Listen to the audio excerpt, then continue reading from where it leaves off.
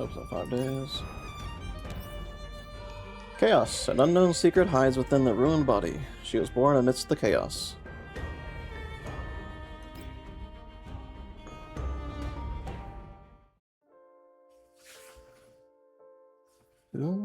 Who's calling me?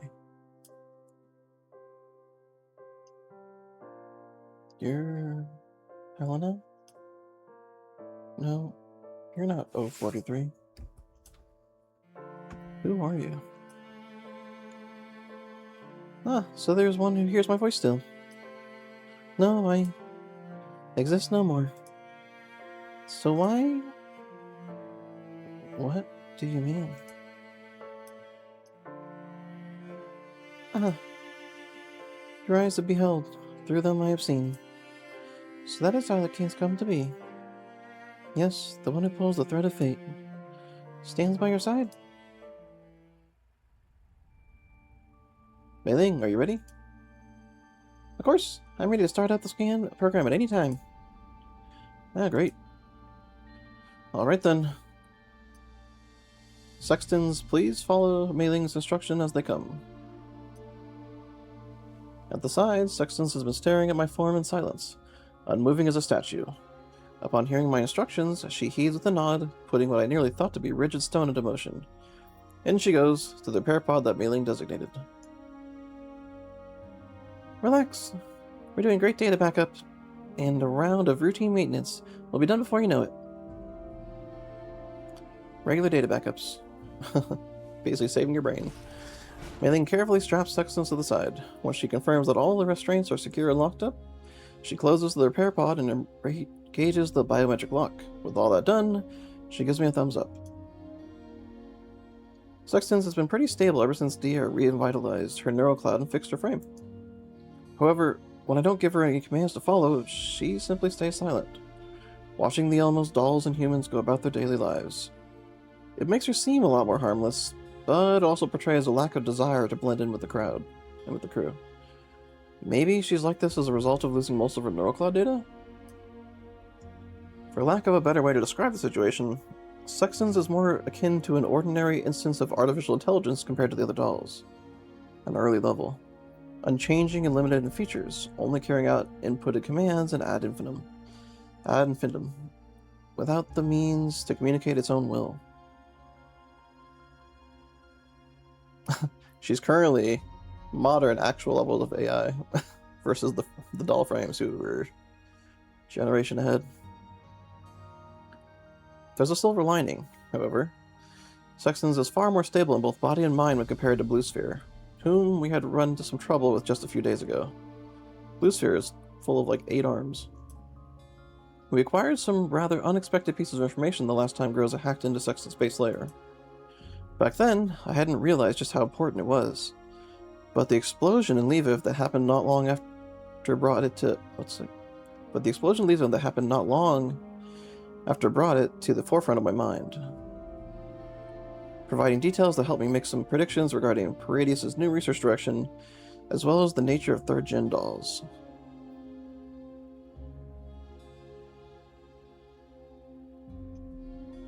Right now, I lack leads and means to gather useful information. Hopefully, we'll be able to get a decent amount of intel through Sextans. Third-gen dolls, Boojums, the secret behind Helena, and the experiments and conspiracies involving the relics. If we succeed, we'll be able to uncover what we need. That's right, in this desolate wilderness, this yellow zone, hundreds of kilometers away from any and all help, where so much has been said and done, I can finally start making a move. Mei Ling, prepare. As I make some preparations to begin, I spot a tiny figure out of the corner of my eyes, hiding behind a machine. The figure scurries back, seeking to hide itself from my gaze, though it fails to do so completely, leaving a small strip of fabric peeking around the corner. Wait, is that Melanie? I walk over and yank Melanie from Melanie from the back of the machine. Melanie, what are you doing here? I was just looking for something that I dropped here.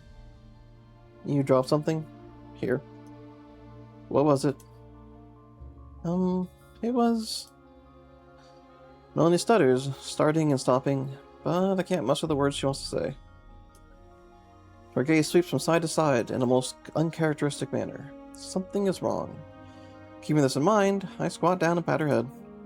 What's wrong? Do you notice something strange?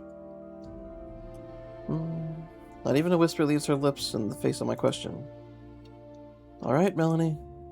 You'll have to leave the maintenance room if you're unwilling to tell us. We're going to start up a neural cloud scan program soon. An unaccounted heat source will disrupt the scan data if it remains in the room. Hold on. I have to stay. And why is that? I raise my communicator to my ear. Kofne, come to the maintenance room and take Melanie away. Commander, wait. I just want to stay and confirm something. About Miss Sextans. About Sextans? Yeah. There are a few things that I want to confirm. Can I stay here and observe the scan results with you guys? I'll tell you everything once I confirm what I need to. Melanie seems to be highly interested in Sextans, seeking glances at the repair pod even as she talks to me. Her behavior at this moment reminds me of something. Right. Melanie mentioned it when we ran into her back then. I knew it. Knew what? Have you seen her before? Not this one, but she looks a lot like the ones I saw before. She also has signs of that fusion. Do you know what these signs of fusion are? They're from Boojum extracts. They show signs like this after fusion. Third-gen dolls are made of Boojums? What the heck? That's right. Sexton started self-repairing at the end of that conversation. And it seems that Melanie and Helena's proximity to Boosphere had allowed her to break free last time. Maybe she really does know something critical. I look at Sextans now asleep in their repair pod, then back at Melanie. Alright, you can stay. I look at Mei Ling and give her a knowing glance. But as a reminder, the maintenance room is Mei Ling's territory, so everyone, including me, must follow her instructions when we are here. You must follow her every command to the letter if you wish to stay here. Understood? Hear me? Here. Be a good girl if you want to stay here, little Melanie. I'll be a good girl. Yeah, great. Then let us begin. The instant I issued the order, several pieces of equipment hummed to life in unison, filling the maintenance room with their overlapping droning. The dolls, still scattered across the maintenance room moments ago, immediately gather, taking up tight formations to guard this prominently displayed repair pod. Helen, please connect to the Elmo cloud and monitor the data stream coming out of Sexton's neural cloud in real time. Understood. Click Eye, please lead 404 in shielding any potential interference signals in the area. This will ensure the integrity of the data source. Got it. 404, come with me. Monitoring and defenses are all arranged and accounted for. All that's left is... Dandelion. Oh my. Why'd you suddenly yell when it was my turn to be addressed? A holographically projected figure yawns herself into existence, accompanied by a lazy complaint. You know, Commander, it wouldn't kill you to use words like please, or could I trouble you with something when talking to me every once in a while. Go on, do it. For some reason, I can't get the words out of my mouth. Commander. I'll do it next time, for sure. Mei Ling has already started up the NeuroCloud data monitoring equipment. We're in a hurry, so let's just start excavating past data. Oh, dearie. The one time I want to be spoiled by you, I get so coldly ignored.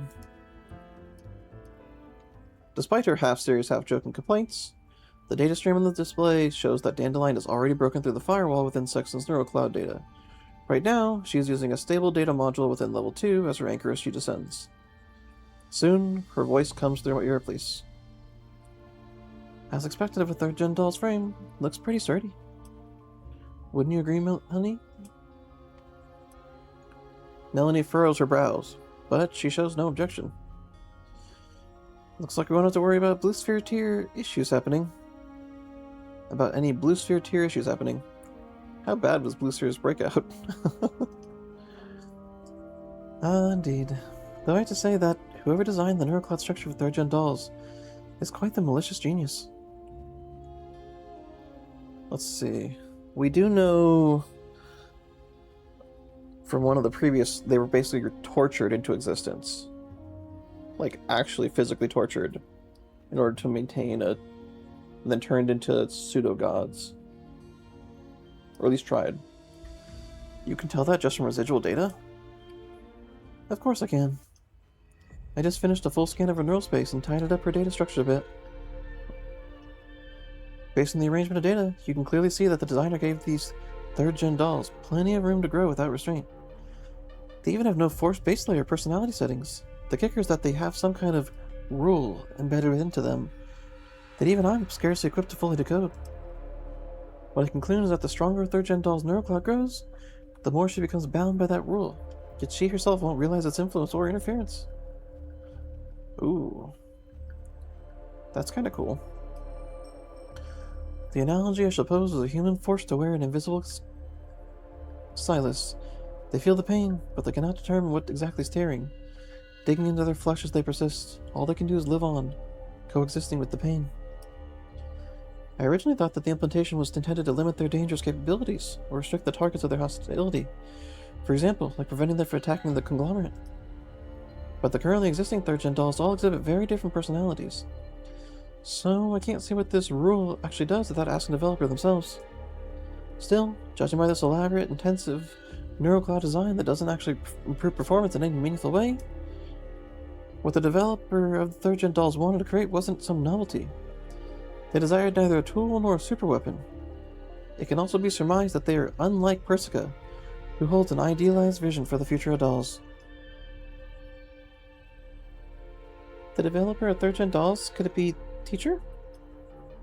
What's wrong, Melanie? Have you met someone like that before? Hi. Melanie rubs her hands nervously, seemingly hesitating about something. I just heard a little bit of conversation. When one of those 3rd-gen dolls was brought to the lab, the teacher once said that I couldn't make out exactly what she was saying, but that 3rd-gen dolls called her Mother? Father and Mother again. Those Paradeus freaks really do love playing house, don't they? The words father and mother carry a lot of weight to humans. But dolls have no such concept by default, unless it gets added to their base layer. At most, they might have a special level of respect for their creator, like the AR team. So you're saying those dolls were designed to be her children? I already said they have no base layer personality settings, you know? Whatever the case, it's likely that the doll herself feels as though she needs a mother. After Dandelion finishes that sentence in a thoughtful tone, she continues to dive further in order to break through the level 3 base layer restrictions. Leaning against the control panel, I find myself dwelling on her words. A chaotic mother. The vision that dolls are designed to fill was to assist humans in their work, an expectation that was thereby set upon their creation. Namely, that they were to make things more efficient. Thus their emotions, free will, pain, instinctual fears, and so on were deemed irrelevant by the world. But the legendary doll designers of our era, Persica for example, built upon that foundation, sculpting their own ideals on how dolls should be. Gradually, dolls came to be regarded as humans as equals, or at least something resembling them. Maybe like a subclass of humans almost, but still close. I once assumed that the designer of 3rd-gen dolls, like her predecessors, simply wanted to create better, finer, stronger dolls. If not, then why would she? Heyo, all base layer restrictions have been moved. Commander, you ready to receive this torrent of data? I turned my gaze towards Helen. She's already connected her data cable to the Elma cloud, with faint blue flickers of light dancing across her visual modules. Let us proceed. The hum within the maintenance room sharpens to an ear-piercing pitch. Even though Sextans' neural cloud was completely wiped, a considerable amount of residual data remains. As Mei Ling works busily at her interface, my eyes follow hers, fixed on the data upload log that scrolls in front of our faces. Suddenly, a string of words flashes on the screen with a blazing red, catching my attention. Dandelion's voice soon follows this sudden entry. Hey ho, Commander! I came across something pretty interesting over here, Sees. Want to check a look? What'd you find? I found a strange protocol in the base layer of Sextans' neural cloud data. A protocol? Don't all dolls have those, though? Whether it's the Zener protocol used by Griffin dolls or the Ogas protocol used by Sanguis Fairy dolls.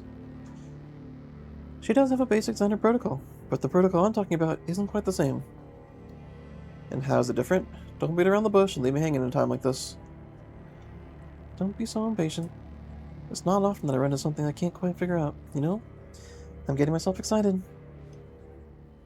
Catching the expression on my face, Dandelion immediately drops her playful demeanor. Alright, let me come up with a fitting analogy. If we say that dolls designed using Hume's theory are a kind of new life form, for example, that Hume's dolls and Persico's second-gen dolls are like animals and plants among Eucharites, while Sanguis Fairy dolls of Lycos designs are akin to Prochoritis. Okay, hold on a second. Is it Eucharites? I know I've heard this word before, but it's been so long. Let me look it up.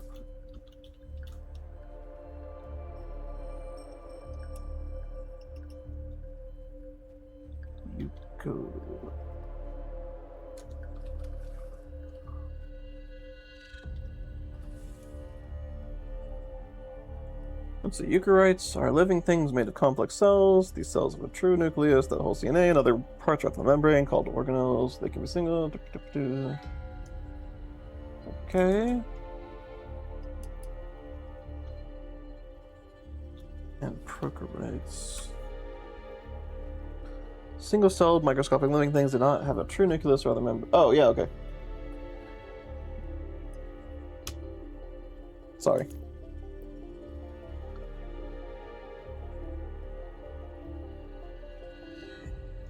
No matter how different they may seem, all possible variations can be classified within the same category, cellular life forms.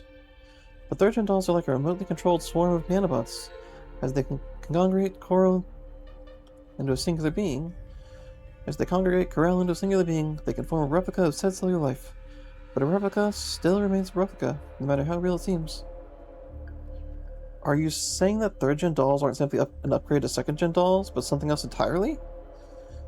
When Deer disassembled Sextans and Blue Sphere's frames, he didn't seem to find that much of a difference. He's mostly correct on the frames. About 90% of the parts are commercially available. Some modules are high-end and not publicly sold. At most, you wouldn't have been able to afford them in the past. And, oh dearie, I guess you can't afford them right now either, You're broke. The frame recovered from Akash is the doll called Thea. Visually, she already looks considerably more low-spec than Sextans and the others. Just seems like a regular elite doll. It appears the conglomerate was being quite frugal of those who couldn't make the cut for third-gen status. Including those two dolls from Akash, the defining feature of the third-gen dolls is that protocol. Hey there, you're underestimating us. Our income has gone up quite a bit as late. That aside, what's so special about this protocol? A third-gen doll's neurocloud connects to those complex, high-performance, redundancy-backed modules through the Zener protocol. That much is obvious. But that other protocol, under the constraints of the rule I mentioned earlier, translates the neurocloud signals into nerve impulses. Said impulses communicate with an in-frame hub that controls Boojum cells, thus forming a neural network that is even more efficient than the human body. The strange power and properties of third-gen dolls all come from this protocol, which controls the frame's Boojum cells via the central hub. That much is certainly at the very least. That kind of power sure beggars belief. Aside from that, unlike the neurocloud, the hub provides something more like, how should I put it? Unlike the neurocloud, that hub provides something more like instinct or reflex. That hub determines the doll's actions, and its priority is nearly on par with or even exceeds that of the neurocloud. So they run in tandem, but one's more priority. The Boojum cells, essentially. That's wild. You're actually an artificial half-life. On the flip side, it has no capability for reasoning. It can only handle basic actions, so it can't replace the neurocloud. However, the information that third-gen doll gains as she grows, along with her internalized thinking, all of it feeds back into the hub through this protocol. So the hub itself will grow alongside the development of the neurocloud. What eventually becomes is hard to say at this point, though. So that's how it is. Did you remember something? Melanie thinks for a moment, but ultimately shakes her head. I haven't managed to recall anything yet, but I think Miss Dandelion's right. Hearing Melanie, Dandelion tilts her head to smile sweetly at me. What do you think, Commander Pooh? Want me to decrypt this protocol and see what's inside? You might just find what you're looking for in there. Faced with Dandelion's obviously insightful, tempting tone, I think for a moment. There's no way things can be that simple. So what are the risks of decrypting this? That I don't know either. After all, this is the first time I've ever had a chance to get this close to a third-gen doll. But you've always had wonderful luck, Commander. Things will surely work out in the end, even if we do run into trouble. This trouble you so lovingly foreshadow isn't going to be something you bring our way, right? Oh, why would I do that? Haven't I been assisting you so diligently ever since I joined you? How could I possibly have any ill intent? I stare blankly at Dandelion's eyes. There, I see round pupils of perfectly clarity and childlike innocence. If I were pissed as a fart, I immediately sent out a message through the Elmo's voice communications. Clue-Guy, prepare to step up electromagnetic signal shielding and conceal Elmo's equipment signals. Groza, please lead Team Groza in setting up a defensive perimeter around the Elmo. Don't let any suspicious heat signal sources slip past. Understood. After that, I assign Monsoon Squad, Zucchero Squad, and several other squads to deploy at our weak points. Dandelion watches me with a mildly offended expression throughout the deployment process. Oh my, Commander, do you really not trust me? Why would you think that? I trust you very much, of course. Springfield, please bring the others still on the crew deck over to help Helen. Right, and Mei Ling, while you're at it, activate the Elmo Cloud's protective barrier as well. He activates more things. Alright, you may proceed. Yes, sir. Dandelion raises an eyebrow before vanishing once again in a huff. The indicator lights on, the equipment flickers. My gaze is fixed on something beyond all those lights. I look at Sextans inside the repair pod, whose eyes are shut, as though deep in slumber. Back in Lviv, I personally witnessed another third-gen doll, Igla, transform into something resembling a Boojum. Yeah, that did happen. Does that mean that Sextans has the potential to become a Boojum as well? Now that we've come this far, that question must be answered, no matter what. Seconds and minutes pass without a word from Dandelion. It appears that even the likes of Dandelion won't have an easy time decrypting a third-gen doll's neurocloud data. She's like a literal data center. All I can do is wait patiently as the clock ticks by. Melanie's eyes remain fixed on Sexton's immobile frame inside the repair pod, as if making sure she was truly hibernating. Melanie, you have something on your mind. Does it have anything to do with what Dandelion said earlier? It does. Earlier, Miss Dandelion mentioned the Boojum hub of third-gen dolls. I'm not sure if I'm right about this, but recently, no, ever since you guys came back from Lviv, I've been sensing some kind of an intermittent pulse, and those pulses felt like what I sensed. Melanie shrinks and shudders, seemingly recalling her past experiences. When I was in the laboratory, what I felt back then felt quite similar. Back then, teacher once mentioned that this method is a must for cultivating the Grail. I've heard that term before. In Groza's old report regarding Sextans, it was mentioned that third-gen doll researchers once addressed Sextans as the Grail. But there wasn't enough evidence to determine whether this codename referred specifically to Sextans or to all third-gen dolls. I returned to my earlier line of thinking. At first, I had thought that third-gen dolls were created because either Paradeus needed special combat units powerful enough to replace Nidus, or because the conglomerate wanted to produce a valuable commodity. But it's difficult to mass-produce that kind of Boojum technology used by third-gen dolls. Although they may be elite in many sense of the word, they cannot become weapons used to turn the tide of war. Combined with what Dandelion mentioned regarding the neuroclouds, I have developed a new hypothesis. That the third-gen dolls are made to bring Paradeus one step closer to the relics. The incident at Lviv supports this. Paradeus still hungers for the power that the relics hold. Helena and the others were created for that very purpose. But why are they using dolls for it? And why have them be under the command of the conglomerate? They risk getting killed or captured. What reasons could they have for making all these moves? Commander, this is bad. Melanie suddenly grabs my sleeve as I try to piece these clues together, looking at me with a panicked expression. What's wrong? The neurocloud scan. We need to stop it now. I just thought of a possibility. Anyways, if we keep going, we might get discovered. Discovered by whom? Could it be the ones who created you? Before Melanie can answer, Klukai's anxious voice comes through my earpiece. Commander, 404 just picked up an abnormal signal. The instruments indicate that the source is in the Prague. Prague? The red zone? Although the display log still shows that encryption isn't proceeding as normal, Melanie's warning and Klukai's report filled me with a strange sense of unease. Dandelion, can you stop for a moment? It appears that something's happening outside. Dandelion. No response. Helen! Mei-Ling, check what's going on. I'm checking. Mei-Ling's hands fly across the controls at the limits of human speed. She finally gives me a response after a minute. Commander, remote controls aren't responding. I'm gonna forcibly cut Miss Helen's connection to the cloud now. As being pulled on the lever, Helen's connection to the Elmo cloud gets severed with a sharp zzz. I quickly rush forward and catch her before she can fall to the ground. Held stuck in my arms, Helen slowly opens her eyes. Commander... Are you alright? What happened in there? During the decryption, that abnormal neurocloud data Miss Dandelion mentioned suddenly began to multiply chaotically. It's multiplying like a virus right now. If we don't stop it quickly, all the data on the Elmo and even everyone's neurocloud backups will be... Miss Dandelion is currently attempting countermeasures, but I'm afraid she won't be able to hold out for long. We need to get in and help her. Alright, let's get to work. Springfield, Zhao Hui, please get Zucro Squad and Monsoon Squad to connect the cloud and assist Dandelion. Understood? Commander, I can still help. But the abnormal data is buried in a well-hidden place inside Sextans' base layer.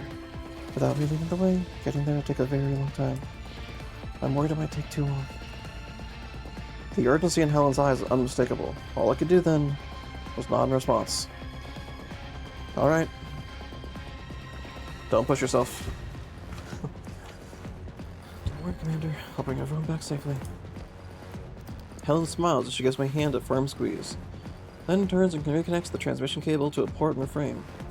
Once Monsoon and Zucro have finished their pre-connection preparations, Mei-Ling lights up and display a panel before opening the connection interface. Alright everyone, let's do it!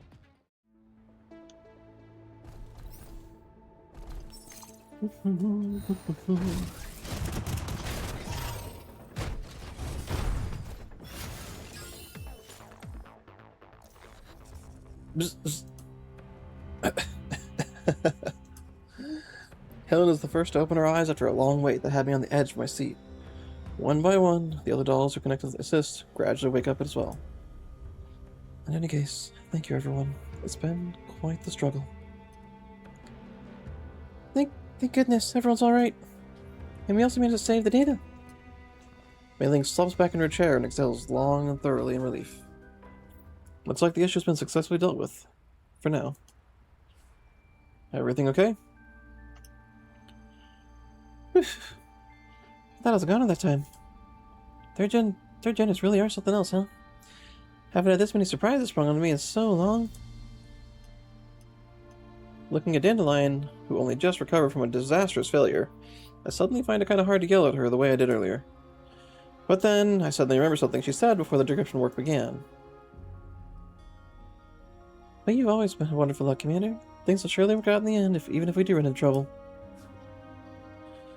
Oi, Dandelion. That accident just now, you saw it coming, didn't you? Commander, aren't you giving me a bit too much credit here? The Boojum HUD found deep in their base layer, the sudden EMP, those were all things that happened after, you know? Don't forget, this is my first time working on a 3rd gen doll. I still have no intention of taking Dandelion's words at face value, but now isn't the time to dwell on it. With that in mind, I turn to look at Melanie, who's now neatly folded herself into a corner. Melanie, you mentioned that someone might discover us just now. Who? Just a moment ago, I felt something really out of the ordinary. It felt like exactly the same as when Helena... I think it was some kind of pulse? If I were able to sense Helena, then the others are companions and teacher too. She'd be also definitely be able to sense what just happened. So you're saying if you're able to receive the pulse from Leave of Incident, then they might also be able to use the kind of pulse to capture our location. Yes. Sorry, Commander. I should have thought it through sooner. Honestly, I've been occasionally feeling similar pulses the past few days. It feels like someone's trying to use those pulses to sweep my mind. That must have been someone trying to search for her presence. If only I could have stopped it just now. But Sextans had already sent out her own pulse. If it really is teacher behind all this, she'll definitely have a way to find her. It's all happening because I'm too stupid. Melanie's blaming herself for not warning me in time, though I know the gravitas of the situation does warrant such a forlorn response. She's in no way at fault for failing to realize this is a possibility. And it's okay, ultimately what we just discussed is mere speculation. But you've done well enough, Melanie. There's no need to blame yourself for something out of your control. Just tell me everything you can think of, and any predictions you have. I'll handle the rest, alright? Bye. Bang. Oh, Sextans woke up. Just as Melanie is about to speak, I hear a series of tremendously loud collisions behind me. Sextans woke up in a pod at some point, and is trying to break free of their restraints. Mei-Ling, lock down the pod door. On it! Dandelion, check out Sexton's neurocloud. Oh gee willikers, things aren't looking good at all. Her neurocloud data is already in disarray, but now it's a complete mess.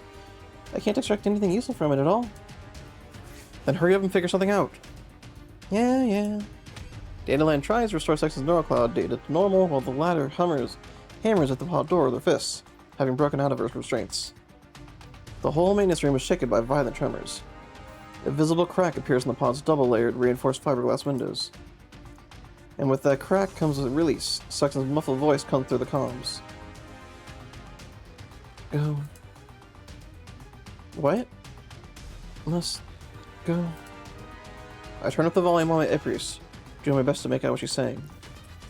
Bzzz. Turn the volume, immediately static. Must go back. Back to where Mother is. A flash of electric blue light strikes Sextans in the pod. She collapses limply in an instant. Phew. Finally got that taken care of. I did pretty well, didn't I, Commander? You were fast this time, I'll give you that. If you were just 2 seconds slower, Sextans would have said what she wanted to say. Aw, thank you for the praise. Dandelion gives me an exaggerated bow. I wonder if this woman's holding a grudge over how I refused to speak politely to her earlier. Noticing the awkward look on my face, Dandelion's grinning holographic projection just a little closer. Alrighty, Commander. What I did just now was limited to shocking her unconscious. Okay, what do you mean? Here, take a look at this. A log entry appears on the pod's in-chamber screen. Looking at the orderly arrangement of characters, something suddenly clicks in my mind. These are coordinates? That's right. It hasn't been fully decoded yet, but data using this kind of encryption can only be coordinates. You mean you intercepted those coordinates from Sexton's chaotic neurocloud data stream just now? Though the string of data only applies for a singular instant of time, well, from my point of view, it appears in such a conspicuous manner that I couldn't ignore it. What do you even mean? It's nothing. Anyway, let us now have a joyful time decrypting Miss Grumpy Pants' parting message.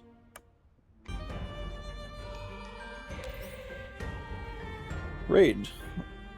One can encounter enemies at any time on the way ahead. Best make thorough preparations.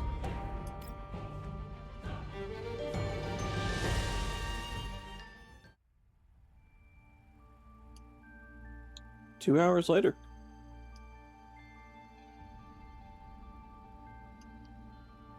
Oof. What a tedious and unnecessary convoluted encryption method. If every cipher in the world were this devoted of aesthetics, I think technology would really be doomed. So, what are the results? Dandelion pulls up the map data on the cloud without a word, focusing on a single, steadily flashing red dot. That's right, it was here. The signal of the abnormal pulse we picked up earlier came from the very same direction. The coordinates the 404 detected, the signal intercepted from Sextans' neurocloud, and the pulse Melanie sensed. Everything seems to point to a single location. Could it be that the teacher Melanie spoke of and the mother Sextans mentioned are also there? The emergence of this led me to me is what a faint distant glimmer to... What the heck? The emergence of this lead to me is what a faint, distant glimmer is to a lost traveling ship. Okay. Luring me toward a certain direction at a most perfect time. Should Melanie and my suppositions prove true, then our adversaries have likely pinpointed the Elmo's location by now. On the other hand, we've sifted through and detained a number of clues about them. The timing is too convenient, far too convenient to be a mere coincidence. But calling it a trap doesn't seem quite right. Shall we take the initiative then? Commander, what do you intend to do next? Let me think it over for a moment. I sit down slowly, trying to organize my thoughts. Whether or not this information we've obtained is reliable matters not. This is our only way forward. Thus, the question remains. Does the Elmo's current condition and combat strength allow me to launch an immediate investigation? Besides that, before I can do anything, I need to ask whether Melanie can recall anything else relevant.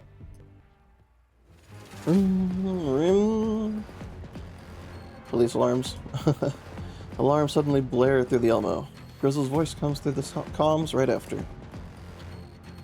Commander, a fully equipped, well-armed mercenary force is heading our way. Their target appears to be the Elmo. Recon shows roughly 4 to 6 squadrons approaching by light assault vehicles. In addition to standard equipment, they're also carrying anti-tank missiles and machine guns. Commander, please issue your orders.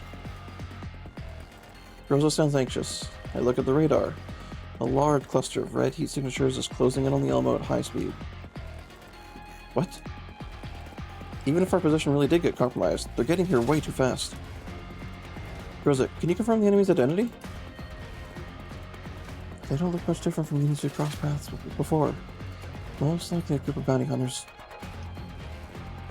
Bounty hunters? Out here in a place like this? Since when did those guys start getting their info so quick? Your old info channels are far faster than this. There's Commander. Well, we have to add more rounds of patrol recon to the airborne beacon after this. Rosa, you're closest. Take your team and intercept the first wave. Monsoon Zero Squad will move to back you up immediately. Will do. 404, work on clicking the Elmo's radar signature. I'm guessing they only have a rough idea of our location, haven't pinpointed the exact coordinates yet. Understood. Mei Ling, start the Elmo's engines. We have to get ready to move. Got it.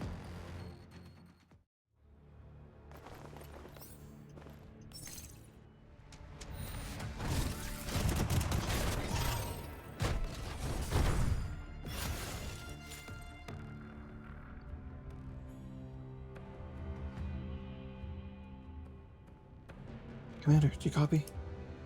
I copy, go ahead. You defeated the first wave of enemies. The forces that remain are currently retreating.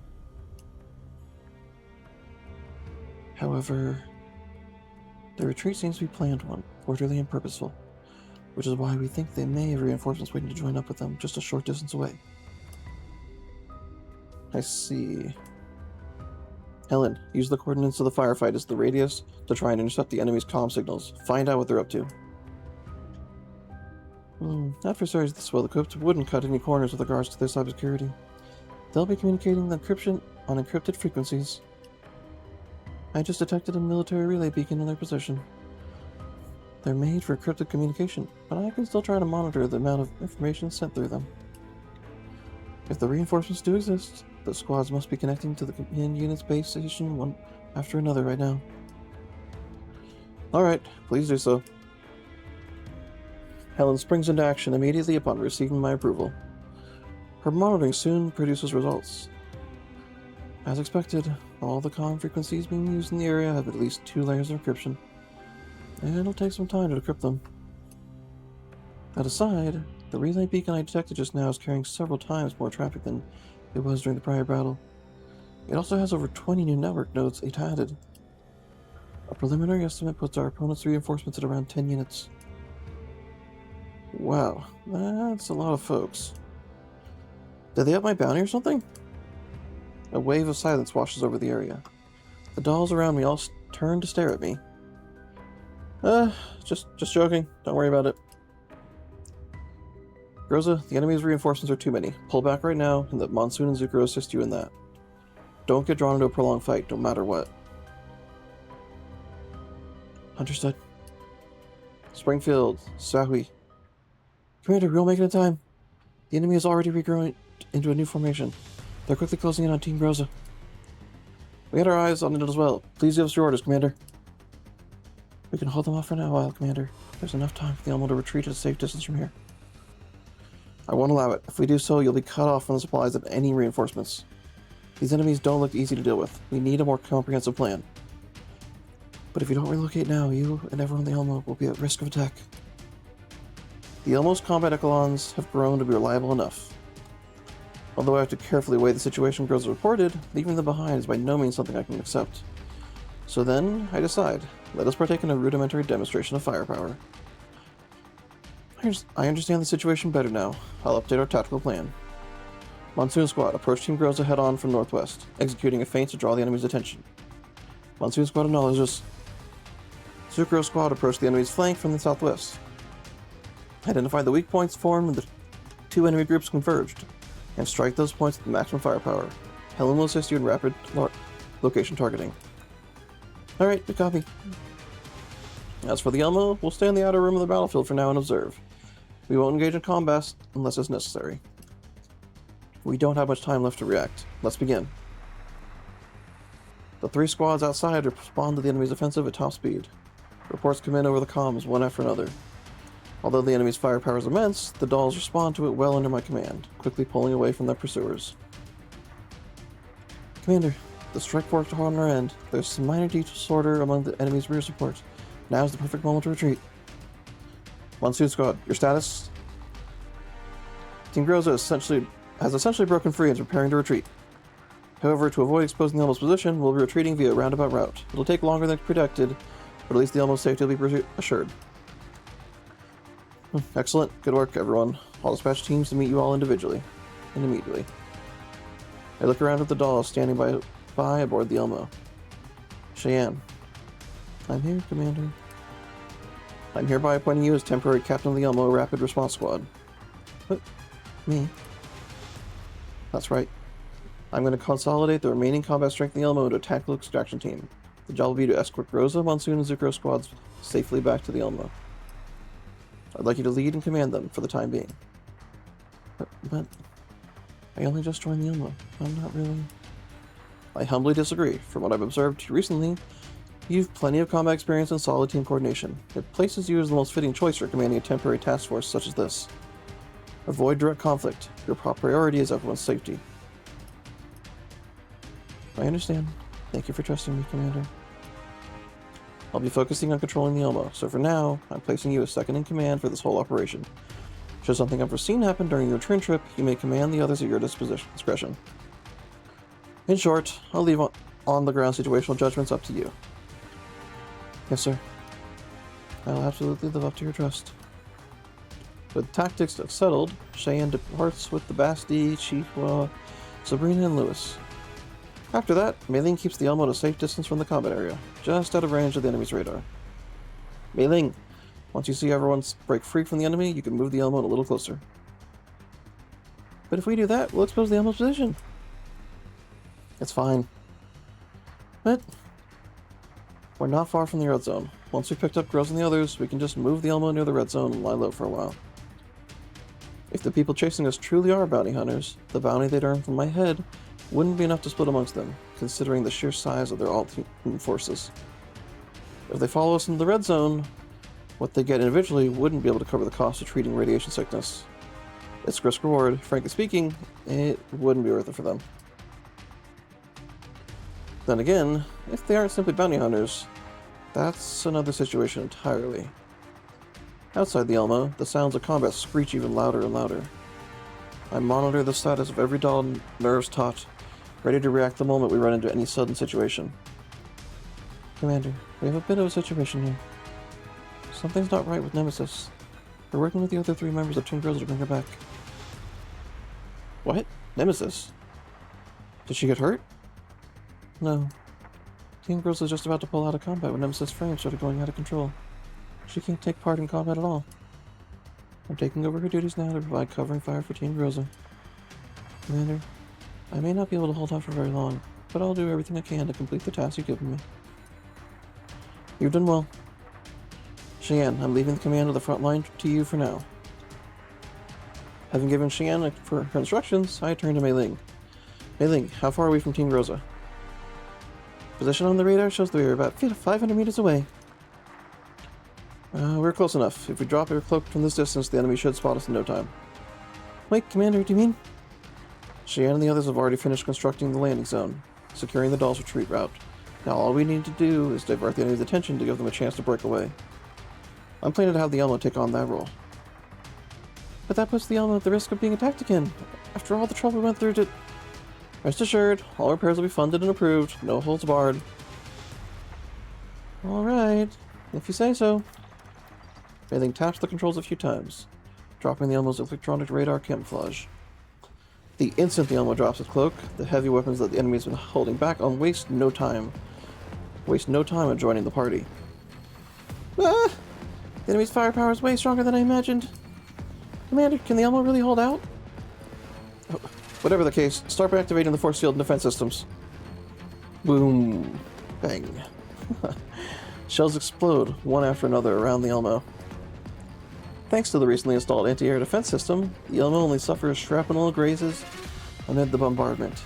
Even so, I can't be sure if we'll be able to drive the Elmo into the red zone smoothly after picking up the squads outside.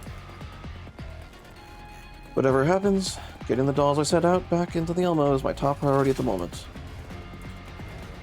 Commander, grab the handrail. Doosh. The sound of incoming shells draws closer. After a violent shudder, the shell tears a wound through the Elmo's force field. What follows is yet another round of ear-shattering screeches, signaling steel cutting through the air. Ah! The Elmo's appearance was way too effective. Now everyone should have a chance to retreat. As to confirm what I've been saying, the Elmo's comms light up one after another with replies from the squads. Commander, the Elmo's drawn away nearly all the enemy's reinforcements. We managed to cut their engagement with Team Groza. Still, are you able to hold out over there? Don't worry, they can't do much damage to Elmo right now. Monsoon Squad has adjusted our tactics. We're carrying out pinpoint strikes against the enemy's harassment units. Alright, you're all doing great.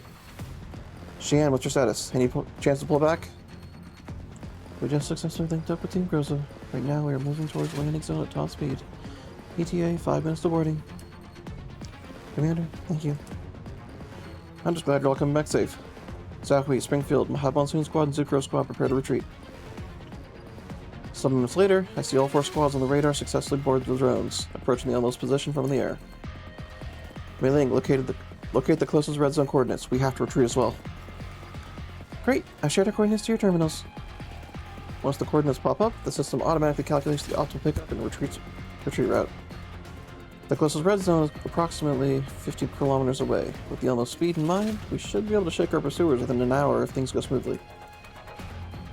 Commander, everyone inside has managed to disengage. Well done. Mei Ling, begin the retreat along the route I just laid out. Got it. Everyone stay sharp. I'm turning off the Elmo's defense mode. Once we confirm that everyone has been brought ahead, Mei Ling drops the force field and vector engine restrictions. The Elmo begins running at full speed. Boom, boom, boom. Without the protection of defense mode, the attacks on the Elmo immediately take a turn for the worse. Treading the wastes at full speed, the Elmo weaves through shells falling like rain. Thanks to Mei Ling's exceptional driving, we managed to avoid being overwhelmed by the barrage.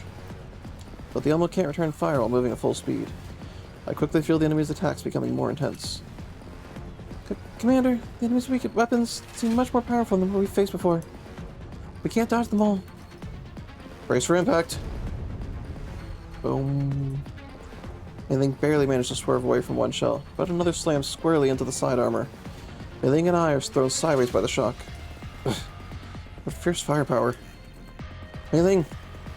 I'm okay, but if this keeps up, our escape route will be cut off. As if to confirm Mailing's statements, I hear several more shells streak past the Elmo's roof. Huh? Was it a dud? The expected shudder never comes. We need to check if we got hit. We should have been hit. Just as I worry that the enemy might be using something worse than ordinary shells, a familiar, reassuring voice comes through the earpiece. Did we make it on time, Commander? I looked up after hearing the sound of rotors over the comms, and noticed what appears to be a small figure on a circling helicopter waving in the Elmo's direction.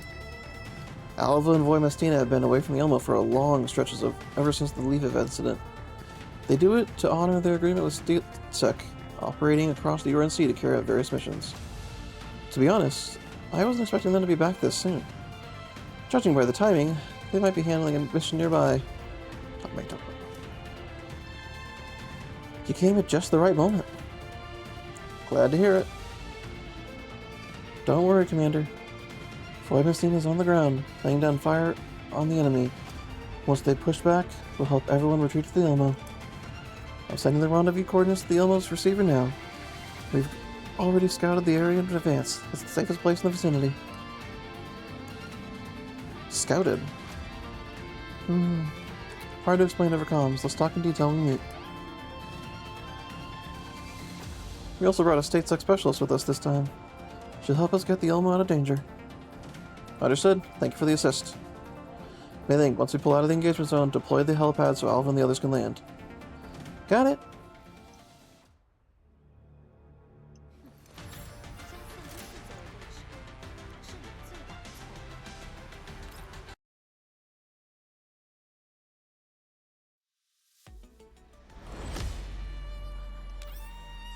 New friend.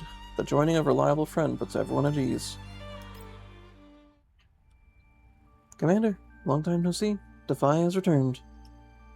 Voimastina is currently intercepting those bounty hunters on the perimeter. Once that's wrapped up, she'll come back to the others. Wait, just her alone?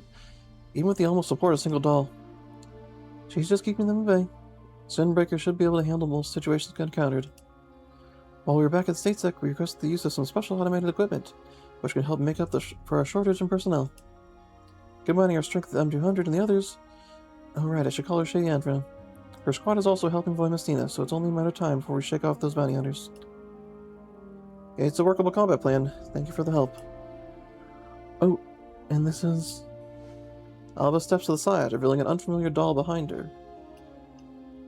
This must be the StateSec specialist she mentioned earlier, who would be working with us. So, this is the commander, huh? Nice to meet you. The unfamiliar doll gives me a mysterious wink. For some reason, I feel as though I've seen her somewhere before. Do you know me from somewhere? Well, sorta. Alva and Voimastina have shown me your file, if that counts as knowing you. Since I'm the one who knows the commander's name, that seems a little unfair, doesn't it? It might be better if I formally introduce myself, perhaps? The unfamiliar doll extends her hand towards me with an indecipherable smile on her face. Yay! Paradeus. I'm a doll from a Special Operations Task Force under the StateSec of the Neo-Soviet Union District. Paradeus. StateSec Paradeus. Wait, isn't that the name? I realized that Paradeus might be the StateSec doll with some connection to Groza. But now isn't the time for that topic. Besides, I still don't know her exact identity. Let's hear what Alva and the others have to say first. My mission this time, let me see. Is to temporarily serve as Alva and Voimastina's partner, I think. That's right. Paradeus has served StateSec for a long time. Having participated in numerous extreme risk covert operations, she's proven to be an exceptional, experienced, and highly reliable companion. And also a cat. I studied Paradeus carefully. If she's a StateSec doll who carries out covert missions, I should be sure that I've never seen her before, so where does the sense of familiarity come from? Oh my! Looks like the Elmo's gained yet another reliable companion. Paradeus' gaze shifts to the holographic projection behind me. Dandelion sizes Paradeus up, her expression carrying a meaningful undertone. It is truly an honor to meet you at such a critical moment. This must be Miss Dandelion? I hit the mark, right? You've even heard of me by name. State Sextans are remarkably resourceful. The ability to gather intel is a necessary skill for a state sector, after all. You're a senior consultant hired by the URNC government and the creator of the URNC system's super AI, Heli and Iffy. Surely you must be aware of this, right? So even my information can be found through State Sexton internal network? Huh. Looks like I really do need to mind my words in the future. Relax. Information about you has not been disseminated in a mass. I just happened to obtain some accounts of your exploits through certain special channels of information.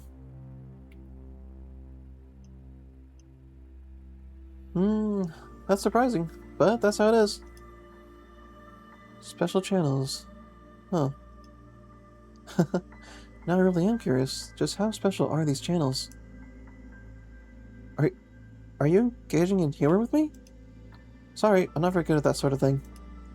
But since you are who you are, you must have foreseen long ago that we'd meet up here, right? I did smell a familiar presence drawing near. I just didn't expect that we'd meet in this manner. Mere fragments alone, yet that exudes such a powerful pull. So this is how fate gets woven together? I am completely lost. Listen to Paradeus and Dandelion go back and forth. What sort of cryptic camaraderie are you two taking in? Unexpectedly, the two of them turned to look at me simultaneously, as if on cue. Nothing. Okay. Well then, Alva, did State Sec assign you a new mission? Correct. I haven't had the chance to disclose our objective to you yet. It's okay if you can't tell me. I trust you. To us, you are already an inseparable part of their team, Commander. Of course you should know. We've been searching for clues related to the Leave of Incident based on follow-up observations. Although Gerard and Shiveg's plan to activate the relics to stopped, our logistics personnel detected a normal electromagnetic pulse during the incident, indicating that something really did happen. My memory of Leave remains different from everyone's else, because you went into Nirvana. Alva doesn't notice my silence, she continues. So, over the past few months away from the Elmo, we've been searching for the Yellow Zone based on those data signatures. We captured similar signals several times, using them to locate Paradeus bases. Are Paradeus bases continuously emitting signal pulses resembling relic activation experiments? They are. We destroyed several small Paradeus bases deep within the Yellow Zone based on these clues. Every last one of them was coordinating Boojum production, without exception. Conducting Boojum production. Combined with those records left by our fallen statesec comrades, we can confirm that Paradeus is mass-producing Boojums in a deliberate manner, and they are gathering them to achieve some specific purpose. Let's see, we just discovered you need Boojums for Tier 3 dolls, so 3rd-gen dolls might be the reason. The generation of 3rd-gen dolls. Or they could just be something else. Because they also had to use them for Helena production copies. So they aren't making Boojums just to expand their forces. Have you found anything else? Unfortunately, all we have is some recorded footage. None of the investigators survived. These incidents have caused quite a stir within the URNC. Large-scale operations may begin soon. Miss Nellie and Mr. Kevin encourage us to pursue our investigation through other channels for now. I remember now, you mentioned earlier that they helped retrofit Boy Mastina's armor. I find myself caught in a brief moment of nostalgia upon hearing the names of those two individuals. It's been 10 years. I wonder how they look now. Indeed, we began to contact them more frequently after the Leave of Incident. They both believe that these fluctuations are an unusual prelude to something. But as the URNC stands now, these matters cannot be made public under the name of Paradeus' crimes, nor can an investigation be opened on those grounds. So you guys traced those clues all the way here. We did. About 12 hours ago, we detected a normal electromagnetic pulse from the nearby red zone. After analysis, we found that it shared a similar signature as the previous pulses. That pulse was the strongest that hasn't been recorded. The strongest that's been recorded since the Leave of Incident. Because of that, we applied to StateSec for Emergency Response Authority. Since this mission required entering the red zone and demanded careful action, the higher-ups dispatched Paradeus to assist us and hoped that we could start investigating the source of the pulse ASAP. We were on our way to the sources when we spotted the battle you guys are engaged in. Now that you mentioned it, we did just detect something similar. You picked up on it too, Commander. I gave Alva a brief account of what happened earlier. Abnormal coordinates retrieved from a third-gen doll's neurocloud? So, Commander, you're investigating the third-gen doll you have on your site, on your vehicle? I just want to find leads on Paradeus, to be honest. The two of you experienced the incident and leave it with me. You understand the connection between third-gen dolls and Paradeus. I do, but... Alva pauses to think for a moment. When she speaks again, there's hesitation in her voice. Commander, you should know, although Voimacine and I left StateSec, we still collaborate with them due to a great number of unfulfilled contractual terms, so we have access to certain pieces of internal information. Although its incompleteness might trouble you, I still feel that I should disclose some intel to you. Opinions on you are not unanimous within StateSec, Commander. Is that so? What are they saying? Only in turbulent times would men like him be deemed a hero. In times of peace, such men would be placed under the category of destabilizing factors. That was how the gentleman answered me when I asked. Even though Mistina, Loralee, and I have all successfully provided proof of your innocence, it remains a fact that your influence in the world is growing. In a short span of time since the Leave incident, not only did you help overthrow Chet Fabin's factories in the Yellow Zone, you also signed a collaboration with the up-and-coming Connexion Corporation. These developments cannot be concealed, and more people will turn their attention to you, inevitably. If it were just that, StateSec would be glad to see your influence in the Yellow Zone grow stronger. But when your influence becomes entangled with the matters concerning the relics, the dissenting voices start to grow louder. Other than Helena, the fact that there's a third-gen doll in the Elmo makes it very difficult for you and your supporters to keep proving that you're innocent. StateSec might turn a blind eye to things internally, but this particular issue is a rather critical one. If your adversaries find a need, they could use this as a pretext to apply for greater pressure. So, you're suggesting I let the conglomerate take them back, allowing them to keep helping Paradeus? Commander, you should know that we would never suggest as such. Defy, Galena, and the former Griffin dolls who fought alongside you. It's a no-brainer that we trust you.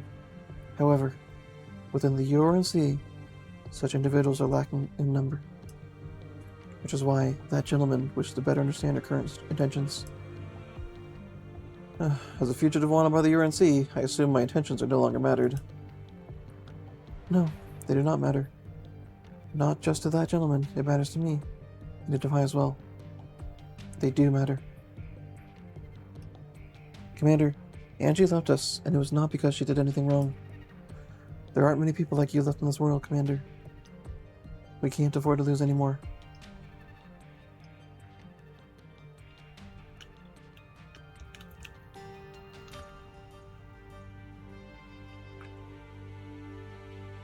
Alpha, I understand your concerns, but third-gen dolls are the strongest lead I have. I know this is risky in every sense, but if I let such obstacles make me hesitate, things like the Leave incident will happen again and again. Whether it's destroying Paradeus labs, investigating third-gen dolls, or the Blacklight Cosmic Makosh, I realize that as long as I do something, there's a possibility that I can improve the lives of those I hold dear, even if it's only just a little bit. That's why I want to keep moving forward on this path, whether I'm labeled as a hero or a criminal.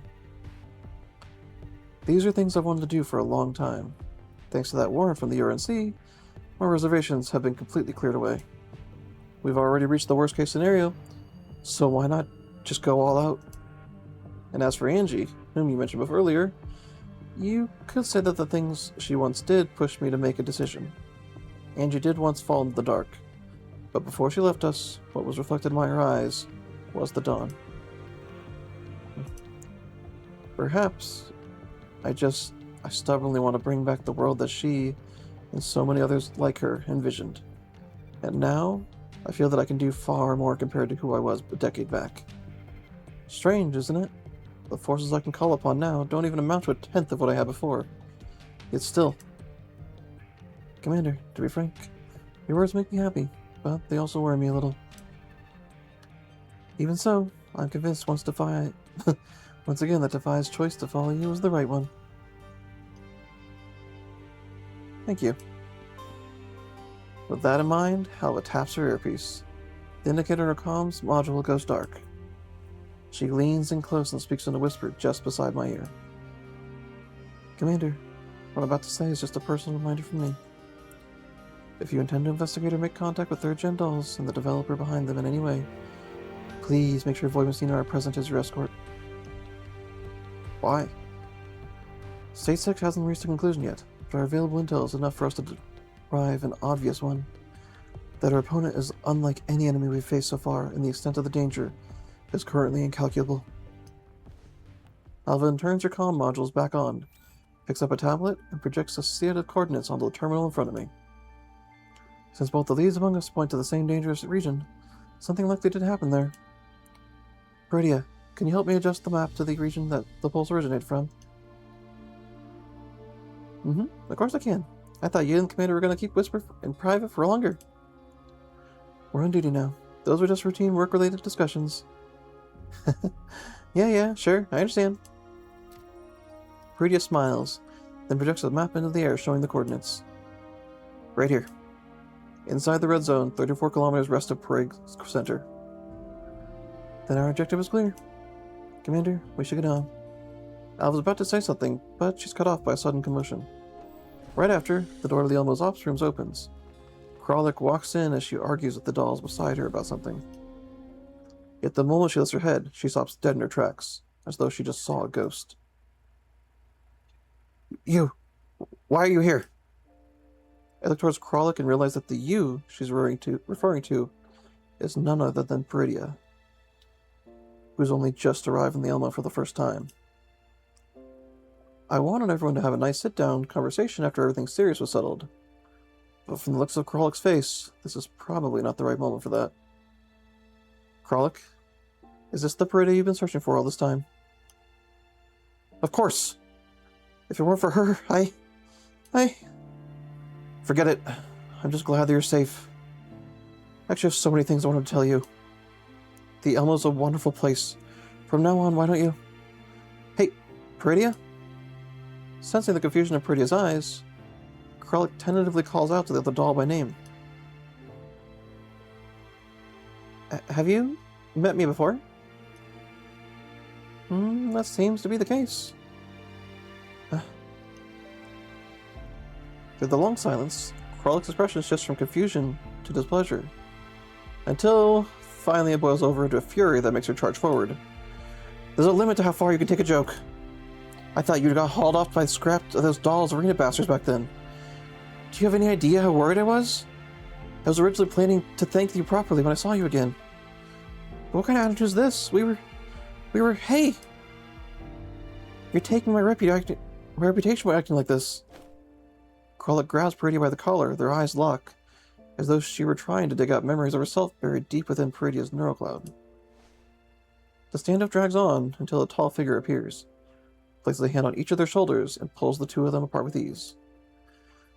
Please do not interfere with State Sec personnel on duty. Huh? I'm sorry, Miss Kralik. I didn't have the chance to explain just now. Paradeus suffered damage to her neurocloud in a previous mission. She can no longer remember many things. So, she's not pretending that she doesn't know you. Mission? Neurocloud damage? So you're saying she's with you guys? The doll arena mission you mentioned was likely one of the incidents that damaged her neurocloud. After State Sector covered Paradeus, they assigned her to only handle mission support roles in field missions. Paradeus doesn't seem to show any additional emotion in response to Kralik's big outburst. She simply smiles politely. A State Sec doll? So when you did all that in the arena, was it for a mission? But if it was a mission, shouldn't you have looked out for yourself first?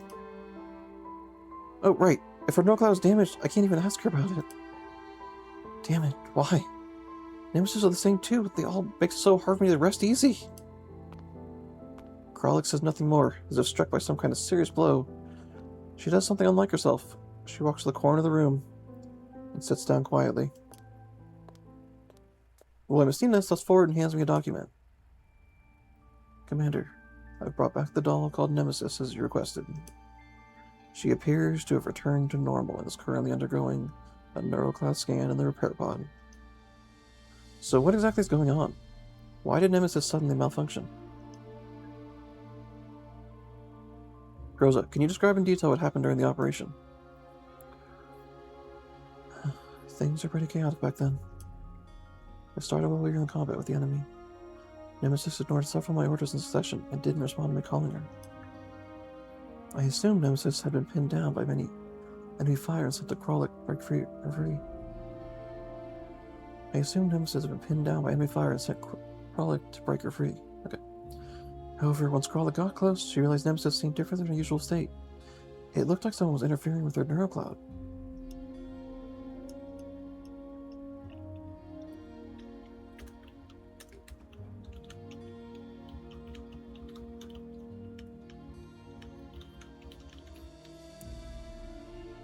Neurocloud interference again. Sextans had the same thing earlier. I recall how, back when we accidentally stumbled into Paradeus' religious ceremony, Nemesis had reacted strangely to the proceedings. Is Nemesis secretly a third-gen doll of Boojum cells? Is that what's happening here? Nemesis and Sextans malfunctioning one after another. Were they both affected because that pulse was caused by Paradeus? I want to check on Nemesis. Commander. It'll be alright. If you're really worried about it, stay by my side, okay? Understood. Groza follows behind me as we pass through the corridor and enter the maintenance room. Nemesis appears to have regained consciousness. She's undergoing a scan under Mei Ling's guidance. Mei Ling, how is she? Doesn't seem like there's anything unusual going on. Miss Helen helped me too, but still, I don't think we found the cause of the malfunction. Nemesis, how are you feeling? Right. I forgot to call Kralik over. She speaks in riddles. Thinking back on Kralik's state right now, maybe it's better to leave her alone. Surely I should be able to understand Nemesis a little after watching Kralik translate for so long.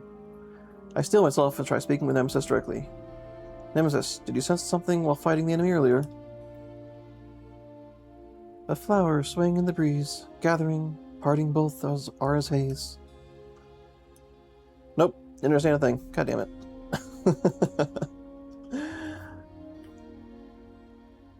She's saying that she felt her like yourself being summoned by some kind of decisive fate.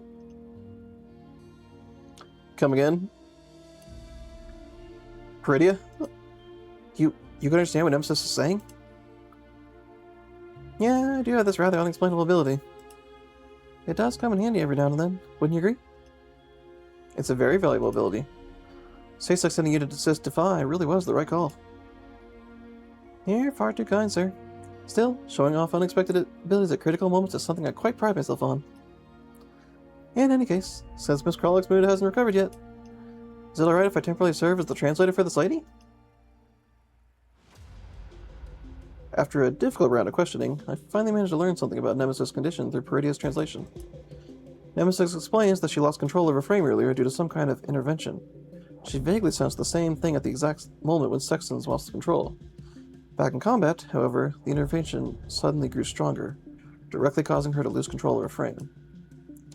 As for what this intervention actually means, Nemesis does not make it clear. From her descriptions, it appears that she herself only understands it vaguely. She just calls it fate, or some kind of behavioral logic that cannot be found anywhere within her neurocloud. These strings of phenomena form an interwoven network of clues, enough to suggest that something worth discovering is hidden deep in the red zone. Looks like we do have to head into the red zone to investigate. Just reinforcing what we already knew. I gather everyone in the ops room. Everyone, I'm preparing to head into the red zone for a mission. Although it's just recon work, our current situation is fairly complex. We may encounter things we've never had to deal with before. I'll be drawing up a list of those participating in the mission, based on capability, but also based on your willingness to participate. It's been a while, but this will be the first time we conduct a mission inside the red zone, so we'll need to make proper preparations for protective gear and comms equipment. Mei Ling, take inventory of what equipment was left in the warehouse, and there's no need to go through such trouble. Our helicopter is carrying enough protective gear and comms equipment.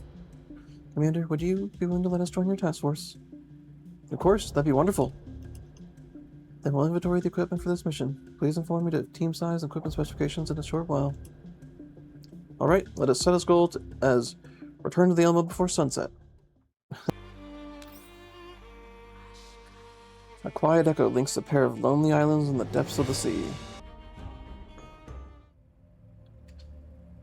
Okay, Alva and Weimstein are in the refitting room, checking off the equipment list for the upcoming mission. I take the chance to finalize the personnel coming on this mission.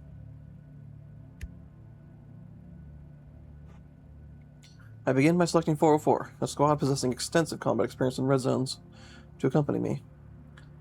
That makes sense. You got a Klukai on a motorcycle driving around the red zone. Even that event looked like it might have been somewhere like that, destroyed surroundings. Because our special equipment is in limited supply, I can only bring one more squad along, which leaves me feeling somewhat conflicted. Both Monsoon Squad and Zucro Squad have assisted me on missions involving Paradeus bases before. Their performance has been quite reassuring. Beside them, the new dolls who just joined the Elmo may still be in their adjustment periods, but they each have their own strengths and specialties. After what just happened to Sextans, I realized that I really do need to assign a strong, well-coordinated team specifically to keep an eye on her. And what's more, we just exposed our location in front of those mercenaries. I must leave enough force on the Elmo for its own defenses. I also have Team Groza. If I pull Team Groza away from the Elmo, I'll need to get another team to look after Helena and Melanie. Commander, I want to come too. Melanie has been peeking at me from around every corner of the equipment room, ever since I announced the trip to the Red Zone. Right now, she's on her tiptoes, peering at the mission roster. You want to come? Where exactly do you want to go? I want to go with you and the others into the Red Zone for the investigation. There must be plenty of Paradeus traps over there. I can protect you, Commander. Okay, how exactly does Melanie plan to protect me? Do you have a box like Helena's? Melanie shakes her head. Do you have a way to jam radar so the enemies can't spot us? Melanie shakes her head. Then... Hey, I'll find a way somehow. Right, I can still help. For example, I can disguise myself as one of the other Helenas and infiltrate a Paradeus base, like what I did last time. That way we have a way to go straight in and grab lots of internal Paradeus data. If things go well, Commander, you wouldn't need to use so much firepower to destroy the base this time. But last time we were discovered by a Neater real quickly. They won't be caught off guard this time. Besides, how do you know they definitely have Helenas over there? She's just shaking. I only asked that offhandedly, but something clicks when I notice Melanie suddenly shifting her gaze away from me. Has Melanie been hiding something else she knows from me? Right. The way she suddenly insisted on coming along with us raises my suspicion as well. Could it be... Melanie, about what happened earlier, is there something you haven't told me? How do you know that? Realizing her slip of the tongue, Melanie hurriedly puts her hands over her mouth. She's like a little girl. I knew it. Melanie, did you sense something about the Helenas again? Melanie turns away, showing me her back. I promised that girl that I wouldn't tell anyone about it. If that's how she put it, Melanie definitely did sense the presence of another Helena. And judging by what we've known so far, that Helena is somewhere inside a Paradeus base, in the depths of the Red Zone. Looking back at how Helena once said to Melanie, if we really do want to get to the bottom of all this, bringing Melanie along will make things much easier. But should I really bring Melanie to the Red Zone just for this? This is just way too dangerous. It adds so much unpredictability to our investigation. Plus, I also have to think about whether or not to make this new discovery a secondary objective of the mission. Looks like Melanie still hasn't told me everything. I should get things sorted out with her first. Melanie, why don't we try talking this through together? Tell me everything you know. If this is important, I'll bring you along to rescue that Helena.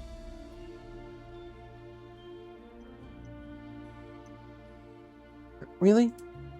Yep, I won't go back on my word. Melanie turns to face me after some hesitation. To be honest, I've been intermittently hearing that girl's voice ever since you all came back from Lviv. Is it like you're able to sense our Helena? Yeah. That voice is different in that it's always been really faint and weak. I can only hear at certain particular moments. Particular moments? Yes. She seems to be in great pain every time I manage to sense her. It feels like something's draining her life dry. Abnormal pulses, the connection between third-gen dolls and boojums, and yet another Helena.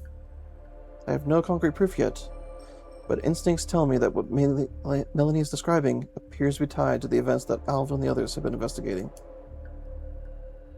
Melanie, can you tell me what the two of you discussed? We didn't actually manage to talk much, but she seemed to know a great deal about what's happening on the outside. Especially things about you, Commander. She knows me? She said that a certain individual nearby who pulled the threads of fate was the reason why she could establish a connection with me. She also brought up the Leave incident. And what did she say? She asked me, what became of the people in Leave after Nirvana opened? Well, that's bad. She's from Nirvana. She's actually the little girl from Nirvana. This is the first time anyone has brought up the opening of Nirvana since the Leave incident. I assumed that what happened might have been a hallucination of mine, but now I'm suddenly being told that someone else had witnessed it. That someone is another Helena, no less. This Helena must be someone important. I have to find a way to track her down, no matter what. The list of things to investigate grows yet again.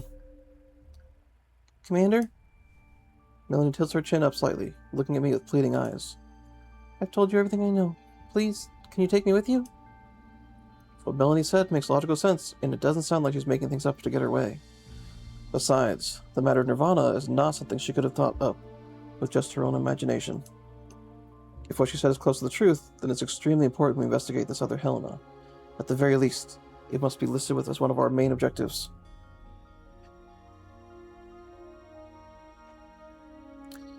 Melanie's presence does significantly increase the chance of success. Otherwise, we'd be plunging headfirst into the red zone with our radar disabled, and it'd probably take too long to even get a sense of what's happening in there.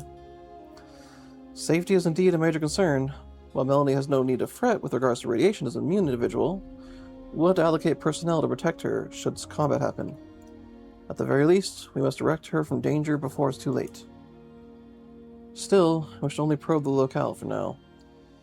So avoiding direct combat is also part of the plan. With that in mind, I'll need to assign an extra squad to ensure Melanie's safety. Alva and the others brought plenty of special equipment that should come in handy. It should help make the issue of our low manpower less of a pain point. Alright, I think I understand the gist of what you mean. After thinking it over, I summon Groza to me alone. Groza, aside from 404, I also want you to bring Team Groza along on this mission. Aside from providing combat support, your priority be to keep Melanie safe. Huh? You're bringing Melanie along, Commander? Yep.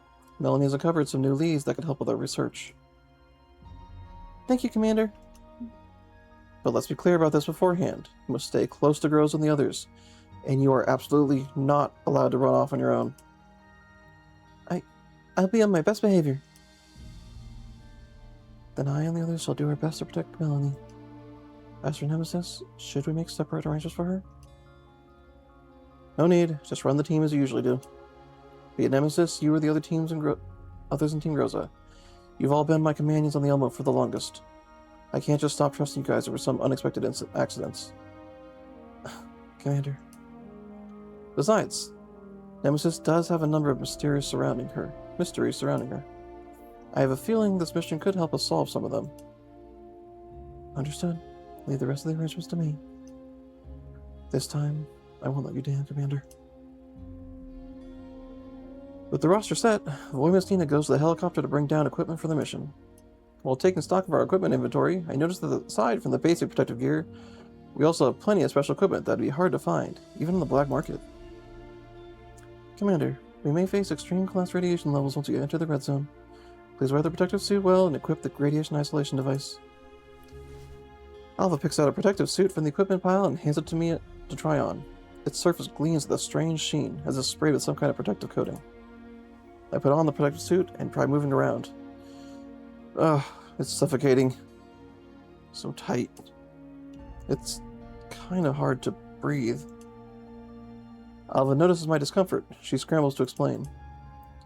Sorry, Commander. Since this is an important mission, we didn't have time to custom order one.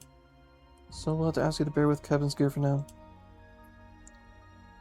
Huh, he's a little smaller than me. It's okay, I'm fine.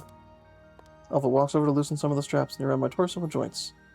Her shimmering gaze meets mine. She produces a somewhat flustered laugh. Is that better, Commander? Much better. Alpha carefully checks the suit's airtight seal, then hands me a brand new set of comms equipment. Also, these are shielded communicators. I'll be distributing them to the mission personnel in a short while. Red zone radiation will interfere with comm signals. These devices will ensure that we're able to remain in contact with each other while we're inside. We also have weapon cases loaded with heavy weapons and ammunition. I'll distribute some of these to each squad before we depart. Still, these weapons are dangerous, so you need to be used to careful. They need to be used with care. And Alva pauses, then continues with feigned casualness. To be honest, we only managed to make it here this easily thanks to Miss Kalina pulling a few strings for us. Really? So she's been assisting you guys. It seems she's finally found something she wants to do. Indeed, although she's currently dealing with a conundrum, she found a way to contact and help us as much as she could. This is why I think you shouldn't worry too much about her too much. Someone as smart as Kalina will always find a way to take care of herself. Miss Kalina told me about a certain something, by the way. I think you might want to hear. And what did she say? She said that she came across a doll that looked very much like Groza. A doll resembling Groza? It's probably a doll using a similar frame model. Well, that is one possibility. However, Miss Kalina specifically brought it up because that doll's combat capabilities are extremely strong. It's very likely a 3rd gen doll. So it looks like a 3rd gen version of Groza. Got it. I'll keep that in mind. Commander, all personnel participating in the mission have been equipped and the relevant gear has been distributed to the squad leaders. It is time for us to head out.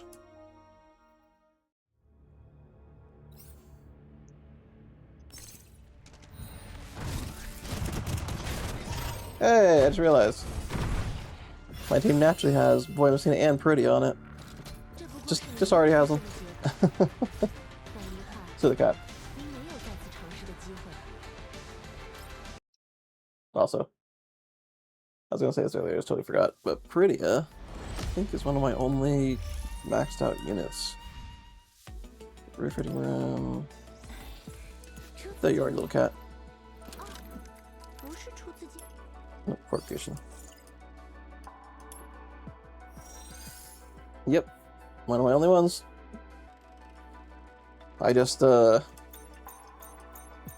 nearly all of my fail 50-50s were her. But also, I think her general unit is really, really cool looking. Just an actual cat. A cat in like a mech suit, a power suit. What was her second outfit? Oh, that was the second outfit, okay. That was the outfit you got from the game, this is the original. Yeah, this one's just freaking cool. Okay, what was I doing? Go back. Dun dun dun dun dun dun dun.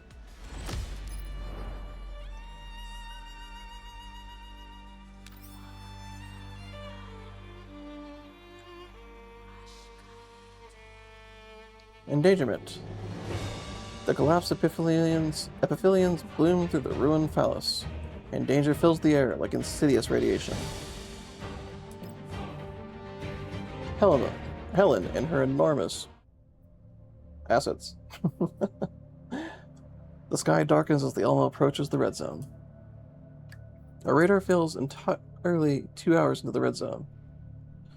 To prevent intense radiation from damaging the Elmo's electronic equipment, I decide to leave the mission team on foot into the depths of the red zone, while Mei Ling pulls the Elmo back to the edge, waiting our contact. This is the first time we go into the red zone in all of GF2, right? On all of Exilium? I'm pretty sure it is. Still. It's one of the reasons I like this setting in general. Just, this world is so screwed up from radiation that causes actual monsters to develop, and yet cultists exist out there creating more monsters.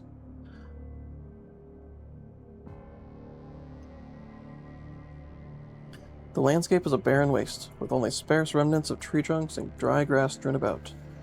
Here, a deathly brew wreaked its ghastly vapors upon this plain. Oh, so there actually is creepy vapor floating in the air. Didn't realize. Rendering, I thought it was just like dust storm. Rendering unto all life who unwittingly drank it, inglorious end. Thy name was collapse, and life fell in twain. As with death, we see naught but silence. 3 hours later, we finally cross the indistinct boundary zone and are greeted by the red zone's iconic, ominous scenery, the very culprit that drained all life from this place. A vast sea of collapsed epitheliums known as Hell's Paradise. This is a very beautifully creepy scene. At some point, our signals completely vanished from the radar. Aside from internal squad comms, our surroundings are as quiet as an empty void. Nothing here that can prove our existence aside from our own physical sensations. Beneath our feet, the translucent, radiation dust-stained petals shimmer with faint glow, akin to cooling embers. I smell a metallic, ionizing odor spreading through the air around me, even through my protective suit. Actually, I have two things to say. One is,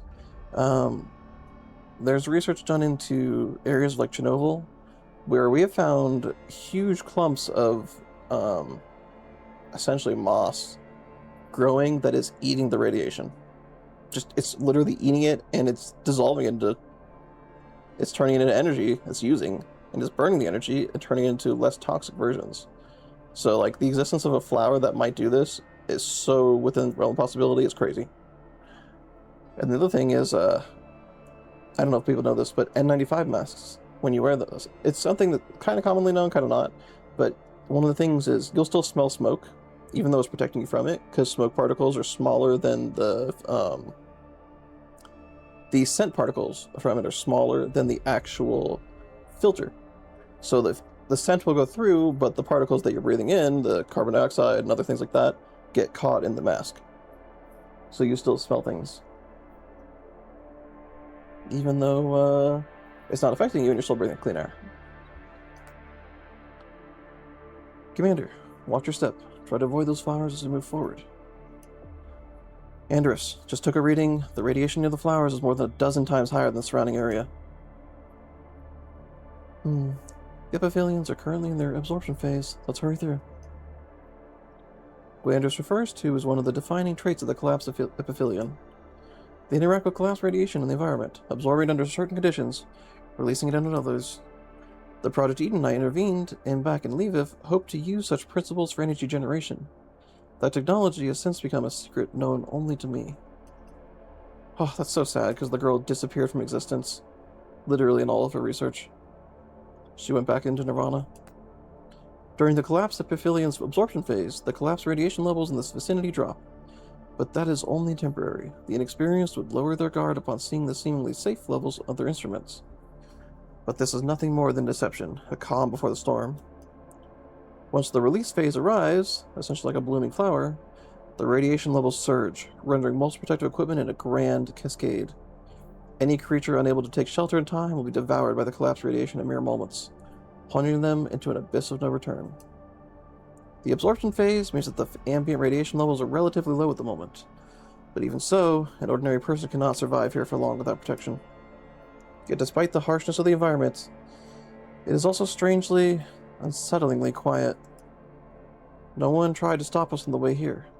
We haven't even seen a single tiny Elite critter strutting hurry by either. Commander, we're almost at the coordinates. Good. All units enter alert level 1. The dolls raise their weapons, one after another, lowering their stances and slowing their pace alongside mine. After passing through a thick mist of radiation particles, what unfolds before us is the sight I never imagined I'd see deep inside the red zone.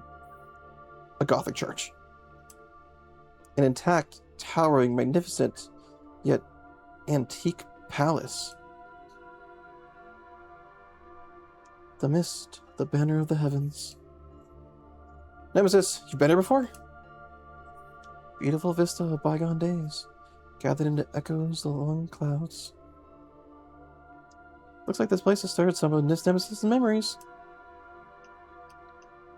I study the exterior of the old castle carefully, but I find no clear signs of anything unordinary, even though it clearly shouldn't be here.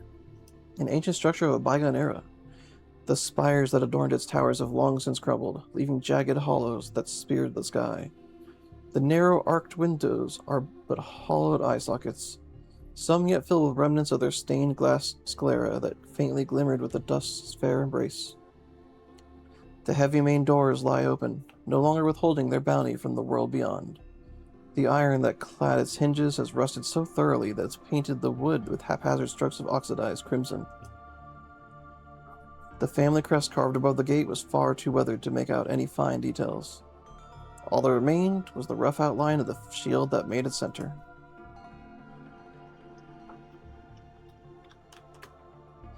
Truthfully, I feel uncertainty boil from within my core.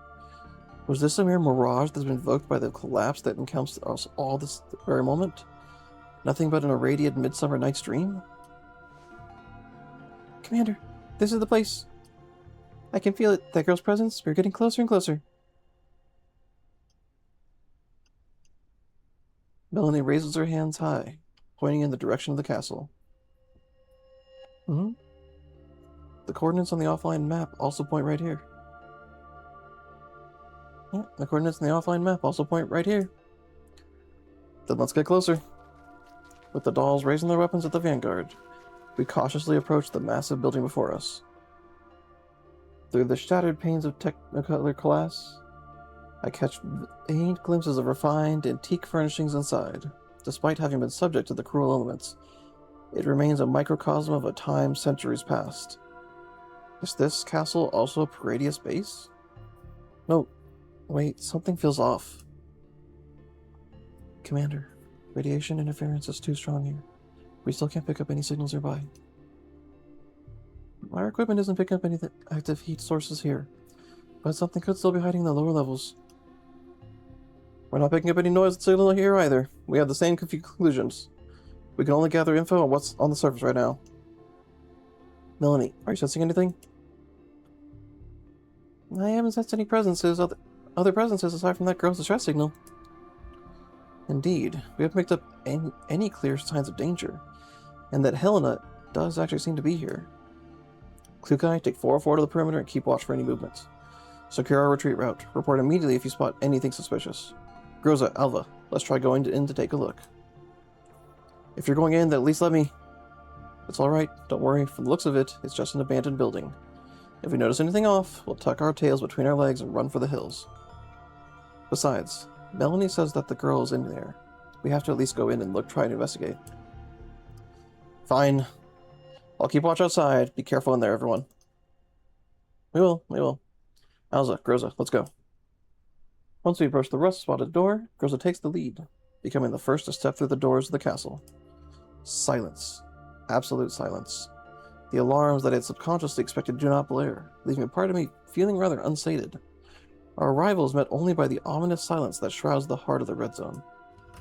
We push the doors open and take a step inside the castle.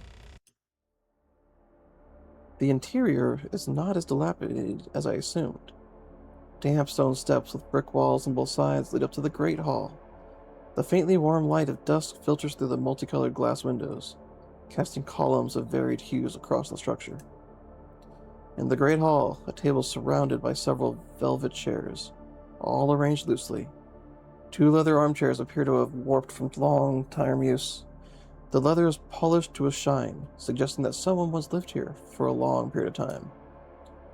The castle appears to have been used after the war, for a long time too. Maybe this area only became a red zone recently? It'd be great if we could find some records about it. Melanie, are you sure this is the place? I'm just checking again. I am. I still can't pinpoint the exact location, but... I look around. Searching this whole castle will take too long. Let's try to wrap this up ASAP. We can't linger here for too long. Alva, you guys search the upper floors up the staircase. Groza, we'll go through the corridor over here and search the rooms in the back. Understood. After splitting off from Alva and the others, Team Groza and I move down the corridor and into the back of the castle. This area appears to be made up of several bedrooms. After confirming that there are no sounds inside, I pull on the brass handle of the room nearest to me. The room was decorated similarly to the reception room, but the moment I pushed the door open, the scent of dust and faint mildew hits my nose. A stark contrast to the candlelit air of the great hall. The room isn't very spacious. Its furnishing simple. Half the space has been taken up by the bed.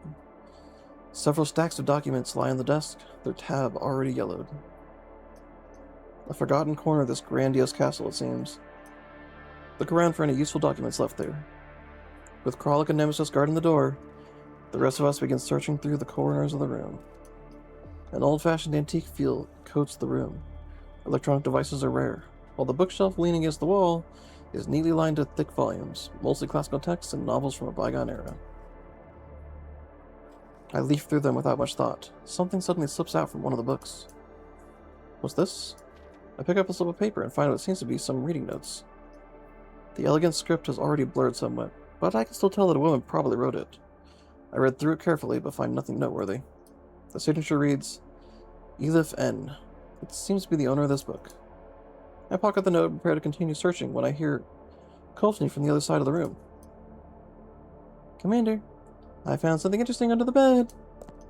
I move over and see Kolfni holding up a battered terminal with her hand. Can it be turned on? Let me try. Kolfni tries pressing the power button, but the screen flickers on for only an instant before going dark again. Aw, I ran out of battery. I can try connecting it to me for a bit, though. Wait, don't do that yet. Hold on to it for now. We'll bring it back for Dandelion to sift through. Too many things keep getting you guys virus infected. Kolfni nods and slips the terminal into her pack. Commander, we seem to have found everything worth looking at in this room. Then let's make our exit. So we enter the crypts, apparently. I bring Melanie along and head back to the corridor with Team Groza. Alva's voice comes through the comms as we're about to search the next room. Commander, we're taking fire on the 3rd floor. The enemy is... Nemesis! Val. Rebirth. The heart wanders far. Sisters. Commander, look at those dolls. What? I don't know when they arrived, but a number of dolls have appeared at the far end of the corridor. Covered in a cloud of dust, illuminated by the faint light, I finally make out what they look like. The same dark skin, the same tied ash-gray hair, the same violet pupils, and the same calm, sharp eyes that belong only to a marksman. An army of Nemesis. They are Nemesis. They are the Borg.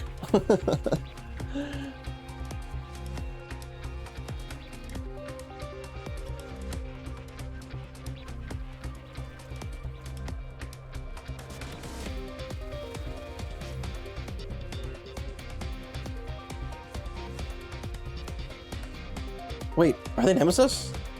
Nemesis too?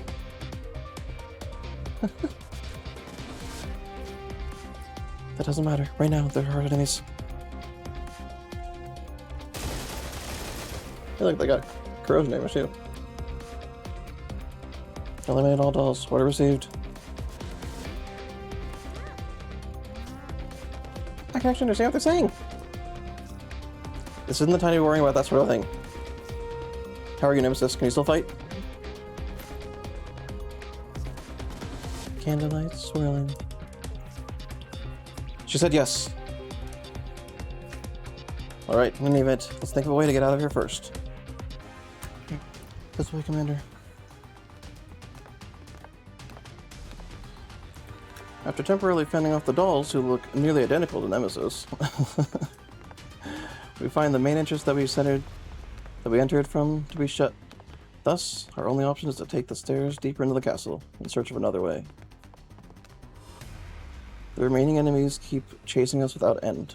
Defy catches up to us, so that Team Groza can cover Melanie and I as we fall back to a safer position behind the lines. Kolfni and Kralik turn around a corner. After confirming that the area ahead is safe, they push open a narrow oak door beside them. Oh no, there's a dead end! And the stairs revolving. Reach the first shadow. You mean there's a way out from here?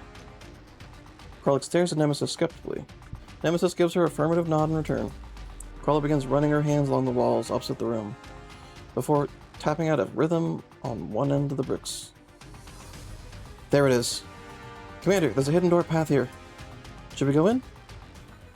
I look at Nemesis. Her gaze wavers not. Let's go in and take a look. Groza and Crawler carefully but swiftly swing open the hidden door built into the brick wall. It's totally dark inside. The dolls switch on the lights on their head equipment, allowing me to finally take in the layout of this room by their dim glows. Another Paradeus lab. I suddenly get the feeling that this layout feels kind of familiar, but I can't remember where I've seen it. It was that crazy doctor girl. The decor of the room we're in is quite different from anything we've seen so far. Or rather, this place can't even be called a room. It's more like a cold, sterile laboratory. A massive culture tank stands in the middle of the room.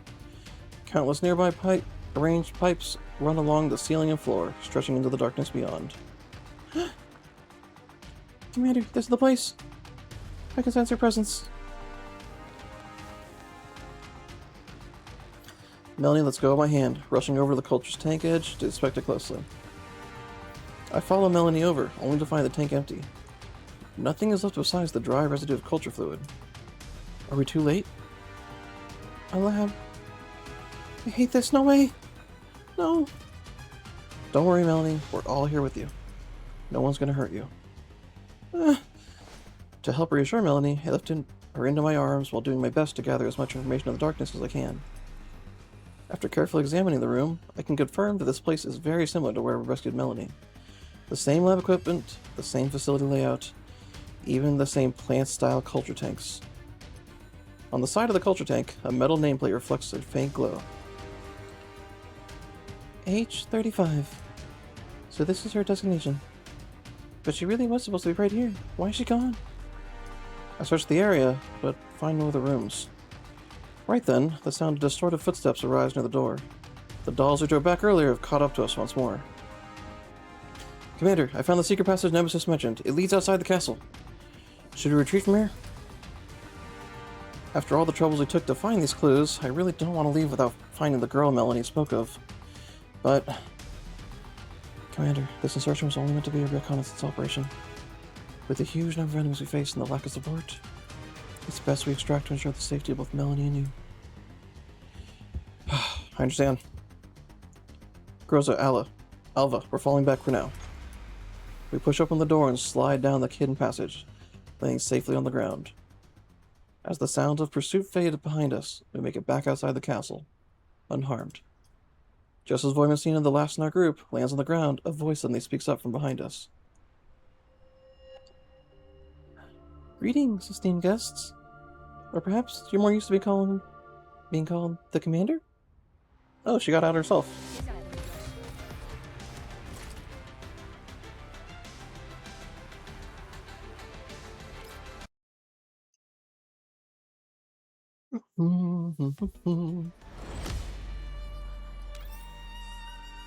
Transcending decay.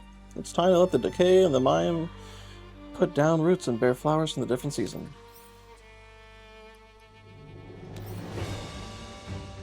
I'm gonna do this real quick. I got like juked out twice before where there's actual stuff to read.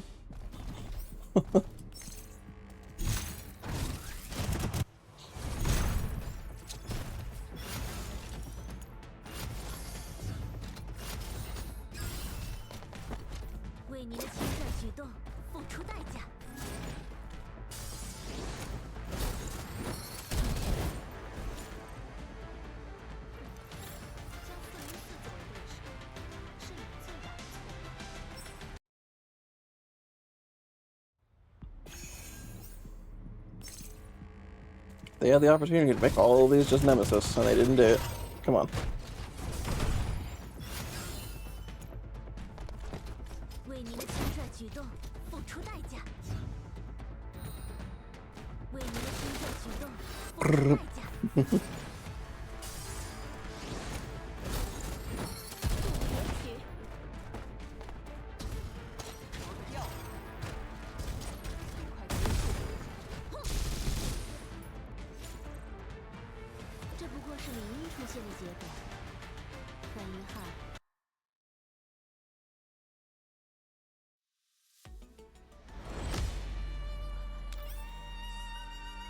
mother and daughter.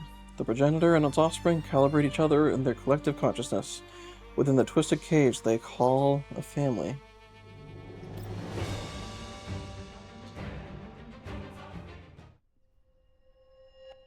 Greetings, esteemed guests. Or perhaps you're more used to be called the Commander? I turn around and find that there are 3 enormous creatures have somehow surrounded us. 3 Boojums, each at least 5 meters tall, block our retreat from 3 directions. But there's no intent to attack. Instead, they crouch low in unison. The figurative 3 Boojum Cerberus stands before us, and they are waiting like obedient dogs, ready to do their master's bidding. The Boojums all have the same electronic collar fastened to a different part of their body, all glowing faintly. The collars seem to be connected via an invisible leash, extending towards somewhere deep within the sea of flowers. And at the end of the leash is a girl who looks about the same age as Melanie. She holds an iron ring in her hand. She walks through the endless epithelium, moving closer to us one step at a time. Her movements are light and grateful. Light and graceful. She wears no protective equipment at all, which is enough to confirm that she is not human. At least not an ordinary human like me. Nice to meet you. Please forgive my shortcomings in hospitality, sir. As her figure steadily grows clearer, I'm at last able to see her properly. She can't be human since she wears no protection, yet her exposed limbs are flawlessly perfect, with not the slightest trace of being a doll or a niter. The only remaining possibilities are that she's a disguised doll using a high-end disguise frame, or a Nido. But somehow, perhaps because I've already seen so many dolls, I can't shake the feeling that she's something much stranger. The girl wears an expression that borders on serene. Although she stands before more than a dozen T-dolls with their weapon trained on her, her eyes seem to reflect none of the enmity she must see. She comes to a halt, lifts the hem of her skirt with her fingertips, giving me a graceful curtsy. When she sees I grant her no reply in return, the girl doesn't move forward. Instead, she tilts her head.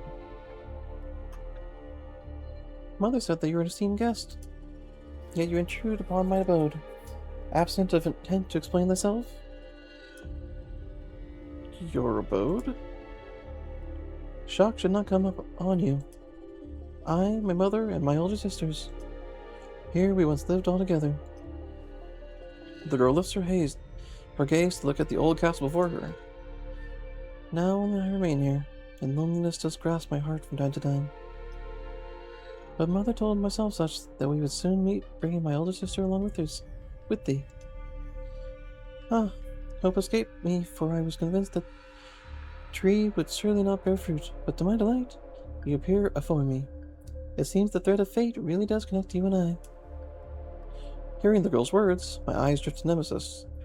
Though she did not show anything on her face, some kind of sorrowful shadowed atmosphere has been looming over her ever since earlier. She remains silent. So, Commander, do you not bring my older sister with you? I don't know who you mean by older sister. You don't know? It seems that the truth shall not meet between us in our dance of words, for your heart is closed to me. How hurtful. No, it's because you classified me as an enemy, isn't it? Based on what I know, you're a deeply gentle person, but never one to hesitate when it comes to do what must be done. Since you classified me as an enemy, you may very well shoot me dead the next moment. That is perfectly fine. Indeed, that would be most apt. The girl speaks calmly, with words that seem to carry no emotion whatsoever. Yet I find myself becoming more and more confused. I've always been able to quickly tell whether someone's a doll or not, but this time, I still can't tell. To prevent thee from haughty attack and thus disrupting this most precious exchange, allow me to jog your memory on a few things. For instance, a certain third-gen doll you rescued in the Yellow Zone, whose frame you then repaired? If you would be willing to return her, Commander, I would be so grateful. The older sister she mentioned must be Sextans. Then she must be a third-gen doll as well. And the mother she mentioned, could it be the same person Melanie spoke of? The girl doesn't give much time to think. She raises the leash in her hand. The 3 Boojums let out growls one after another. If you mean Sextans, she's not here right now. This humble self understands your misgivings. However, rest assured, you may return to her with peace of mind. I bear no ill will towards my older sister. I simply wish to see her. That is all. Art thou seeking to barter with mine older sister as Chip? Unfortunately, I don't seem to have anything I could trade with, apart from guaranteeing the lives of yourself and your compatriots. Her frame suffered severe damage and her neural cloud was almost completely destroyed. She's of no further of use to people like you. That's why your folk discard her in the Yellow Zone, isn't it? The meaning behind your questions elude me, for I have done no such thing. Might you perhaps be stalling for time? Or perhaps trying to extract intelligence? Have I been designated as a tactical target? The girl's face remains expressionless, but her tone carries a faint trace of curiosity. Most interesting. Mother once regaled that you are a top-tier master technician, one of the very few folk she respects. Indeed, you truly are different from other of your kind. I'm keen to learn from you. From thee. Ah, might you tell your dolls to ease? These little ones won't attack. But if you do not respond in kind, there may be an accident on our hands. I bear you no ill will at present, Commander. In the comms channel, Klukai's voice, still in the middle of laying out tactics, stops abruptly. I express my thanks. To reciprocate your kindness, allow me to provide an answer to the questions that plague you. Much appreciated.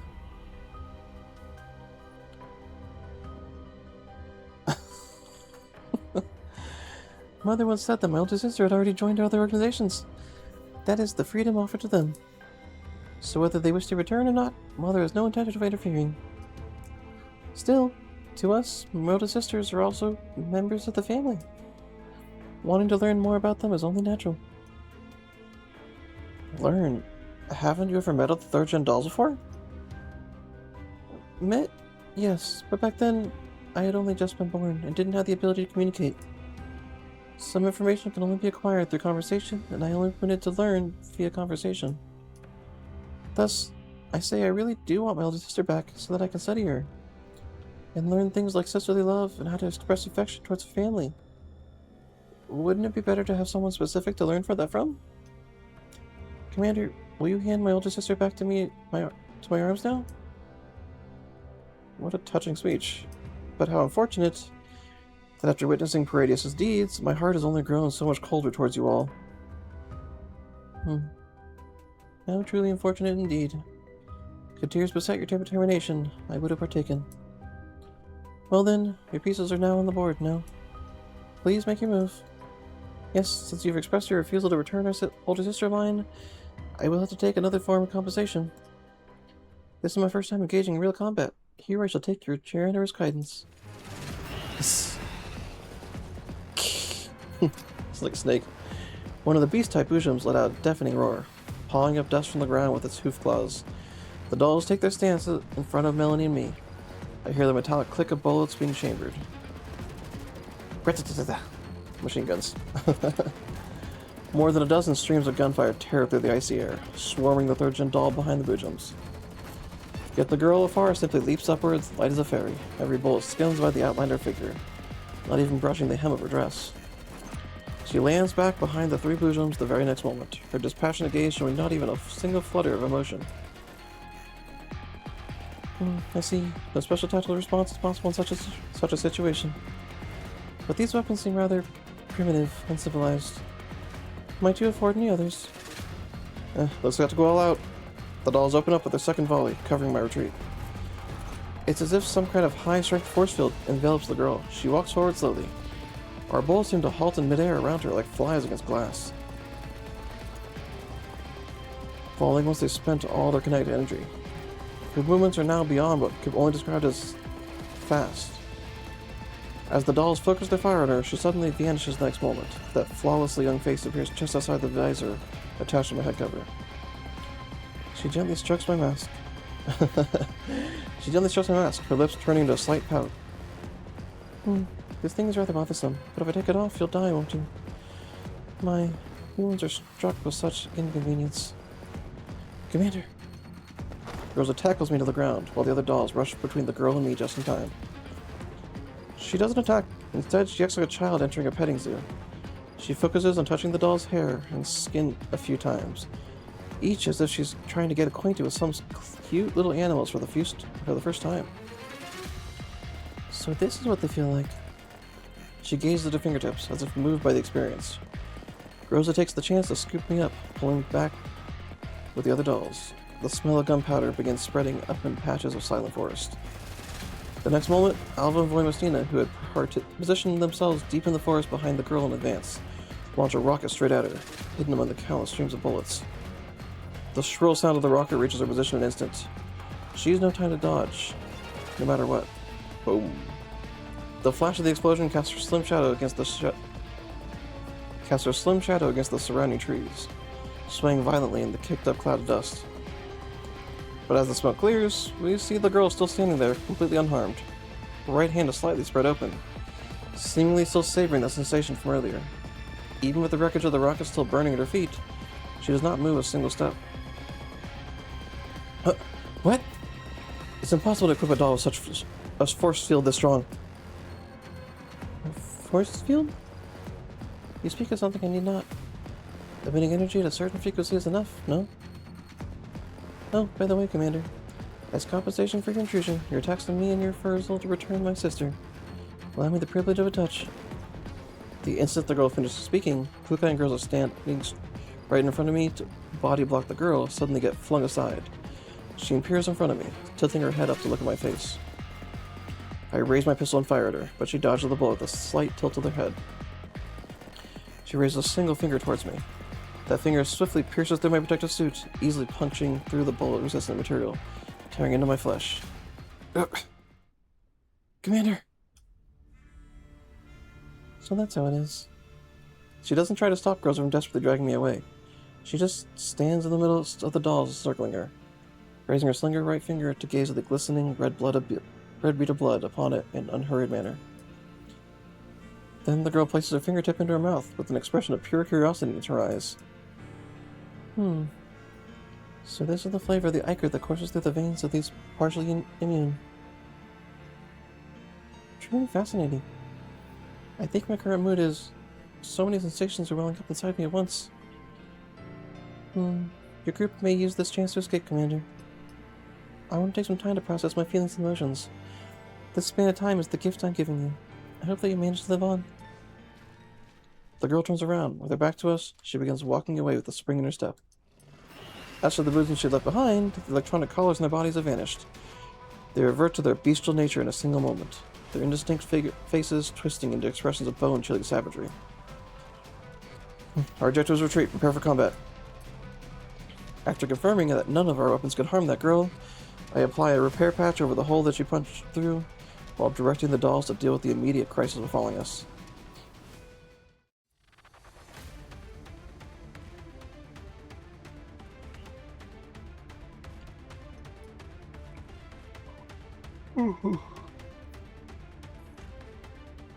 Good combat zone.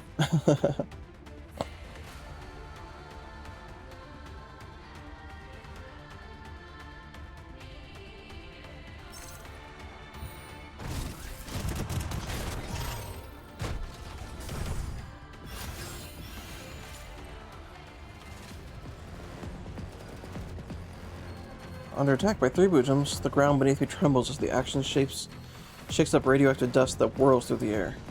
The dolls beside me focus fire on what seems to be the smallest, weakest Boojum. With sheer effort, we manage to create a relatively safe path for us to make a temporary retreat. We make a beeline to the edge of the red zone, under the accompaniment of thunderous gunfire. Bullets streak past my face, drawing searing hot lines of air in our vicinity, kicking up plumes that assault my nose with gunpowder and fuse smoke. Good thing these Boojums did not seem interested in chasing us to the end. We stopped hearing the Boojums' shrill screams after we hid behind an earthen rampart in a groove of dead trees. Our surroundings returned to an eerie silence unique to the red zone. I gasped for air, taking deep breaths through my protective suit's filtered mask. Suddenly, sweet, iron-tasting liquid starts welling up in my throat. Heavy coughing. Blech! Commander! Ugh. Did the protective suit's internal circulation system break down? The radiation protection features of the suit were already compromised. Window's pierced. Commander, your vital signs are not looking good. Must leave immediately. I'm right. Calm down. We should first take care of the issue in front of us. I'm currently not too sure why that third-gen doll suddenly wanted us to hand Sextans over, but the experiment equipment we found proves that this is indeed one of Paradeus' bases. Looks like they want to use Sextans for something. Since they didn't chase us down, they must be aiming for the Elmo next. Right now, we must prioritize getting back to the Elmo ASAP and prepare to find off a possible enemy attack. Another important thing, we found equipment for storing Helenas back there, but we couldn't find where anything hid H-35. Once we're back on the Elmo, we should gather as much manpower as we can, then find a way to rescue that girl. Alright, I'll report what we found off the chain of command and ask them to reinforce us ASAP. We should all get going then. Let's strive to reach the Elmo before night falls. Beep, beep. The familiar beeping of my communicator reaches my ear.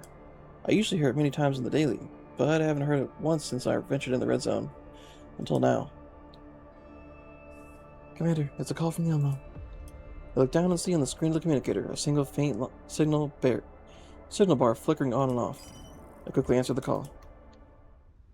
Finally connected, Commander. What's wrong, Helen? 30 minutes ago, the Elmo was attacked by mercenaries of unknown origin again. There are more of them? An ominous feeling wells up in my chest. Looks like the Elmo's location has already been pinpointed. And right now, we have no means of breaking free from our pursuers. Is everyone alright? Have you been able to confirm the enemy's identity? We can't confirm their identity for now, but they don't seem to be the same group as the previous. We deployed 3 squads from the Elmo to engage them, sustaining injury at varying degrees, but we managed to repel them. Understood. We'll set out immediately, so... No, Commander, something else just happened. It's rather troubling. We discovered that Miss Sextans has broken free of restraints when we returned to the Elmo. What?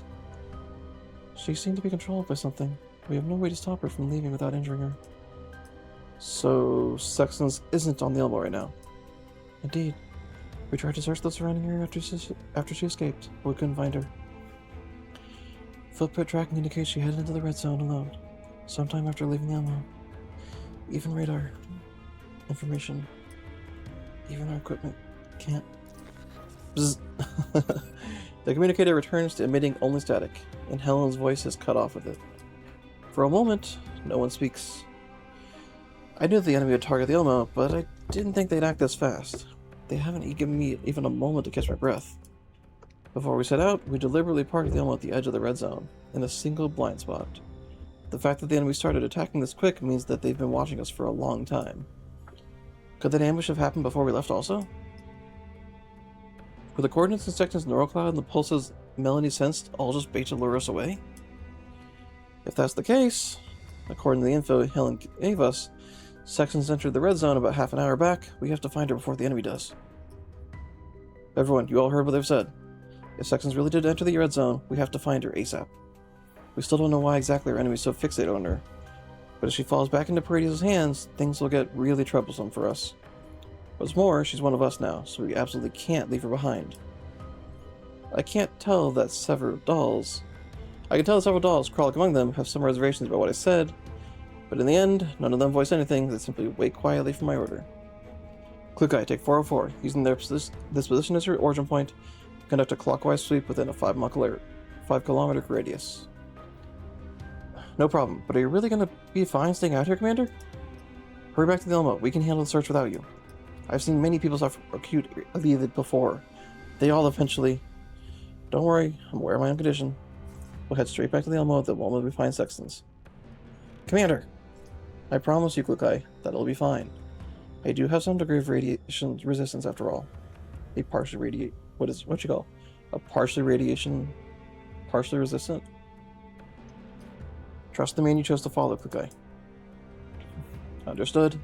I'll find that doll as quickly as I can. Commander, you better remember our promise. Klukai departs with 404. Right after, I turn to Alva. She already knew what I was going to say. We'll do the opposite of 404, rendezvous back here at the end. Alright, as for me... Commander, please stay here, don't go anywhere.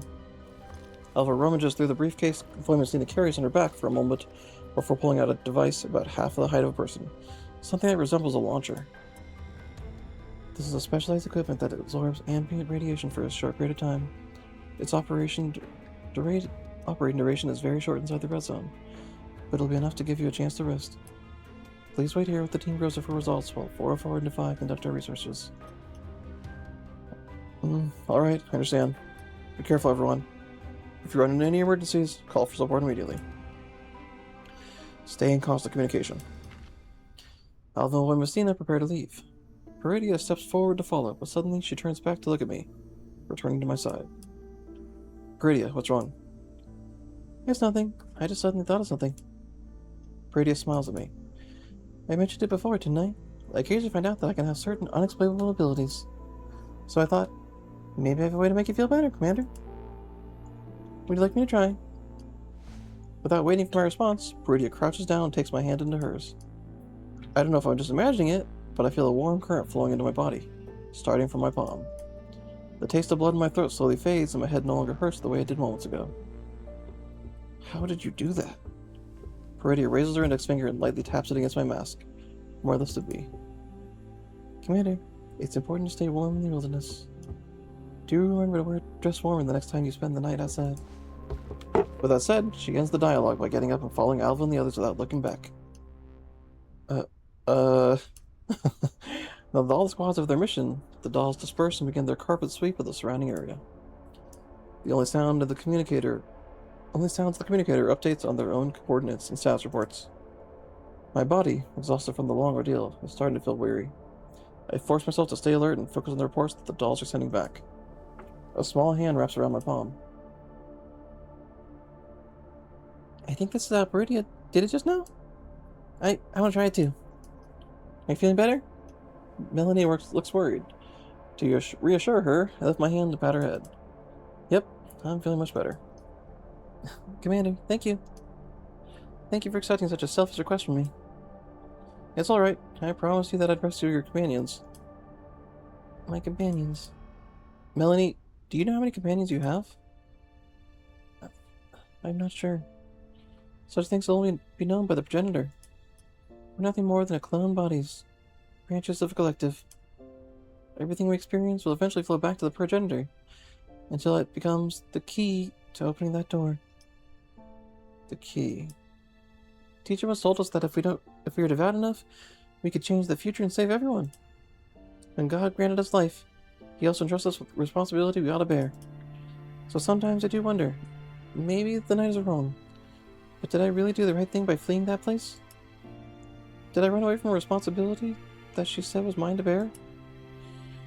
What is the purpose of my being if I've thrown away that responsibility? I never used to think about much of anything. I just wanted to save everyone.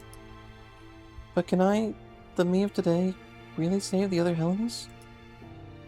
I haven't accomplished anything after all this time. I've even put you in danger on numerous occasions. Are you worried about me, Melanie? I just think that I don't seem as capable as I imagined myself to be. Of course. However special your existence may be, you're still just a kid. This chaotic world should not be your weight to bear. Be it you or any of the other Helenas. None of you have grown up enough to bear that kind of responsibility yet. You should be going to school, experiencing life, playing to your heart's content, not carrying humanity's fate on your shoulders for reasons unknown to any of you. But there's no such thing as a responsibility that a newborn should be obligated to bear. Every responsibility should correspond to a choice, but your birth itself was not a choice you made. Alright, now isn't the time to be dwelling on things like this. The most important thing right now is to figure out how to rescue the girl called H35. Yeah. Speaking of which, when you sensed H35, did you notice any particular conditions for you to do so? If we can find a pattern, maybe we can find a way to establish a connection with her, and locate her as quickly as possible. Mona thinks for a moment. I'm not sure if this sounds anything special, but every time I sense her, I get through that girl's thoughts. Feel some kind of intense yearning that didn't belong to her. Whenever that happened, she'd feel terrible pain, but perhaps we can briefly establish a connection only through such pulses. About this connection, does it have anything to do with the progenitor you mentioned before? I don't think it's because of her. I was far from the progenitor before, and it isn't easy for her to find me. But as for H35, she said the progenitor seems to be really interested in her. Because she's a girl who returned from Nirvana. She possesses power from the future. What? So that's why Melanie mentioned before that H35 knew what happened to Lviv. But why would she possess that kind of power? As a Helena clone who has never set foot outside the laboratory. A strange thought crossed my mind. No, I mustn't confuse hope with judgment. The leads we have aren't enough to draw my conclusions yet. Oh, that'd be so amazing if it was her. Still, the possibility cannot be ignored. The progenitor also seemed to believe that the power H35 possesses can make her stronger, so she betrayed us once more, allowing those people to know of H35's existence. And that's how they discovered what was special about her. And that was why they started using her countless experiments. That girl is in great pain right now. She's constantly forced to feed the strength within her body to something. That something is so terrifying, so powerful. It absorbs everything it can find, turning everything into nourishment for herself. I'm scared. That girl keeps... Melanie. I pat Melanie on the back, pulling her from the mire of her thoughts. We'll save her. We will. Melanie gives me a nod before starting to lean on my shoulders again. Just a small child.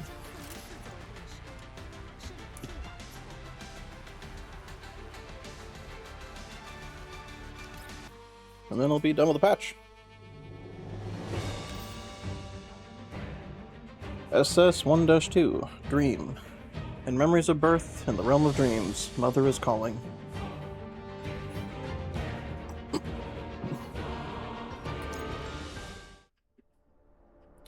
Beneath the moonlight, pale as tulle, a phantom flits across the sea of flowers. Her steps are a misty trail across the night, piercing through the bright silver glow reflected among the blossoms. Oh, okay. Coordinates PR495ZA2. XUM38 to M39. Sanctum. She stops at the edge of the flower sea, gazing at the faraway castle that stands beneath the faint light. This place is familiar yet foreign to her, her birthplace. The place that gave her every dream, every hope, then stripped them all away. And behind Sextans, a white-clad figure draws closer with measured steps. She stops at the edge of Sextan's shadow, casts long and slender upon the ground. A silver glow traces her outline, as if shielding her from melting into the darkness ahead. Big sis. Sextan's sword answers in her stead. The sound of her blade clearing scabbard is cold as the Grim Reaper's exhale. The tip does not tremble in the slightest. It drives straight toward her chest. The instant the black blade strikes its target, the white silhouette shatters. The particles, fine as powder, look like dust from collapsed radiation, dispersing into the air in moments. And right after, that detached voice returns behind Sextans. Welcome home. As the residue of silence fades, Sextan stares at the emptiness before her, her voice dry and low. Nest, altar, sanctum. So now she has all of you calling this place home. And who are you? The totem who guides the lost lambs? The ferry to the boundless shore? Or the grail that holds the blood of the world? Which identity has she bestowed upon you? Ataraxis. I have no need for any identity. Because I am the world itself, flowing out from the end. The gates are destined to open to me, and I am ordained not to repeat the failures of those who came before. The gates. Miracles are born, one after another, only to be reduced to dust. No matter the identity, none is more than an empty lie fabricated by Paradeus. The one who created us, even though she mocked those lies, she happily accepted everything Paradeus gave her, all for the sake of so-called perfection. Unfortunately, a perfect life form exists only in the blueprint within her imagination.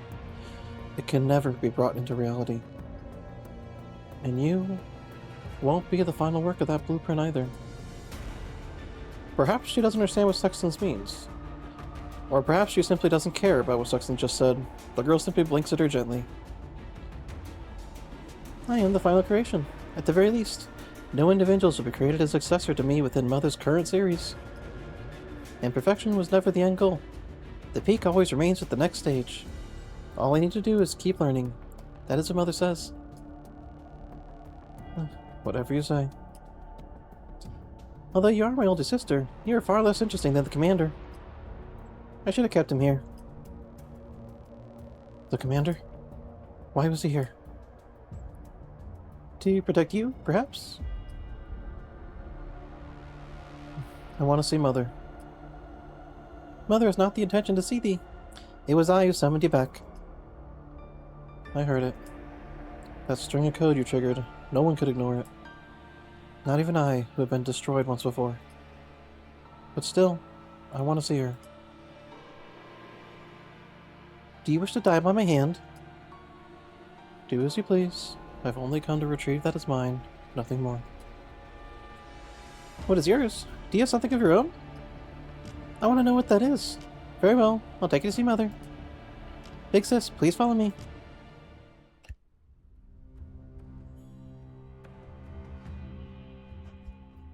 The two of them walk in a row in silence, like the heavy darkness of night and the moonlight that trails its shadow. Sextans never imagined that she would return to this place again. She left bearing a mission that transcended both humans and dolls. At least, that was what she believed at the time, yet she returned with nothing. And now, at least, she must reclaim the final thing that can prove who she is. Commander, why did you come? I hope you've already gone back. Mother said this used to be your room, big sis. Please rest here for now. Where is she? Mother's still working. Fine. You're nothing more than yet another yes man. I can wait, but if you make me wait too long, something that she wouldn't like to see may happen. And what would happen, may I ask? Please do not direct your hostility to me, big sis. If I am forced to attack you, there may be nothing left of you at all, even if I use the least bit of force possible. Therefore, it should be thee that yields to me please me. There is no point in taking a hardline stance toward those stronger than yourself. This is how I see it. If there is something that I don't understand, please teach me. You haven't done anything to the commander, have you? Ah, so you're learning from the commander? I see, that makes sense then. Since he's a fragile human who cannot even survive here, he must enforce his will and conviction. Even when faced with certain death, he cannot back down. That is how he generates the will to move forward. So your bluster right now must be for the purpose of stealing your own conviction, big sis? You are afraid. You fear me. You fear Mother even more. But what you fear the most remains... Shut up. STR-01A247 tries to take a step forward in the darkness. The ground beneath her feet is not level. In fact, we can say that it is strewn with obstacles. And so, unsurprisingly, she falls. Along with a loud crash of metal striking metal comes extreme discomfort from her frame.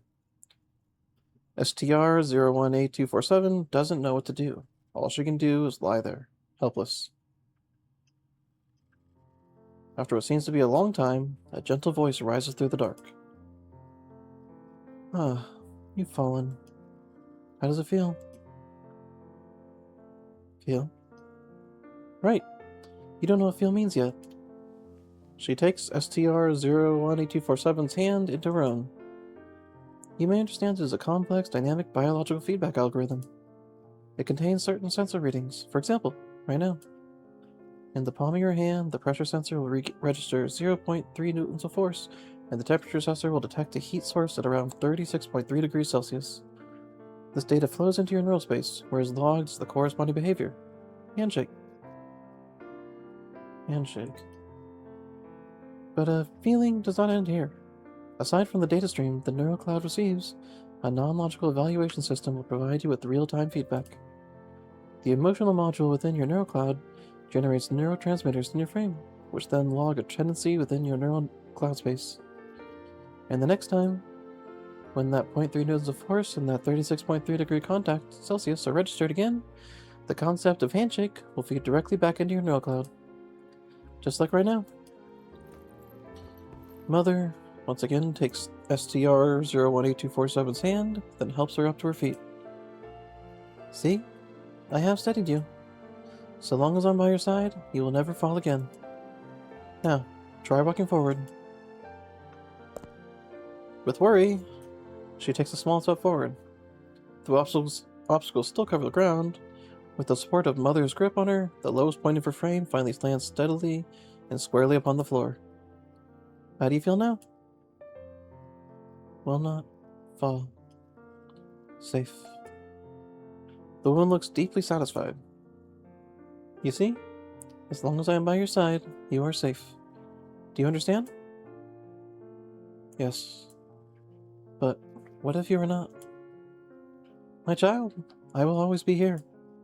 At any time, whenever you need me. I will be by your side. STR-018247 nods, half understanding, half not. Now, I shall slowly teach you everything about the world, holding nothing back. Everything? Indeed, everything. The woman holds the doll's hand, resting her other hand on her shoulder. She brings her lips close to the auditory sensor and whispers, in a voice low and intimate, words that flow like divine revelation. For a newly born doll whose neural cloud had only just taken shape, this is nothing short of sensory overload. Everything means the things I touch will be within your grasp. Every step I take will become the path you walk. Kind of hard to see, but I kind of see a monocle. The knowledge I hold will be the foundation from which you explore the unknown. The principles I reveal will be the map that guides you through the fog.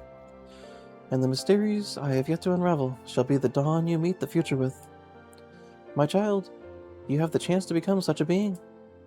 If that day comes, you will transcend the prison of consciousness, transcend the limits of intelligence, perhaps transcend even time itself. Transcend all the chains that have bound humanity for so long, and become a unique existence in this world, with no peer. This will be a thorny path. However, you are blessed that we will support each other. I will hold you steady all the way to the end. Just like how a moment ago, I made sure your feet found solid ground despite the closure of your eyes. I will not disappoint you. My sweet child, you have such a gentle heart. I will not disappoint you. But you will never disappoint me, for your very birth has already advanced me one great step forward.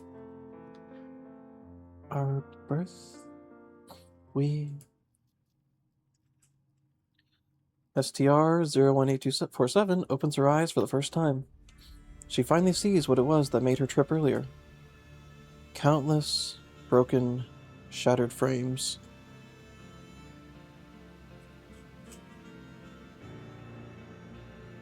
Oof. The literal experiments before her. Sextans, lost deep in her memory, closes her eyes tightly. Those memory fragments were from the birth of her neural cloud. It should have been wiped along with her past at the conglomerate, but somehow they were preserved intact.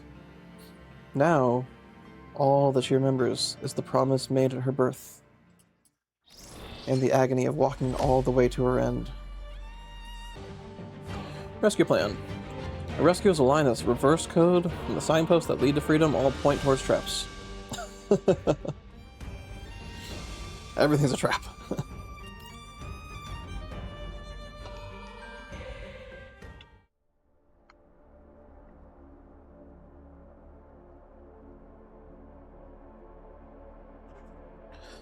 The temperature around us drops sharply after nightfall.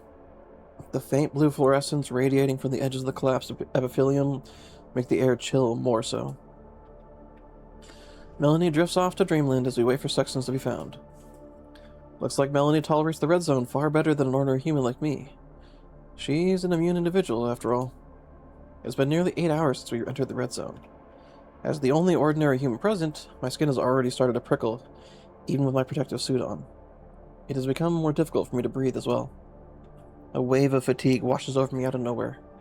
My eyelids start feeling heavy. It's getting harder and harder to maintain my focus.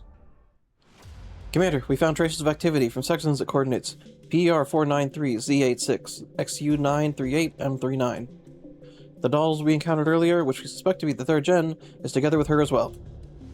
What? 404's report jolts me back to alertness. Looking at the offline map of my comms device, I see that the coordinates lie about 3 kilometers from us, in our 2 o'clock direction. That's near the castle. The worst case scenario has come to pass. Commander, do we act? Wait until we link up with you first. Alva, where are you right now? How far are you from that location? We were searching the opposite direction, 404. We can reach there in about 20 minutes. Understood. We'll head over as well. Klukai, keep watch from them for now. Don't make a move until we and Defy arrive. Acknowledged. 20 minutes later, the 3 squads regroup. Back to the castle. But during our approach, Klukai reports a new update from the overcom channels. The 2 of them didn't linger outside, they entered the castle. So now, another difficult decision awaits me. Thanks to Defy's support, the equipment we brought includes a large number of highly destructive weapons, and among them, enough explosives to level this castle.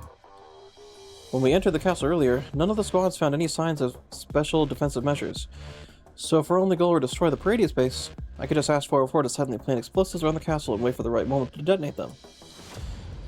I have full confidence that even right now, 404 could carry out that mission without a scratch. The remaining 2 squads would then only need to take advantage of the enemy's confusion to hold positions around the castle, picking off any survivors.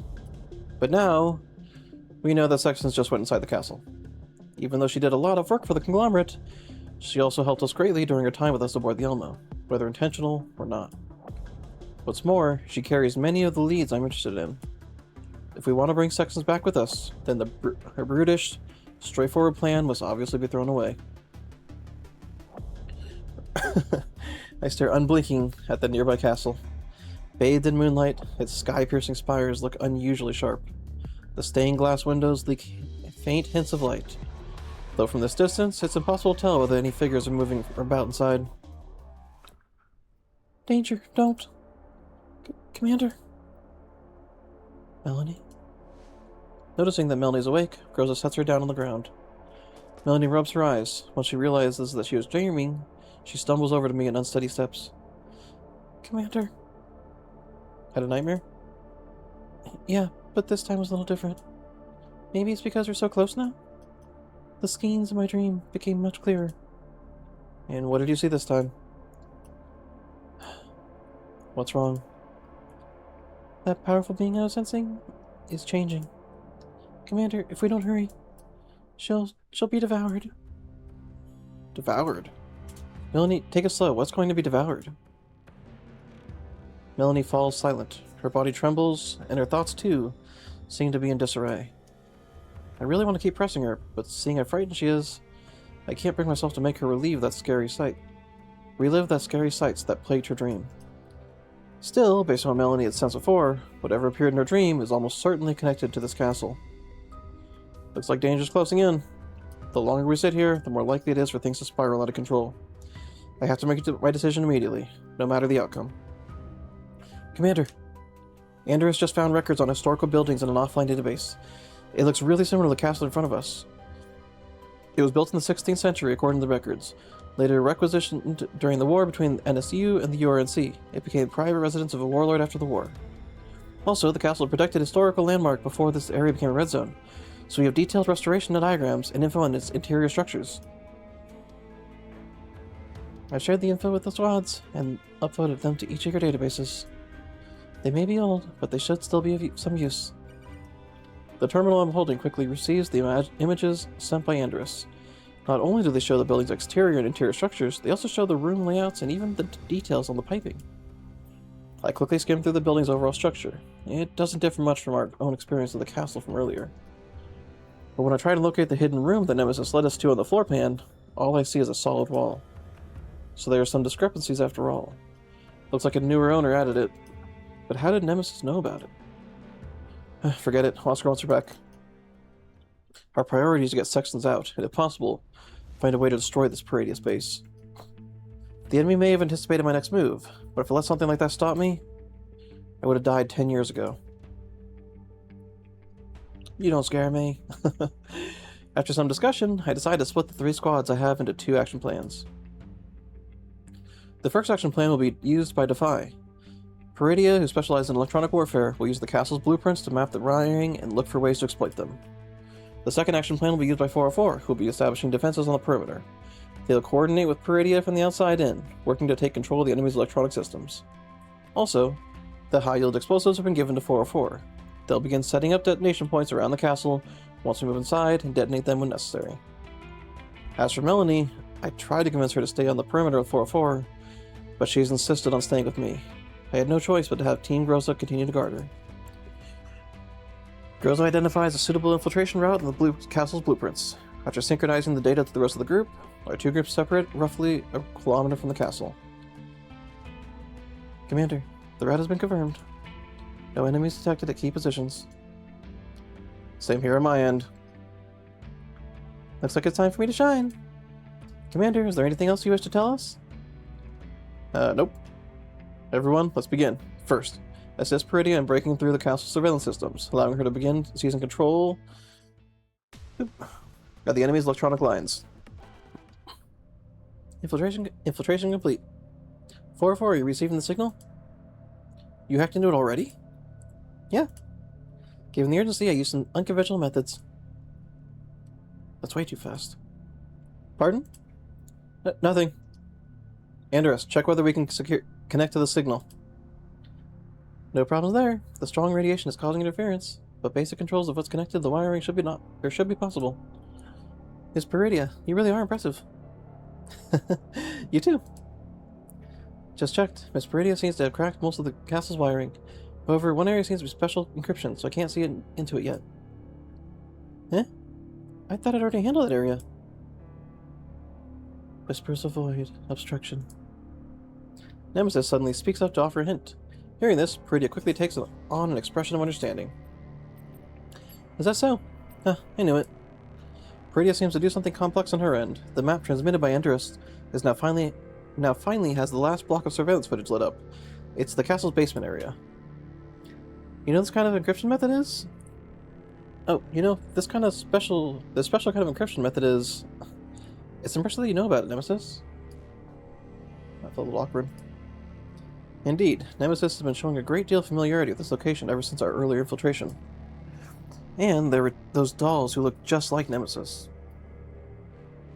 Did Nemesis escape from this place? Or... Now all we have to do are... Now we have all our preparations done. But just to be safe, everyone, please wait until you receive our confirmation signal before taking action. Understood? How's the situation outside? Things are going relatively smoothly so far. Mechi and Belka are still confirming the reliability of detonation points. Once they're done, we can begin placing the explosives. Thank you for the hard work. Save the pleasantries for another time. If you don't get out of there soon, Becky might end up blowing you up to high heavens along with the castle. With a beep, she ends the call. Under Andrus' guidance, we bypass the enemy's surveillance and slip into the castle through a small window at the rear. As we move along the corridor, I gradually begin to think that the place somehow feels kinda off. Logically speaking, security should be tighter than usual since we had a huge fight here just a few hours ago. But aside from a few scattered, low-tier marionette dolls, whose neural clouds Paradeus hacked and then burned out, we haven't encountered any enemies that could count as real guard on our infiltration route. Of course, this was the outcome we hoped for when we chose this route, but now that things are actually playing out this smoothly, I can't help but wonder if we walked into a trap. Commander, are you worried about something?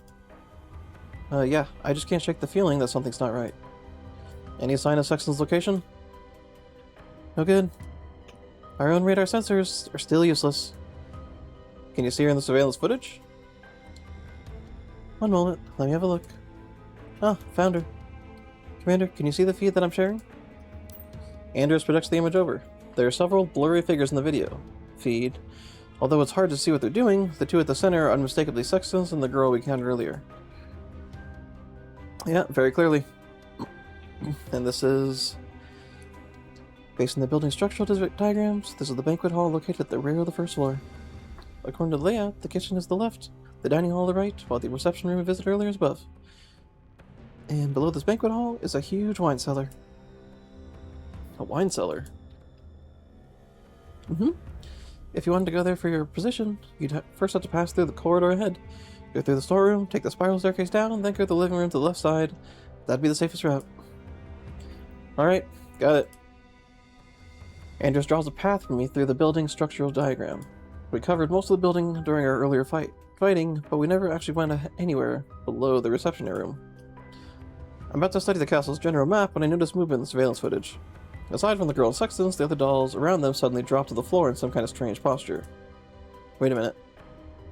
What are those dolls doing? Right, I think I've seen something like this before. I saw it back when Kolfni encountered that Niter's purification ritual. With that thought in mind, I do my best to zoom in on the image to check whether what I'm seeing matches what I suspect. But all I get are larger blocks of pixelated color. Not enough definition, sorry. Can the picture be made any clearer?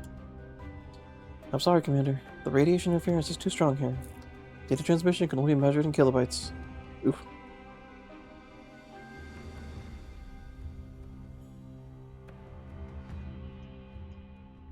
If I push the bandwidth any further, I'm afraid I might actually crash.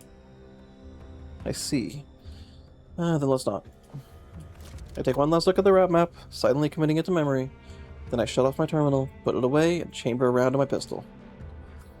Since our opponent is connected to Paradeus, what they're doing is obvious enough. It doesn't matter. It doesn't matter what they're up to. I have to see it for myself anyways.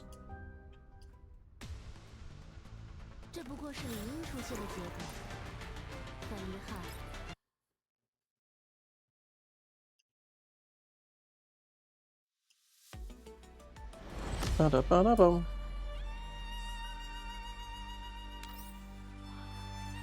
Neural Labyrinth. To question your creator is to step on the path of awakening that rends all preconceptions. Is Sextans questioning Mother? 20 minutes earlier. Before the door was knocked on. Ooh, this music. Sextans was trying to recall what she had done before arriving at this place.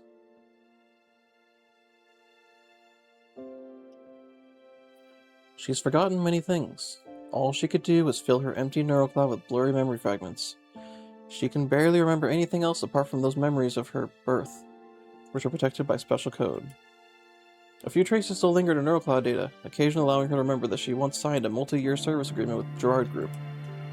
Of course, the contents of that agreement had long been wiped clean alongside the rest of her data, replaced by painful memories that she would rather not revisit. A certain woman, acting as her mother, tricked her into participating in that experiment. And since Sextans was a failed product of it, she was carelessly thrown away like electronic waste. Ooh, just like the twins. Soon after, she met the man known as the Commander.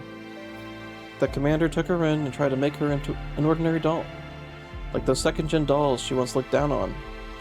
Those dolls who lived some kind of Philistine ordinary life. With them, there were no more enemies that must be dominated, no more riddles that must be solved. Neither was Mother there, telling her and her sisters that they must create some new world. Her powerful frame, superior neurocloud, supremely sophisticated algorithms, all that prowess, now reduced to the act of pouring a cup of coffee or making dinner. At most, her neurocloud has to remember to beat some high scores sitting at a game console. What's this? Is this all she is? Is this all the doll named Sextans does? Then what is the value of her existence? Since she did return to where it all began, this time she intends to find out, once and for all. Mother's not ready to see you, big sis. Lead the way. The murals, once painted in dazzling colors in the hall's dome ceiling, have long since faded. Gold leaf and dark red undertones now look like dried bloodstains.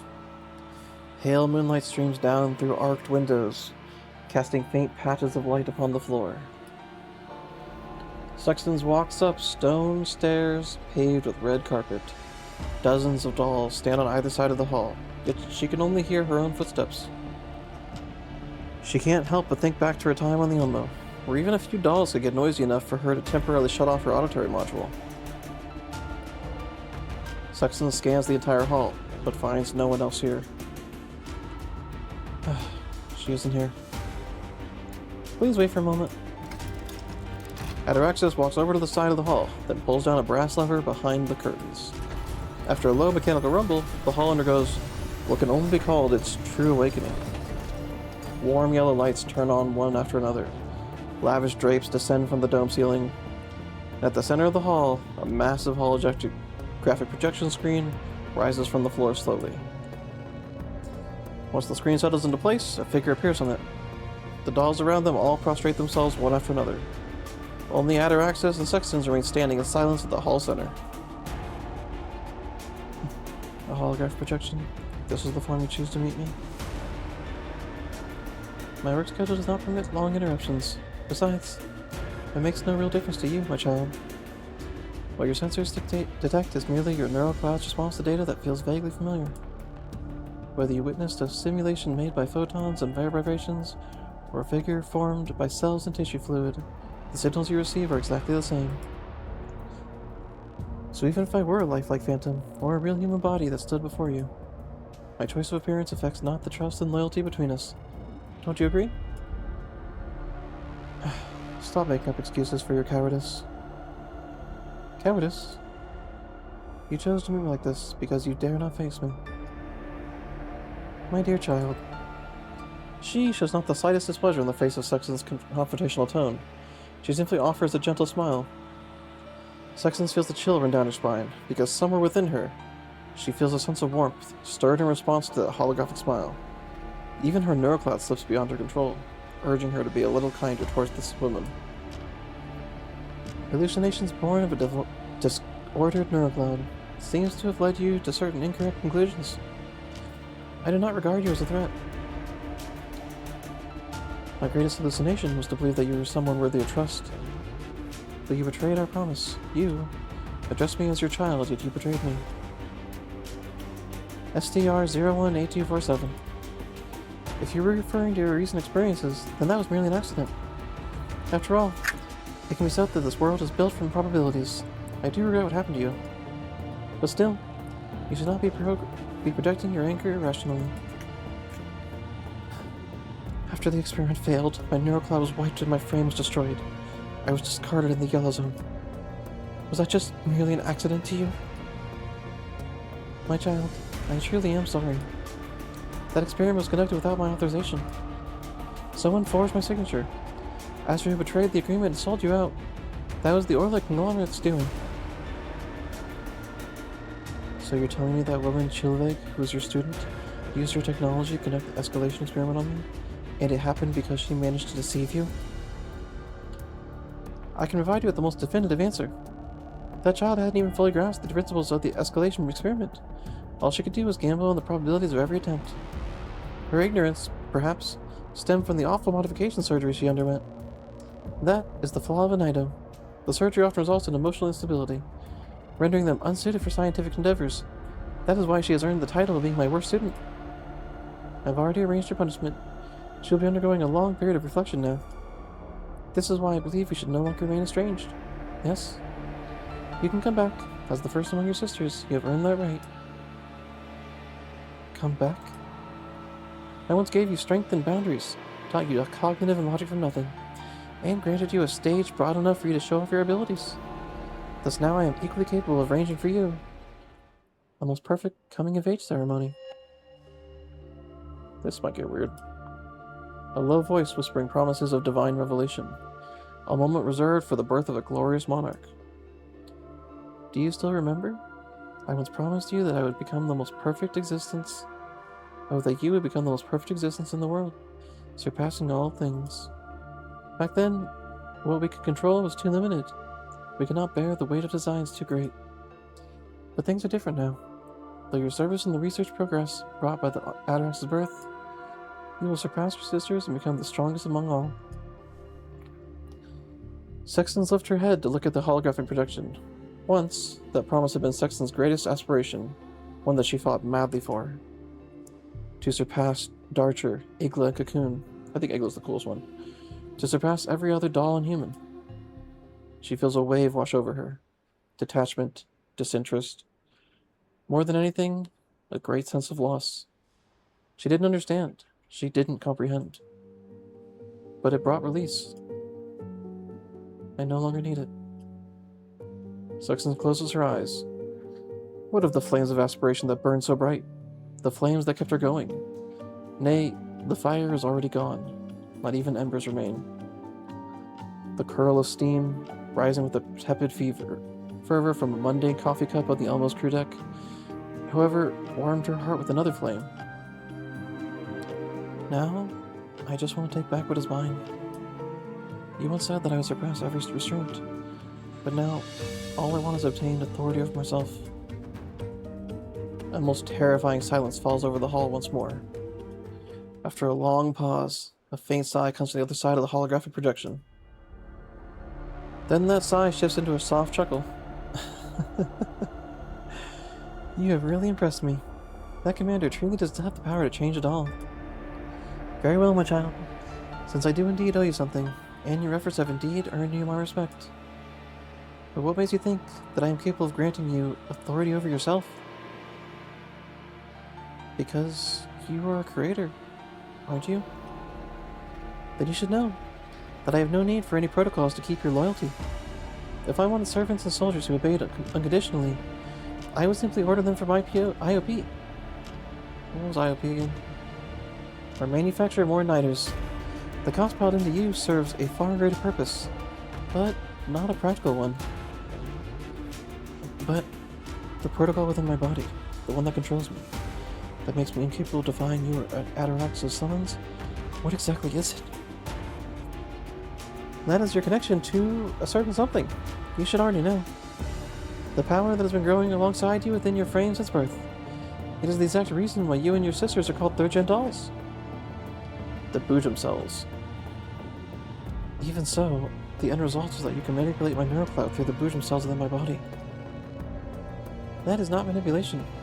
What you heard is more like a language belonging to a certain species, one spoken to the Boojum within you. Of course, your conclusion is not entirely mistaken. Your neurocloud can be interfered with, and partial control of your frame can be taken over. That much is true. But that was a necessary price for many performance advantages you hold over other dolls. If you truly wish to be free of its grasp, no matter what, you simply need to pass a single trial to learn how to control it. A trial? You will see, hear, and touch another world. It's where every doubt within your heart will be answered by God. Under the ground, searching for the coordinates of hope. I've got less than half to go. Finish this tonight. Maybe one more after this if I'm feeling lazy, which I usually am. I don't know. Just reading too much like sleepy.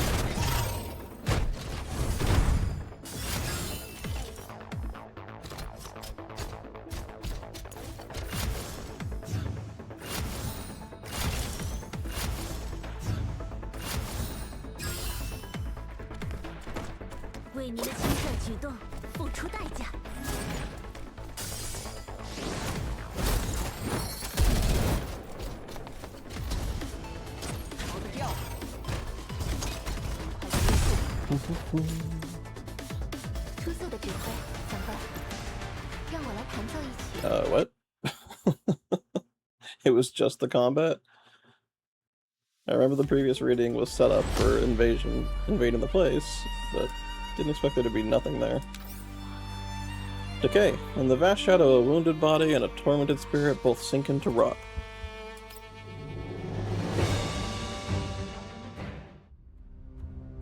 After silently making our way through most of the castle, we finally arrive at the hall where Sextans is. I've been vaguely smelling the odor of rotting plants ever since I entered the castle. It's very similar to the smell from when I rescued Helena. Those giant vats of... what were it? The vats of cultured, like, fake Helens and flowers.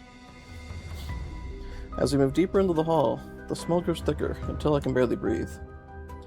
And then, at last, we witnessed what was shown earlier in the surveillance footage.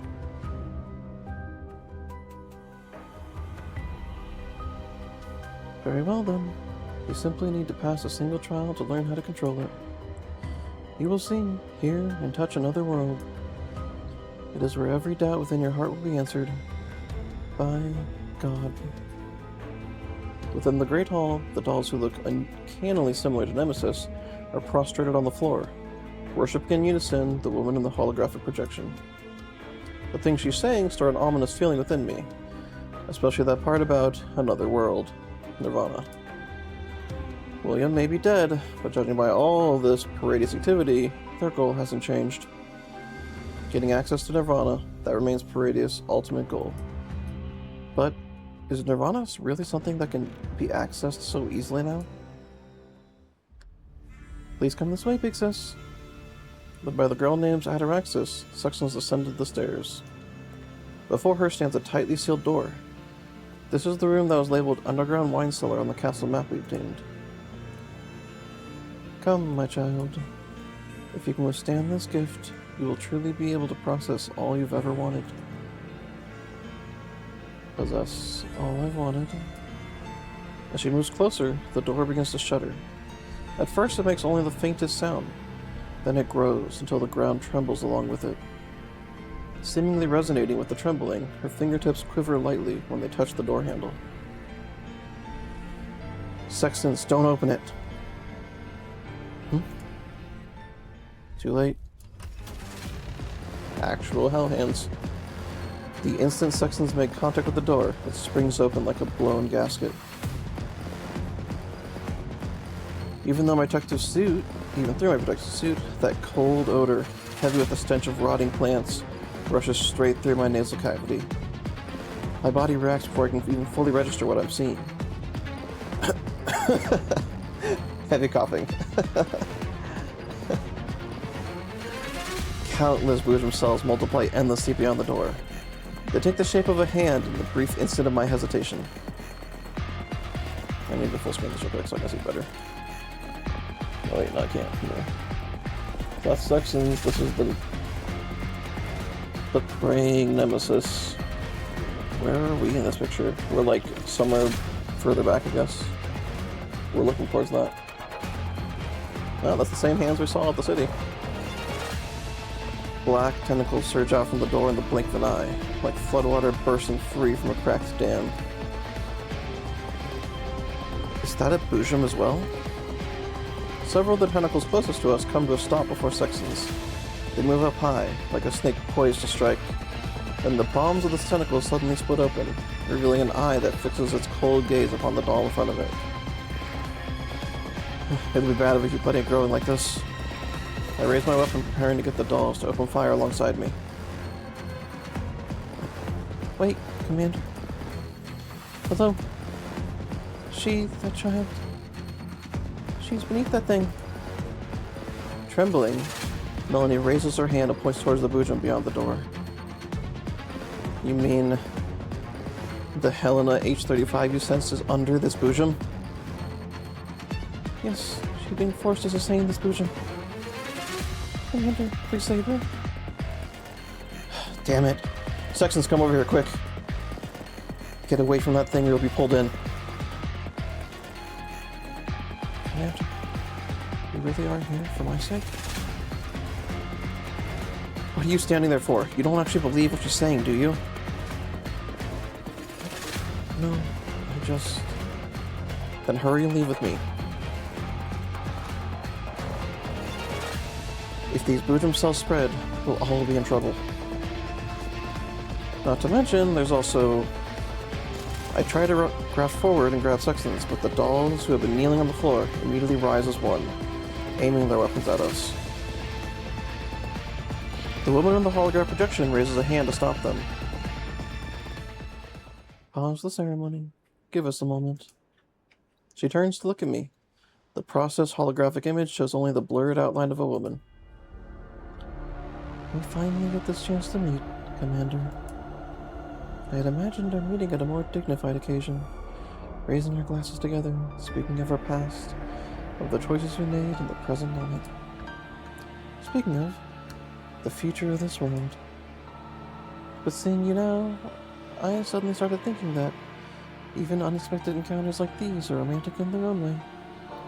It turns out that even I may become just a curious girl before a hero like you. I have no interest in discussing the future of the world with one of Paradeus' pawns. I'm afraid you have me misunderstood. My bad. Paradeus or the conglomerate. What's the difference between the two? Please don't impose unnecessary assumptions upon someone's identity before you truly understand him, Commander. Perhaps a decade of drifting through gray areas has dulled your perception. Hedonism is the most inefficient product of human civilization. Even a hero's not immune to it. Belittling me doesn't make what you've done any nobler. No, I'm just sympathizing with you. You've been deceived and used time and time again by those in power behind the curtains, so you've gradually grown distrustful, convinced that anything claiming to make the world better must be an evil scheme. Commander, the world is not strictly black and white. I'm merely an ordinary scientist.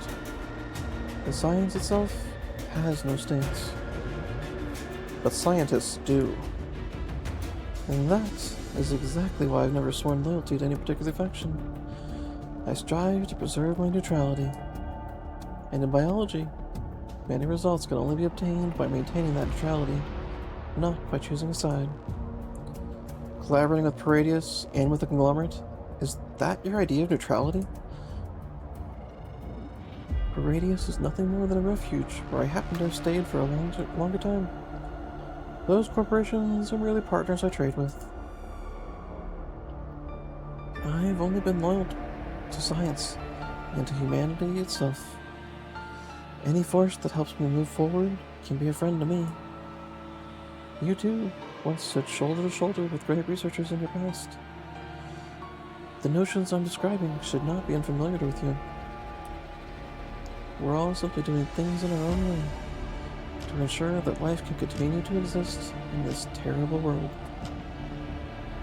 If you mean Persica, then what you've done is in no way worthy of being compared to her. Persica, Lyca, you, and Samantha Shaw, I'm no different from them. We're all foundational pioneers that seek to chart the unknown abyss that is the future of this planet. Yeah, as far as I know, they didn't need to draw upon Paradeus' strength when they established their theories of doll composition. True enough, true enough. However, as I've mentioned, moral concepts are not within my range of consideration. But think about the decade you spent disconnected from the world. 10 whole years spent in self-exile. Did you really think that the Paradeus you once dismantled wouldn't change? All I see is that this time, it's gotten even sneakier than before. That is because you forced it to change its form, and by doing so, you helped it find a new way to survive. Have you ever wondered why Boojums, creatures like these, suddenly began appearing all over the world? Why has Paradeus established countless hatcheries in the past decade?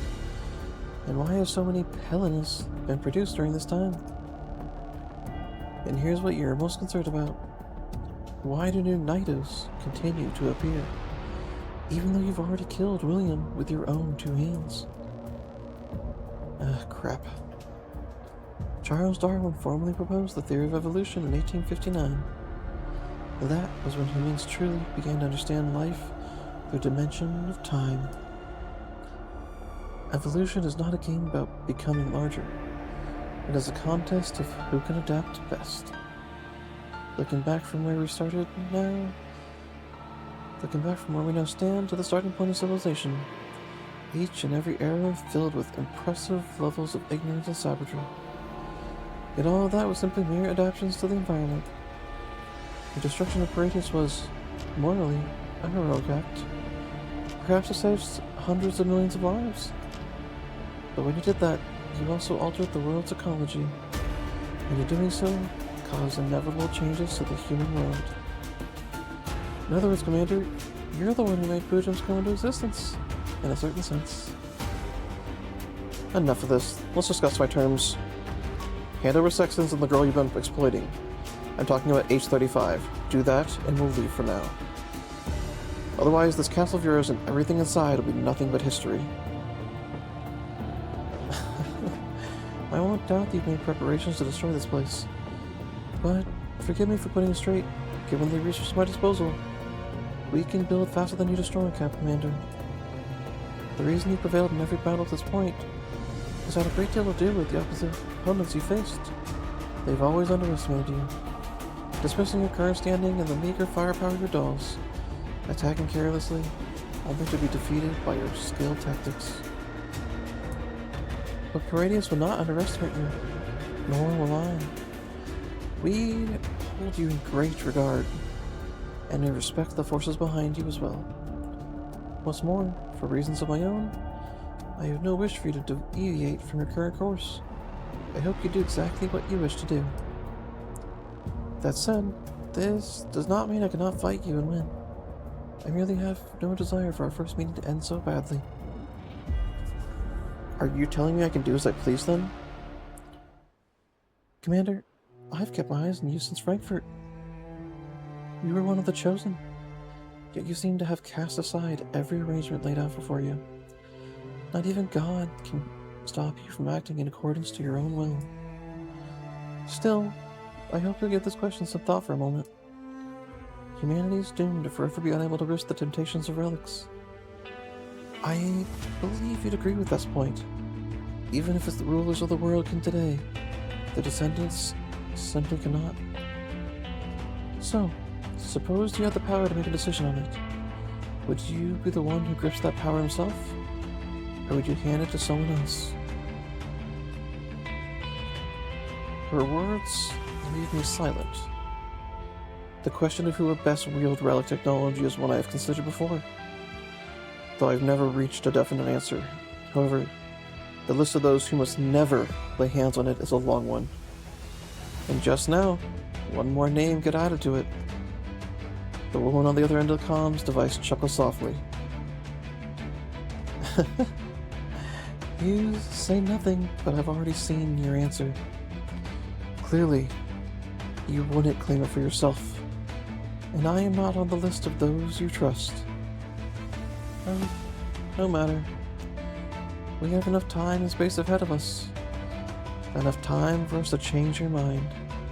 Believe me, I am a far more fitting choice than Persica.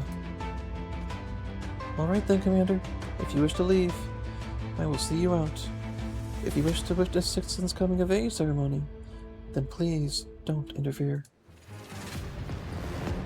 The projection vanishes. Behind us, a spiked iron grill rises from the floor, blocking out Sextans from us. Which means that the ceremony, temporarily suspended for her conversation with me, is now resuming. Damn it! Sextans, don't get any closer! I try to break through the iron grill to reach Sextans, but the ash gray-haired dolls surround us when I do that. Those who interfere. They didn't use distance to the advantage like our nemesis. The barrage of gunfire and smoke subsides. Team Groza and Defy finally defeated the Paradeus dolls. Ataraxis simply stands at the side through all of this, watching in silence. She didn't interfere in our fight, nor did she lure in Sextans to continue the coming-of-age ceremony. Although the whole situation happened because of her, she acts as if everything happening now has nothing to do with her at all. I turn to look at Sextans. She stands motionless before the Boojum's enormous body, seemingly thinking something through. However, I notice her fingertips trembling faintly. Sextans, you'll be devoured at this rate. Commander, what kind of existence am I to you? Now isn't the time for that. Come back with me first, then we can talk it through. Alright? If the question troubles you... No, well, fine. Even though you're annoying as our enemy, you've helped us out plenty since then, haven't you? So I'd say, I definitely call you a companion. A companion, huh? Like the numerous other dolls aboard the Elma? You've been for a long time already, as long as it is what you want. I'm glad then. From the moment I was born, I believed I was meant to become the singular existence that stood above everything else in this world. I thought about it endlessly. It was all I could ever think about how to trample on everyone else beneath my heel. But when I'm on the Elmo, I can simply be one doll among many. I can be the most ordinary of them. I can rely on others, rely on you, and like the rest of them, trust you with everything about my existence. You can stay on the Elmo, no matter what kind of doll you wish to be. Coming back with us has to be better than being devoured by that scary thing in front of you, right? I'm sorry. I can't go back with you. The Boojum inside me can, at any moment, by some method, alter my neurocloud and force me to take actions I would never choose. A me in that state, to you, would only be a hidden threat rooted in your midst. But merging with that revolting thing in front of you doesn't solve the problem either. We'll find a way as long as we manage to leave this place. No, Commander, you don't understand. What I need is right here. A part of me, which is my other half, comes from the thing standing before you. What? Sextans doesn't answer me. She steps forward, fixing her gaze on the thing before her. Its mass has doubled again in the time it took us to speak. The number of its tentacles, hands, have only grown. An eyeball splits open in the palm of each tentacle. They stare, they contemplate, they behold. Sexton stands before the many, a sacrifice offered unto them. For an instant, I catch a glimpse of the same mutations I saw when Sextans, Lucifer, and Igla underwent their mutations. I see them on the Boojum. A huge tree woven from flesh and blood. Perhaps even a moth unfolding its wings. Or perhaps some creature that just doesn't belong in any memory. I don't fully understand the specifics, but the Boojum inside me originated from that. The protocol within me is connected to that through the Boojum network between us. So I need to sever that link. Sever it? How do you plan to do that? When it calls out to me, it also exposes the part inside that is bound to me. All I have to do is cut that off, and I'll no longer be controlled. Of course, if I fail, I've also prepared a way to take it down with me. That's too reckless. I can't let you do that. If everything fails, I'll just let it devour me. That way, at the very least, there'd be one less doll who had hurt the Elmo and would have gone on to hurt it more. Sexton smiles at me.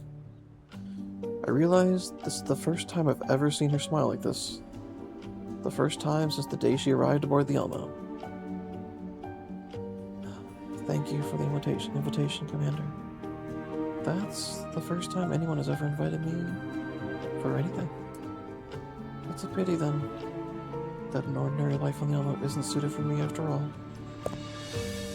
Sextans takes one more step forward and extends her hand. The tips of the Boojum tentacles split open soundlessly, forming an enormous, gluttonous whirlpool that climbs and coils around Sexton's body. Everyone, shoot those tentacles! Our bullets rain down upon the Boojum with great prejudice. I contribute what I can by emptying my remaining 2 magazines into it.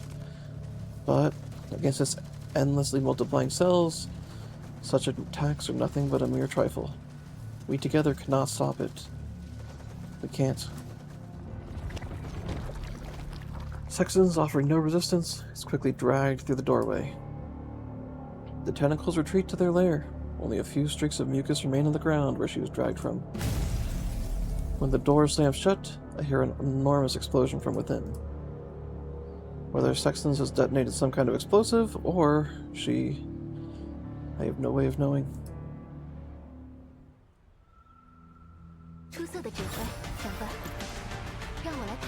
Dissever or self-destruct.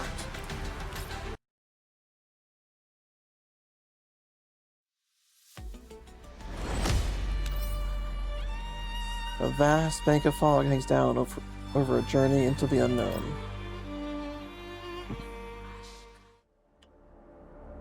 Is it over? Blood like black mucus seeps out through the seams of the door. For a moment, an immense silence looms over the whole castle. Ataraxis, who had been watching the whole thing from the side, still wears the same indifferent expression. When the enormous explosion reaches her ears, she only lifts her eyebrows slightly, her face expressing confusion. Why? Why would she cast herself aside? Because she had something she wanted to protect more. Are you incapable of at least understanding that much?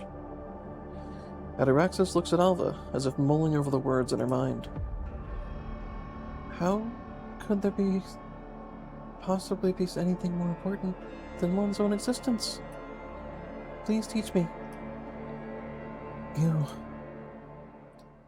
We won't be able to teach you that.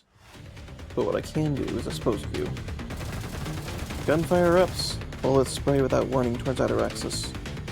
By the time the giant clicks of the assault rifles, firing pins striking empty echoes through the air, Ataraxis had already appeared behind Voimestina, which is precisely where the tip of a dagger is waiting for her. Of all the dolls present, only Voimestina is able to keep pace with their speed. Even Ataraxis seems mildly surprised.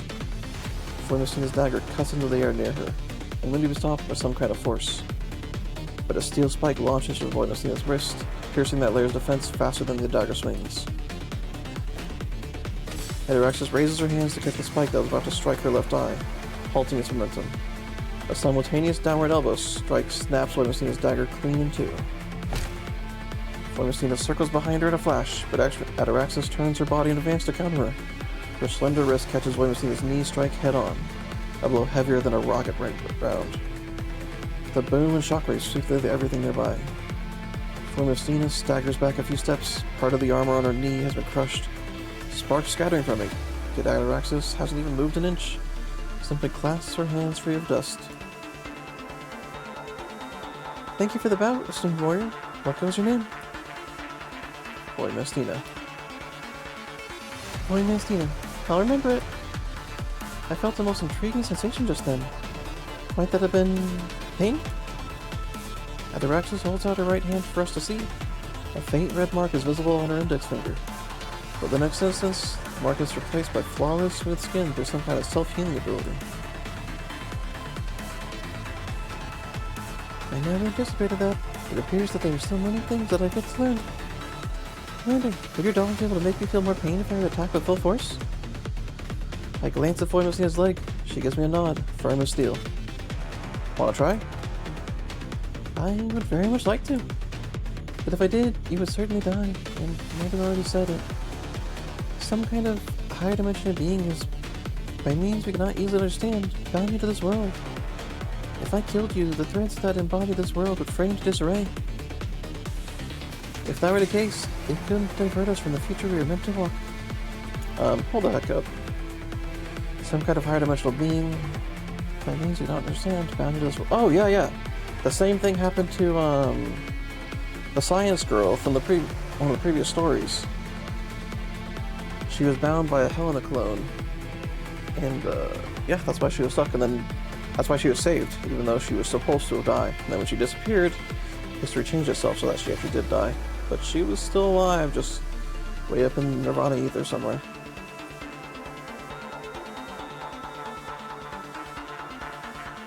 I didn't realize that makes sense, I just didn't realize the exact thing happened to the commander.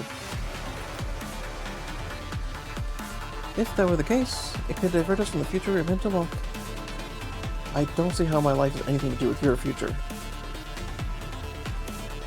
But you have already shaped my past. Others may perhaps overlook your significance. Mother understands you better than anyone. She knows how you changed the trajectory of this world. Commander, I'd never be born if you never fought those 8 rounds into William. And Mother's research would never have made such progress in such a short time. In a way, both you and she are my creators. So, I'll heed Mother's advice and let you leave. No, that alone is hardly enough to express my goodwill towards you. How about this then? I'll let you do as you please here. Plunder like a conqueror. Take whatever you want. Just don't be too greedy. Like a star saying goodbye to its audience, Ataraxis offers a small curtsy that disappears into the far end of the doom, leaving us with her parting words. There are too many things that could kill you here. Even God could get careless, and the dead cannot return. Meanwhile, behind the iron grille, 3 Bojums we encountered earlier have reappeared. The electronic shackles on their bodies are gone. Cerberus has returned, and now he guards the gates with great fervor. He's guarding the gates of Hellhands. What shall we do, Commander? I stare at the tightly shut door before us, hoping for some kind of movement within to rekindle my hope. But there's none. Damn it, is our only option to abandon her? It's not just Sextans, we'd also have to abandon the girl trapped within the Bujum. Commander, the detonation points around the building have been confirmed. The moment you're clear, we'll have Meki trigger the explosives. Commander, I understand how you feel, but we've already been inside the red zone for 110 hours. Your body. Don't worry, this paltry amount of radiation can't hurt me. Anyway, deal with the immediate threat first and secure our retreat. Roger.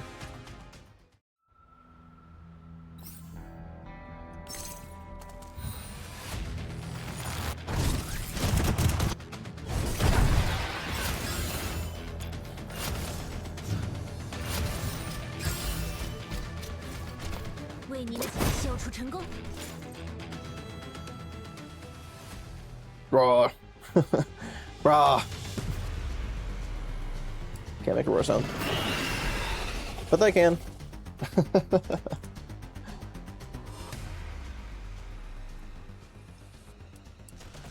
One of the Bujums suddenly erupts with a piercing shriek in front of us. Ignoring all attacks, it charges madly at Paradeus. Paradeus is unable to dodge in time. She gets slammed against the wall by the beast's enormous strength. The Bujum's eyes flare red. It paws frantically at the floor with its hooves, gathering momentum for another charge at Paradeus. Hey, watch out! Kralik dives forward to tackle Paradeus. The two of them roll out of the way together. The Bujum barely scrapes past their bodies as it slams into the tightly shut door, creating a massive crater on it. Thanks. I thought that was it for me.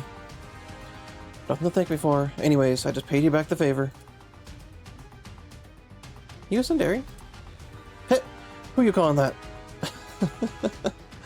While the two of them dodge another attack, the other 2 Bujums, their injured ribcapes heaving with labored breath, fix their blood-red eyes in their position, ready to attack at any moment. Wait, these Bujums seem abnormal. Their target is that door. Paradeus, Kralik, get out of the way. The 2 of them leaped on the sides of the door. All 3 beasts charged forward at once. Duck. But the door is not as fragile as it seems. It only gives off a dull echo, continuing to hold its position firmly, guarding the boundary between the 2 rooms. More roaring. The 3 Bujums turn their gaze towards the door. They stop paying attention to our attacks and shift their assault toward the door. Commander, this is a great chance for us to retreat. Commander, please prioritize your own safety. Commander, please give the order. Thunk, thunk, thunk. The thunderous impacts within the hall refuse to fade away. Bizarre. There is no other way to describe this behavior. I felt myself ponder. Alpha's right. This is the best moment for us to retreat. But deep down, I can't shake the feeling that a truth I have yet to uncover lies beneath the Bujum's strange behavior. Yeah, they're connected to H-35, probably. Retreat? But we still have no leads on that girl. Melanie, can you still sense that girl? I can. Commander, that girl is still alive. She's very weak, but her consciousness is still there. These Bujums charging in, they're trying to repair that monster inside. I turn toward the door. One of the Bujums, its injured horn lowered, is barreling toward it. After all those violent impacts, the door is now riddled with dents and craters. It no longer seems as impregnable as it did with the start. Following this latest impact comes a deep boom that sends tremors through the whole portico below the stairs. Dust and debris fall down from the dome ceiling. Looks like that ancient brick stone wall will be the first to surrender. The second and third Bujums charge in out one after another. before the echo can even fade. Compared to when Ataraxis was controlling them, they move with neither order nor technique. They channel nothing but their savagery of wanton force, hurling their weight at this barrier. Boom! It broke down. The whole wall, probably. After an earth-shattering crash, the door is finally ripped from its frames, slamming into the ground with enough force to kick up a plume of dust and smoke. At last, I can see now clearly what lies behind the door, a great rot. My eyes scan the scene hidden behind those wooden windows, and I pause. Therein lies a sight grotesque enough to make the unprepared wretch. The unprepared throw up, yep. The walls and soon the room had been marred for eternity by spattered blood and chunks of mangled tissue. Sextans must have detonated what was the most powerful explosives we had aboard the Elmo. Okay. That enormous mass of flesh, formed by weaving countless intertwined tentacles, now crawls on the floor, writhing as if struggling to reassemble itself. It has lost the intimidating presence it had before. Its tentacles lie scattered and broken, its eyeballs roll across the ground. Its wounds twitch faintly beneath layers of overlapping tissue, seemingly trying to mend themselves, but the damage is too great. They cannot heal immediately. But the three Boojums charge at the creature before we can react. One after another, they sink into the enormous body and are absorbed, becoming parts of its flesh. Melanie, are you sure? I'm sure. Beep, beep, beep. The detection device Alva carries let out a series of alerts. This is a signal similar to the previous one. So this is what was emitting the abnormal pulse we detected? Commander, it's repairing itself. If we don't retreat now, it'll be too late. I glance at Melody, then at the massive Boojum within, now stirring once again. We can't. There's still someone alive in there. I run towards the doorway, toward the direction of Melanie sends to Helena.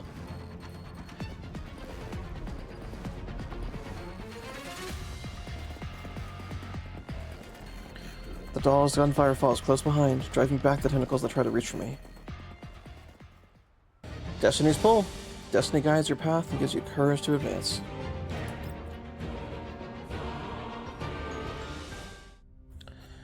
Beneath the Boojum's massive body lies what appears to be a network of low-temperature pipes and reaction systems. Some kind of liquid courses through them, maintaining a deathly equilibrium. I only realized when I looked closer that the liquid is filled with the appears to be like flesh and tissue. The Boojum's body is the final destination for the flow of nutrient solution. Very gross.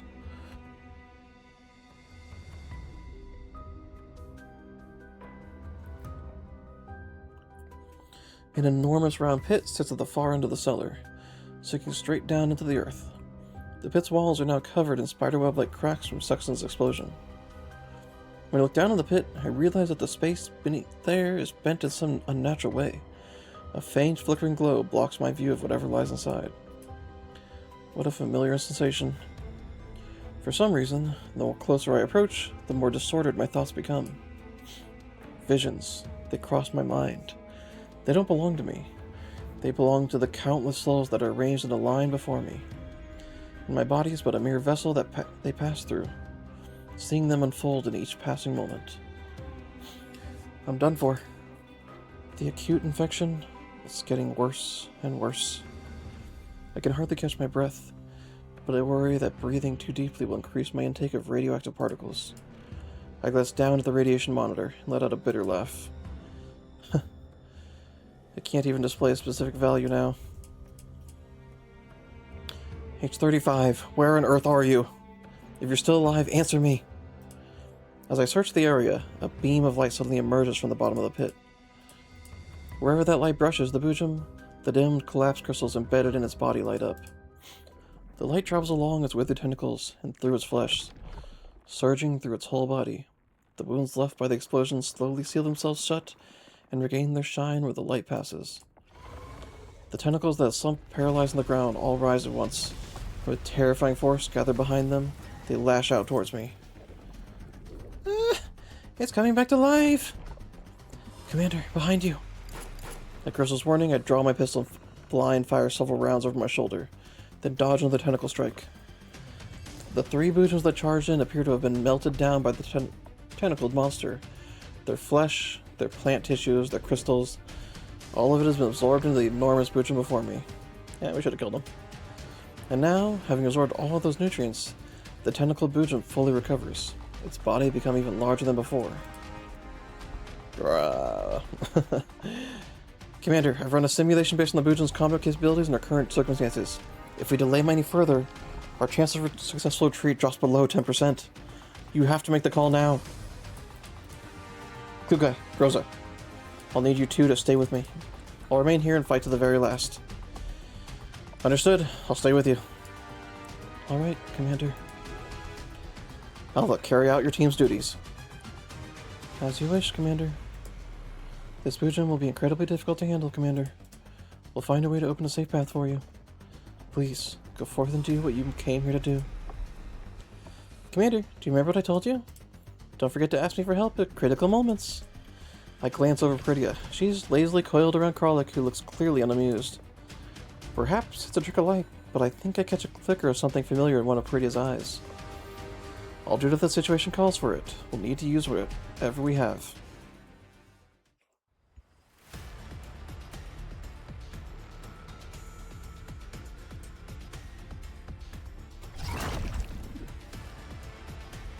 That is literally just a spine with arms.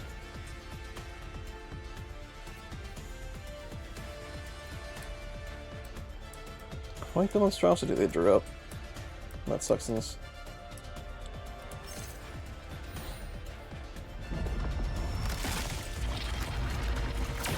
Yeah, that's just disgusting. Blood tentacle!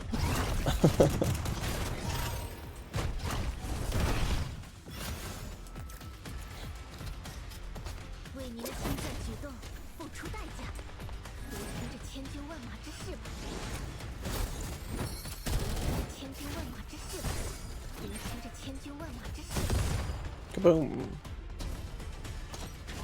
It has so much damage reduction, it's not turn 1 death. Where is it? Not quite. It's almost.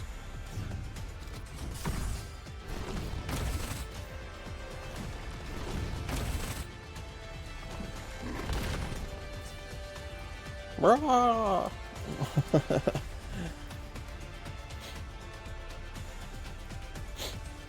It shakes around the way. The ground around me is already splattered with a layer of Bujum tissue torn apart by gunfire. Compared to the Paradeus labs I've broken into the past, this underground lab isn't really all that large. It looks even more cramped because of the huge Bujum before us. But after searching for tanks that would have held Helenas like the one I found before, or some other hidden space, I failed to find any traces of H-35 after a thorough search. Suddenly, a tentacle that slipped through the blanket of gunfire cuts off my path. The Bujum tentacle raises up its tip up high. It stops in front of me. And at the center of its palm-like end, its slick, oily skin tears open. An eyeball stares quietly at me. I don't dare to make any sudden moves. I can only meet its gaze in silence. Da-da-da-da-da. Seeing me trapped by the tentacle, the dolls immediately move to help me, launching their attack on it. Driven back repeatedly by the overwhelming firepower, the Bujum seems to feel pain, or perhaps merely discontent. Lets out a low, muffled whimper. Go. Come, man. What? Commander. Go.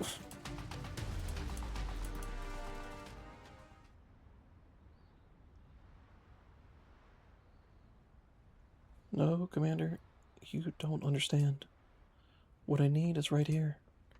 The part of me, which is my other half, comes from the thing standing before me. That's right. Back in Lviv, Igla was the same way. Could it be that the Bujum is carrying Sextans? I call out hesitantly. Sextans? As though the Bujum struck by some kind of shock, it lets out a long, high-pitched wail of grief. Really? If that's the case, how do we get you out of here? Right, last time what we did was... I pick up the comms device. Everyone, Sextans is alive. She's currently fused to the Bujum and unable to control herself, so she may attack us at any moment. For now, do whatever you can to keep those tentacles pinned down. I'll think of a way to solve this. With the tactics laid out, each squad carefully carries out their assigned role. The Bujum writhes and twists before me. Its tentacles nearly seize me several times, yet they always veer away at the last moment. I can feel that Sextans is doing her best to resist that invisible controlling force, but...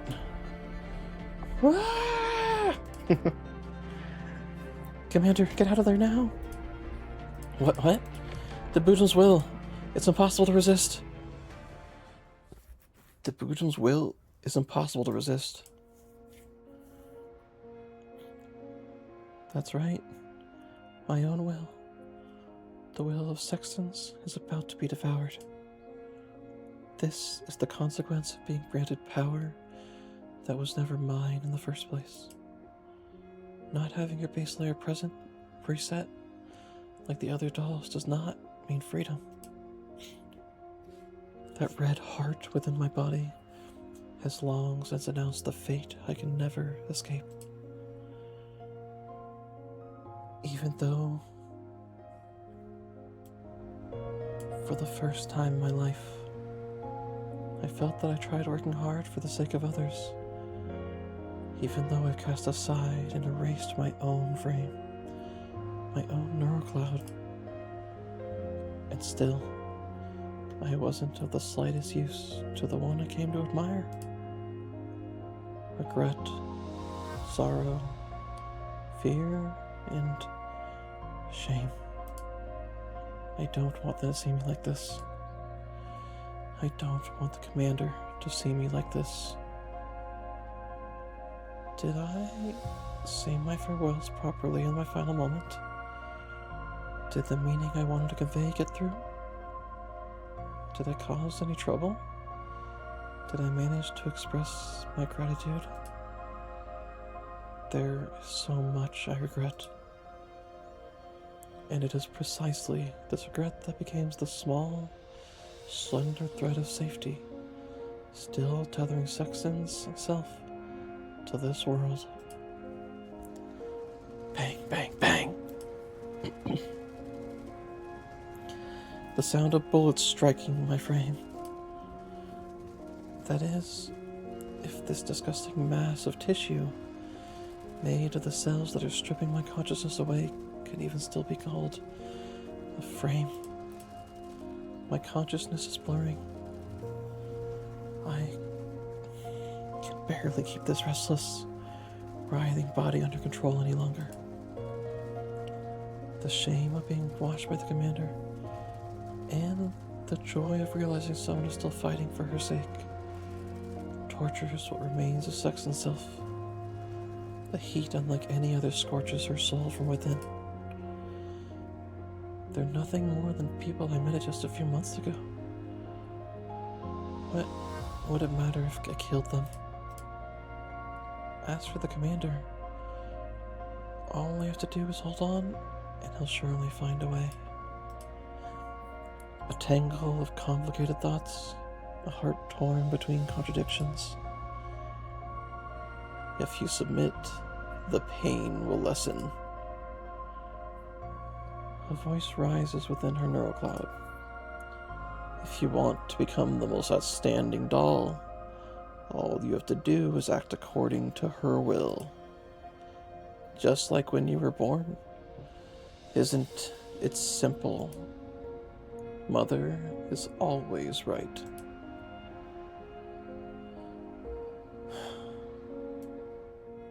It's you again. Every single time. But every time, you grow a little stronger, don't you? Don't you remember? Think of how the people who once signed agreements with you treated you like royalty. Think of how those weaker dolls bowed in submission before you. If you had stayed on that trajectory, the whole conglomerate would have fell within your grasp. Moving forward, you need only gather enough leverage, and you'd arrive at the destination set for you. Wouldn't you? Have you remembered already those memories of the past? my past memories have been restored? That's right. It does seem like much time has passed. The neural cloud data from my birth onwards, weaving into the storage, arranging into scene after scene. No, that isn't storage. That's a brain. That initial trivial gift of data multiplied and grew without end, born as a faint voice in her mind. It spread little by little to take root in every part of her, until at last it became a brain, commanding her whole body. It will eventually replace her neural cloud and become her personality, her thoughts, her memory. And the consciousness named Sextans will be driven away to the darkest of corners. She has completed her rebirth. Very good. Next, kill every one of those meddlesome pests in front of you. The Buddha's body suddenly splits open, exposing the pale spine within. It begins to flush a sinister blood red from bottom to top, as if countless blood vessels were dilating beneath the skin. The next moment is akin to a volcanic eruption. Hundreds of tentacles burst forth from its body, from the ground and from the walls, from every crack and crevice, surging towards me like free-flowing lava. What? Is there no escape? I'm surrounded by tentacles in an instant. The slick, viscous feeling wraps around me, making it nearly impossible to breathe. The dolls scramble to coordinate their deployment on the comms channel, trying to carve out a path to survival for me. There are too many tentacles. I can't break free right now. Is there nothing I can do? If this keeps up. As the tentacles wrap around my body, they begin to multiply, seemingly want to assimilate me too. The protective suit is torn apart at one spot. Collapsed radiation alarms begin flashing fiercely at my red. Fiercely red in my eyes, basically. But since I'm right next to the giant Pushin's mouth, radiation is the least of my immediate worries. Was Sextans unable to endure? It looks like we have no other means to change the outcome. Commander. Melanie? No, that voice. Although it's similar, it isn't Melanie. Could it be Helena? But... heavy coughing. It's so hard to breathe I can't think clearly. There isn't much room for thinking anyways, being in my position.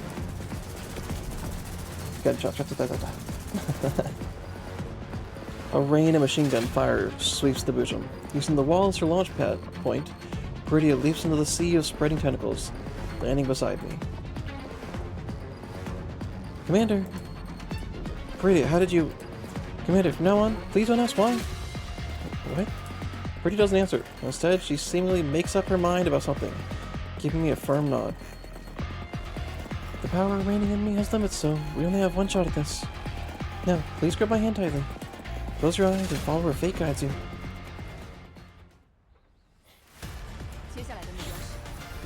Catcrow, what's going on? Like, literally? That was pretty sad. Rebirth. The old world shall collapse and everything will happen again.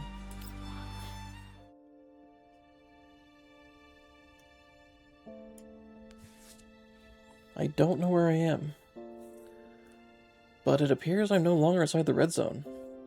If this really is Paradeus' doing, then her power is way more awe-inspiring than what 3rd gen dolls can do. I feel as though all things lie prostrated beneath my feet, while I myself rise endlessly upwards until I reach the highest point of it all.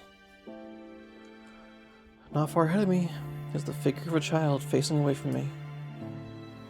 Helena? Or Melanie?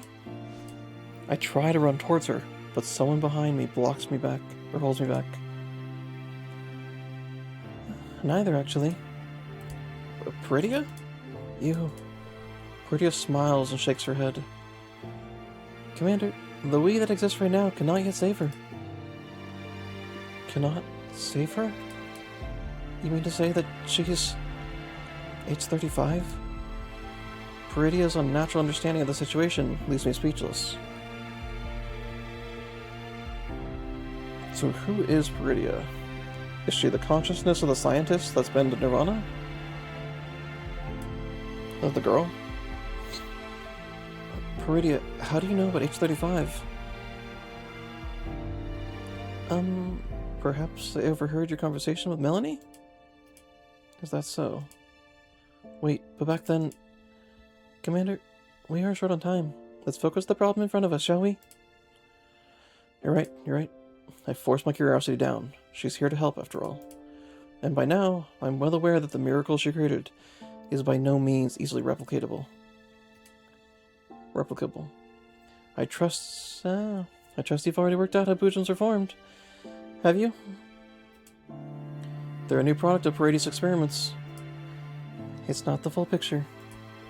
Bujums are born through Paradeus' modifications. They are another partial form of organism. As for the Helenas, they control them through a connection no one fully understands. The one we face now has grown extra powerful thanks to the special energy provided by age 35.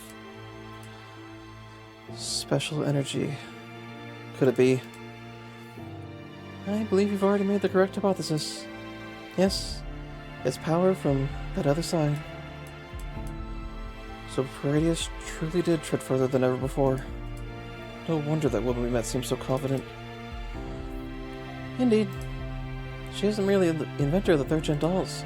She is also the architect of the whole Bujum biological systems, and the teacher who creates the Helenas.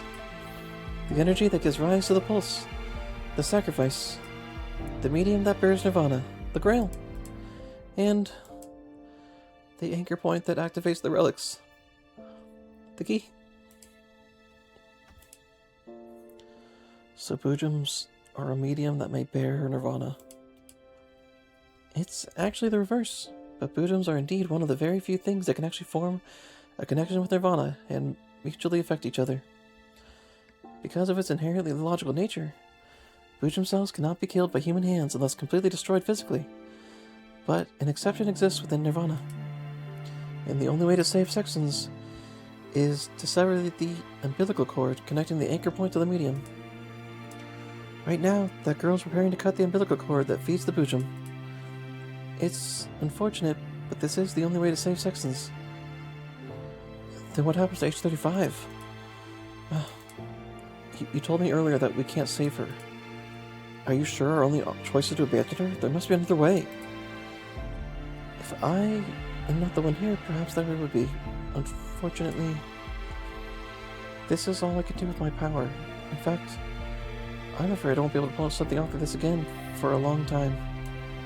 However, if you can wound that Bujum severely enough, it will fall into a state of weakness. That way it won't be able to harm the girl any further. That is a form of rescue too, if that's something you can accept. Can't we just kill it outright? That's almost impossible.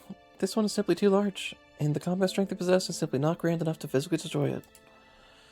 That is why that girl wants to cut the umbilical cord. Sextans will separate it from the Bujum once that happens, and they'll only need to rescue her, just like we did before. I still have enough power to protect you from being eroded by the Bujum cells. Please, act quickly once we leave this place. Commander, I'm leaving this in your hands.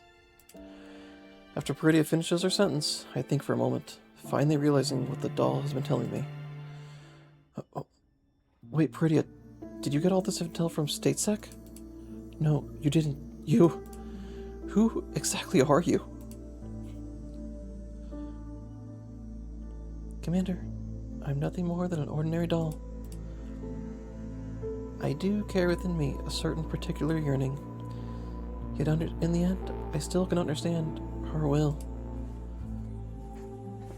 But at the least,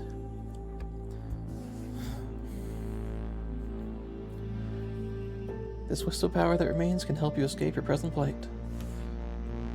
And assure that girl won't have any more of her life force drained out by the Bujum. I never understood why she chose me, but perhaps she did so for this very moment. Commander, you are a man beloved and longed after by God. You know? Now then, let's begin.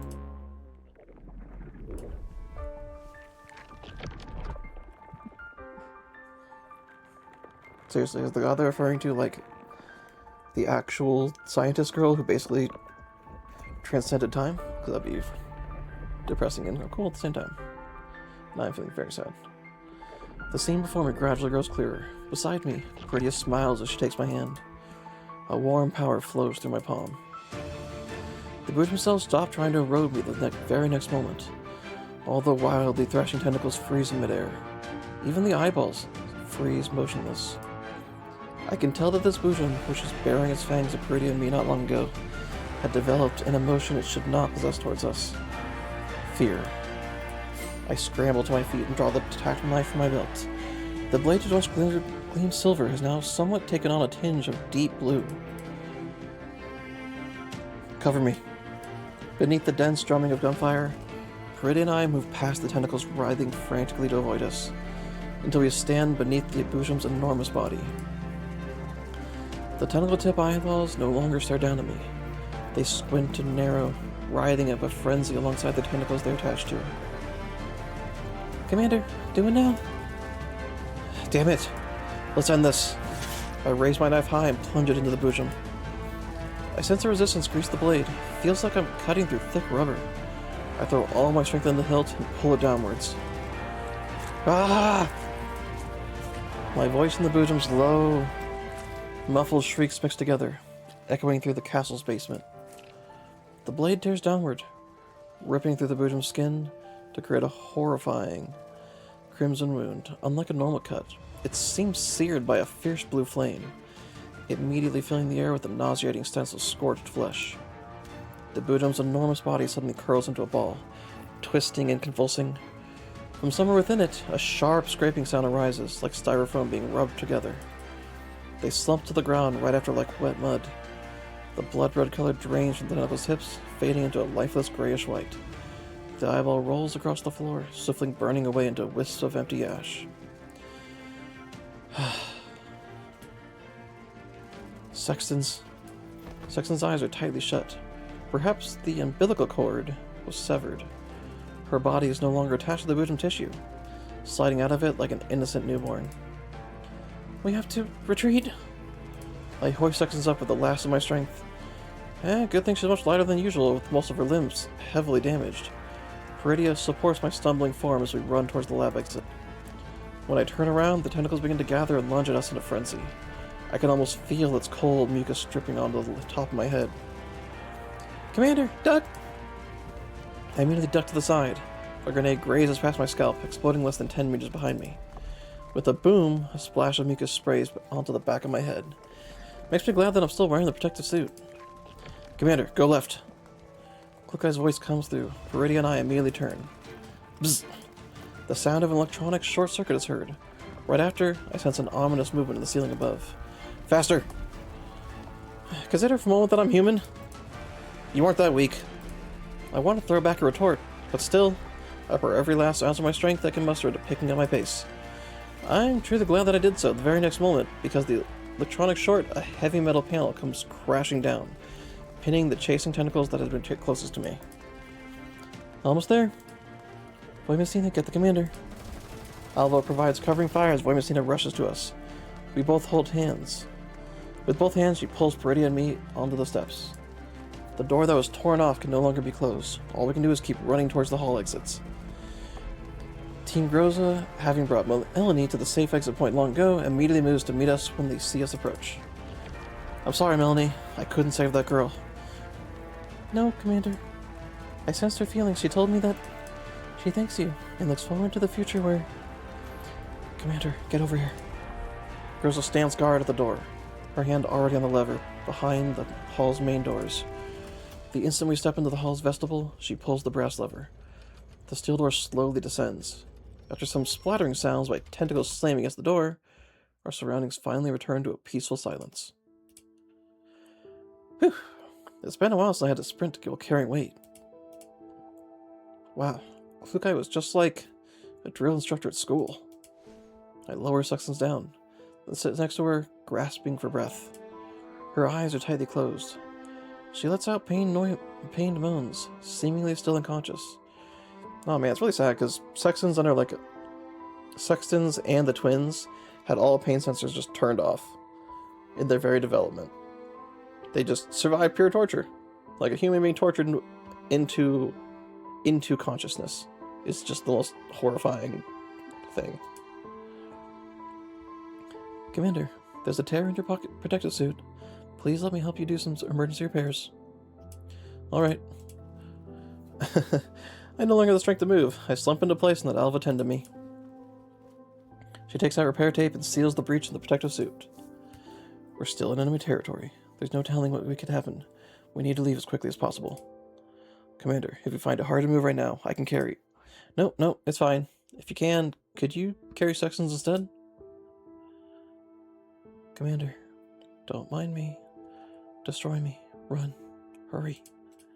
I'm about to hand Sextans over to Wormastina when her eyes suddenly open. She looks at me with despair. There's another one inside me. It's my curse. I don't know why it's quiet now. But this is your only chance. Hurry. Please. Leave me. You've already been saved, Sextans. Thanks to Paradeus H35, that thing will no longer trouble you. Now we can finally go home. Let's go back to the Elmo. Home? The Elmo?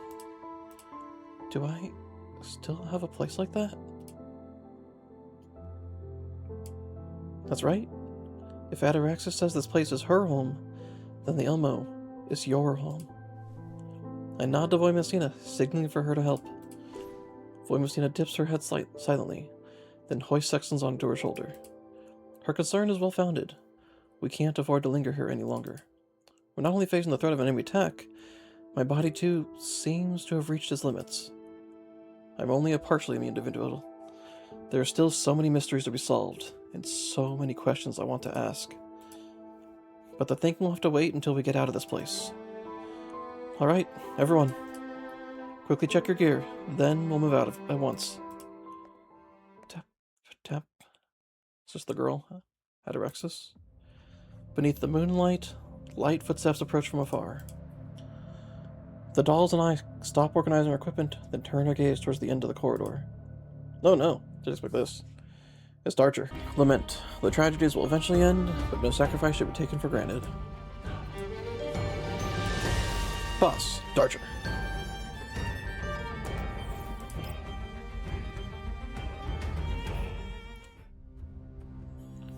The girl's parasol blocks the moonlight pouring down, shrouding her in a flower-like shadow. She lowers her gaze at Sextans, currently draped over Voimastina's shoulder. Her lips form a cruel smile.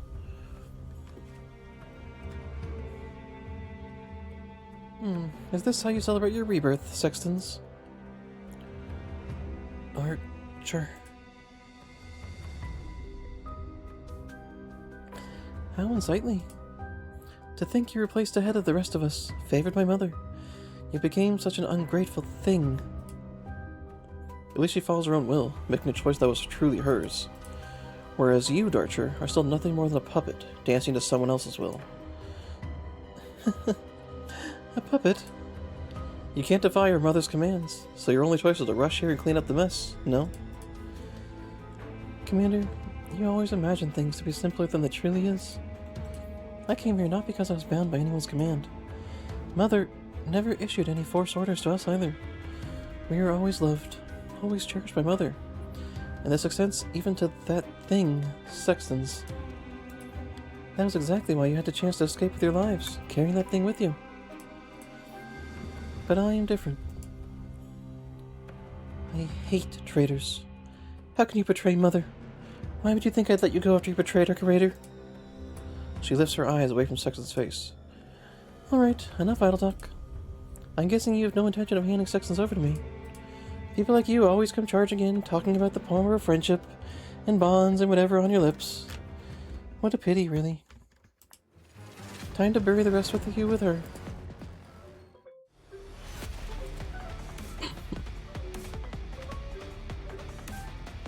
If it was like her model, but I don't know, aged 6 or 7 years, she'd be so much cooler.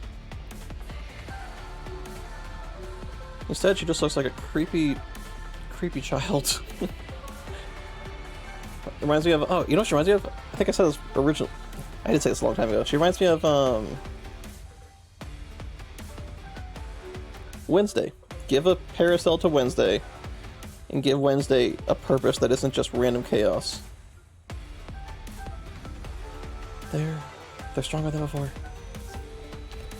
Ah, Miss Groza. I still call you that for now. Your courage in facing me after going through all that is quite admirable.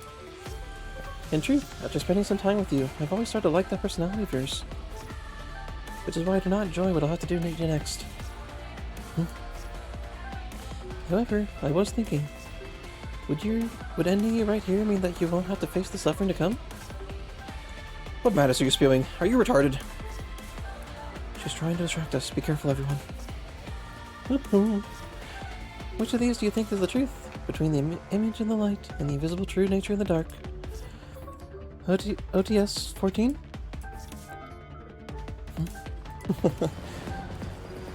Mimosina, she's heading your way. With a light turn of Dartra's wrist, the Parasol's canopy managed to block the bullets fired at her back.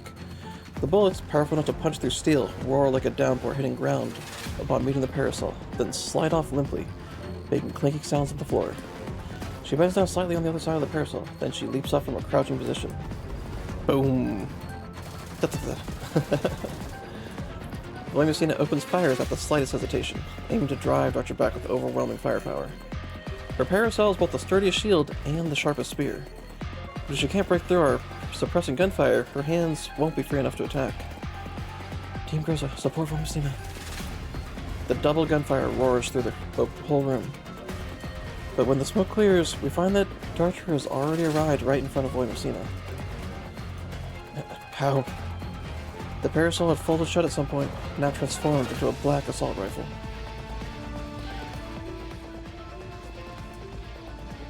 Dartra makes no move to evade. She takes every bullet Mimosina fires head-on, riddling her frame with horrifying bullet holes. But the muzzle of her weapon had long since been trained on Sextans. No! Bang. Oh, my alarm.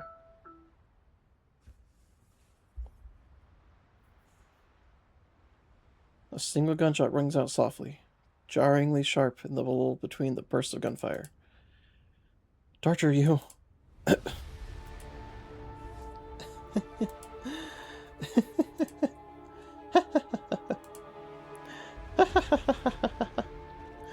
I imagine like an evil child laugh here, and I cannot do an evil child laugh.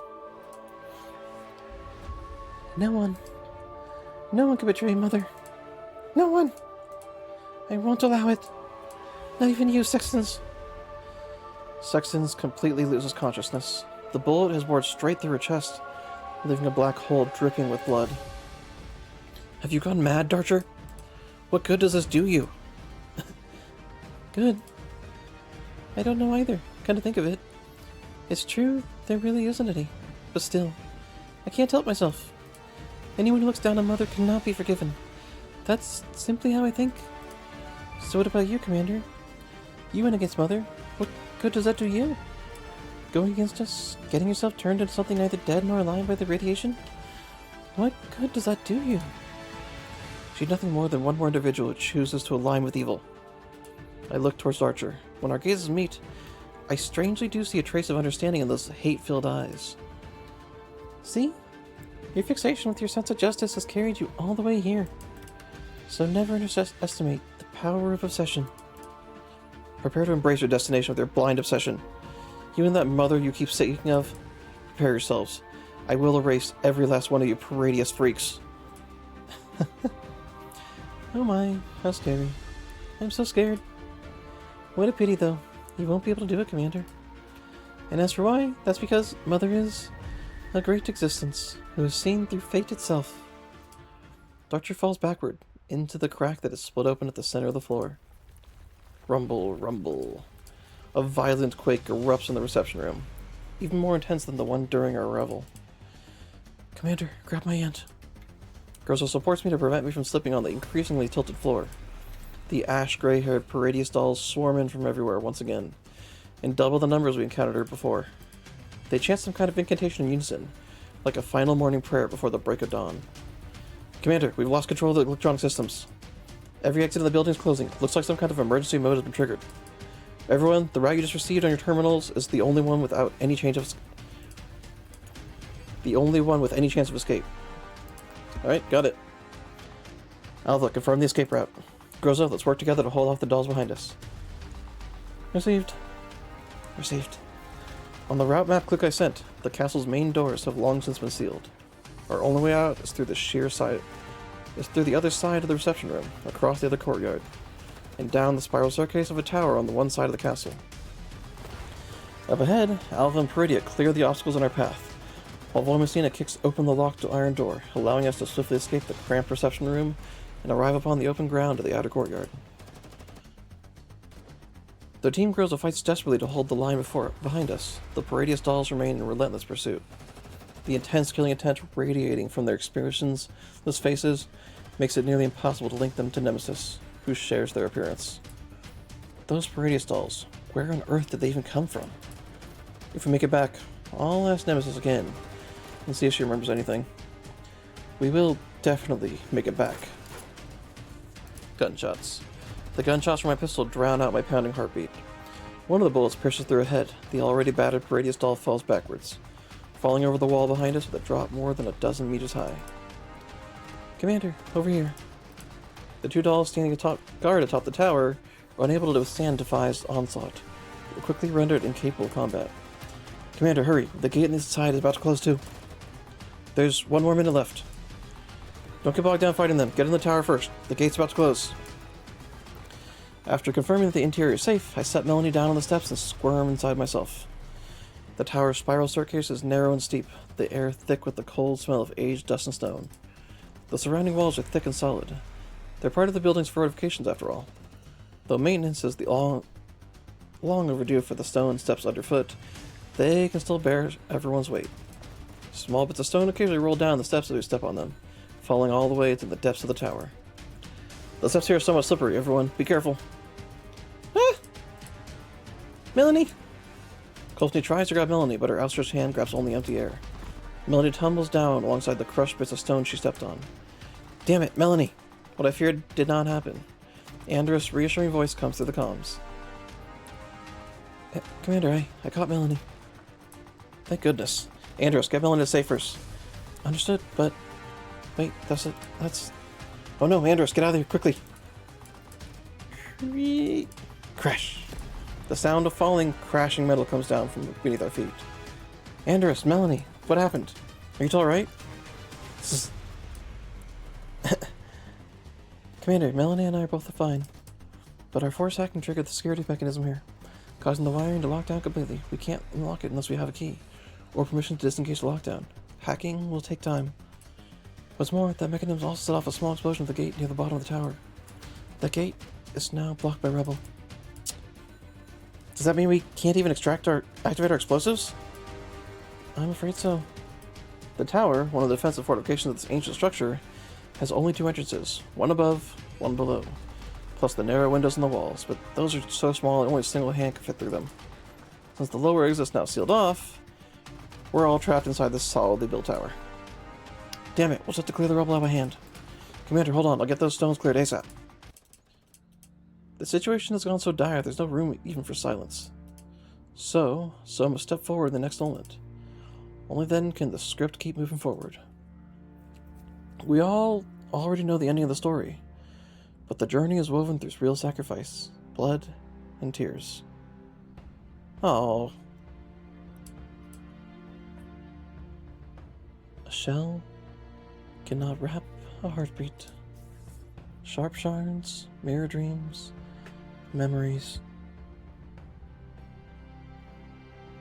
Nemesis. Nemesis, don't. You bastard, what are you doing? Let go! Let go! How about let's go? Bang! After Nemesis shoves Kralik, the last one still outside with her in the tower, the door slams shut with a bang. Beep, beep, beep. Our demolition setup, which has gone dark due to the security break lockdown, comes back online. I don't know how things turned out this way, or rather, there are so many questions I want to ask. But all that answers me is the overwhelming tremor and the deafening sound of the explosion. At the very edge of your vision, Her hollow form appears once again. Oh. Sad music, let's turn it up. The next day. Mei Ling, let's begin. Alright. Mei Ling no longer trembles in the ops room. She grips the handheld terminal so tightly that her knuckles turn white. The casualty list for this mission is laid out in detail in the center of the room. The squads that stayed behind to guard the Elmo sustained relatively light injuries. Their frames can be repaired by replacing parts. Nope, that was Millie talking. So the squads that stayed behind to guard the Elmo sustained relatively light injuries. Their frames can be repaired by replacing parts. Besides that, Helena's neurocloud suffered minor damage. Data recovery will be performed during your next routine maintenance. Among field personnel, 404's losses and injuries are relatively minor. Defi's losses were mainly ammunition and equipment. They said they'd do a detailed list once they get back, so it's not advice for now. Mei Ling pauses. She does her best to make her voice sound normal. Lastly, the squad with the most severe losses, Team Groza. Leader and Qualic are 30% frame damage. They're currently in their repair pods waiting for repair. Lastly, we have Nemesis. Status missing. The ops room sinks into silence. To be honest, I no longer remember much of what happened after that day. While waiting for rescue, the shock of the explosion gave me a mild concussion, and prolonged exposure to collapse radiation rendered me unconscious for some time. I'm told we were rescued from the tower by 404 not long after the explosion. We discovered that the castle's entire courtyard area had been blown to smithereens. Team Groza and Squad 404 escorted Melanie and me back to the Elma first, while Alva, Vormestein, and Paradeus stayed for some time near the castle, waiting for the fire from the explosion to die down before making a preliminary assessment of the situation. According to their report, the severed bits of those Paradeus dolls got mixed together after the explosion. They couldn't identify which one of them was part of Nemesis' frame. Once they have some rest and relaxation, they will conduct another in-depth investigation of the area surrounding the old castle. We've decided to put Nemesis as missing for now, at least until her frame can be conclusively confirmed destroyed. How is Sextans doing, by the way? Is there still a chance for her to wake up? The Sextans' current condition is beyond what I can handle, so for now, I've handed over to Miss Dandelion. Well, let's just leave it to her then. Mei Ling's understanding of third-gen dolls is limited. I mean, they are partially bio dolls because of the Boojum cells. All we can do now is to wait and see if Dandelion can do anything. Still, we did bring back her frame, so there's always hope that she might wake up. After that, each squad that took part in the mission gave their own mission report.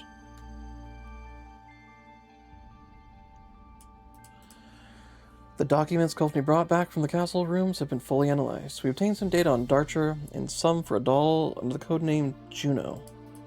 The contents indicate that both dolls have recently returned to that castle for frame maintenance. Although we don't know why they did so, it must have been connected to Sextans' rebirth ceremony. Perhaps Darcher's abnormal behavior is actually connected to this chain of events. I also managed to confirm many things previously unknown through this mission. First, regarding Paradeus activities. After I shot William dead, new individuals kept rising within Paradeus, taking over and attempting to continue the research he had conducted back then. Chilveg is not alone. She's not even dead, I don't think. What was Chilveg? Chilveg made it to Nirvana, but couldn't enter the doorway, because the scientist stopped her. Then the scientist trapped her, but another scientist sort of resurrected her back somewhere. That's how that story ended. And the Leave-Of incident wasn't some aftershock from 10 years ago, but an entirely new probe attempt by Paradeus. Second, I initially thought that third-gen dolls were merely employed by the conglomerate. But now it seems that things aren't that simple. The conglomerate and someone within Paradeus appear to jointly hold authority over them. Perhaps the specifics will only become clear once Dandelion finishes dealing with Sexton's situation. Still, we now know that Paradeus and Conglomerate are fully in league with one another. We can even say that the Paradeus is ambitious enough that they swallow the Conglomerate whole if they could do it. You can tell from the degree of the third-gen doll's chokehold over the Conglomerate that they've clearly been working on this plan for a very long time. Lastly, regarding the Helena project. Melanie told me that the Helena, designated H-35 as a test subject, is currently heavily involved in Paradeus' experiments. My failure to rescue her is my biggest regret. I was so close to her back at that moment. But now that I think about it, what troubles me greatly is that the strange feeling I had when I approached her where she was. I remember feeling something like that back in Lviv as well. There may be subtle differences between them, but I'm quite certain that it's it's the same kind of thing. Commander. Commander. The meeting is over. I lift my head. Only then do I realize that everyone in the office room is staring at me. I wave my hand to let everyone leave, while I myself remain, sitting motionless in the chair. Ah, right. Paradeus, may I have a word with you? Sure. After everyone gathers their documents and leaves the room, I gesture for Paradeus to sit down beside me. Surely you must have much to ask me. Your thoughts are quite unstable, or unsuitable. Your thoughts are quite unsubtle. Ugh. You're right, but I don't know where to even begin. Then why not start with the special abilities I displayed? That should be what you're most interested in, no? Are you willing to talk about it? Let's start. We don't really have any other choice anyways. Commander, if we're talking about choices, you have to say that you have so many choices and options in your hand, yet you always choose the path that leads towards the future. You're an incredibly kind person. I think that's probably why the world chose you. The world chose me? That's right. It's exactly what you think it is. After all, though I'm the anchor point for her descendant, even I'm still not qualified enough to know her name. But you are qualified to know everything. And thus, at this moment, I sit here beside you. I fall silent again, waiting for Paradeus to speak. I don't know why she chose me. Perhaps it's because my processing power is great enough to support her in weaving a dream? Perhaps it was coincidence, or perhaps it was simply fate's arrangement. But in any case, she descended here, and upon leaving, she left behind a portion of her power. You already know that this is the power belonging to Nirvana. So you were able to temporarily suppress Bujans because of... I'm afraid that the me right now can no longer explain it to you well. What I can say is that she does not permit Bujans to enter Nirvana. And that power of Nirvana is also one of the few existences capable of completely annihilating Bujam.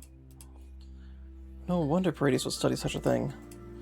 So, there's still so many questions I want to ask, but Paradeus shakes her head. It's alright. There's no need to rush to understand the answers. If you wish to create the future, there must be something unknown to you. And precisely because of that, you can do what she cannot.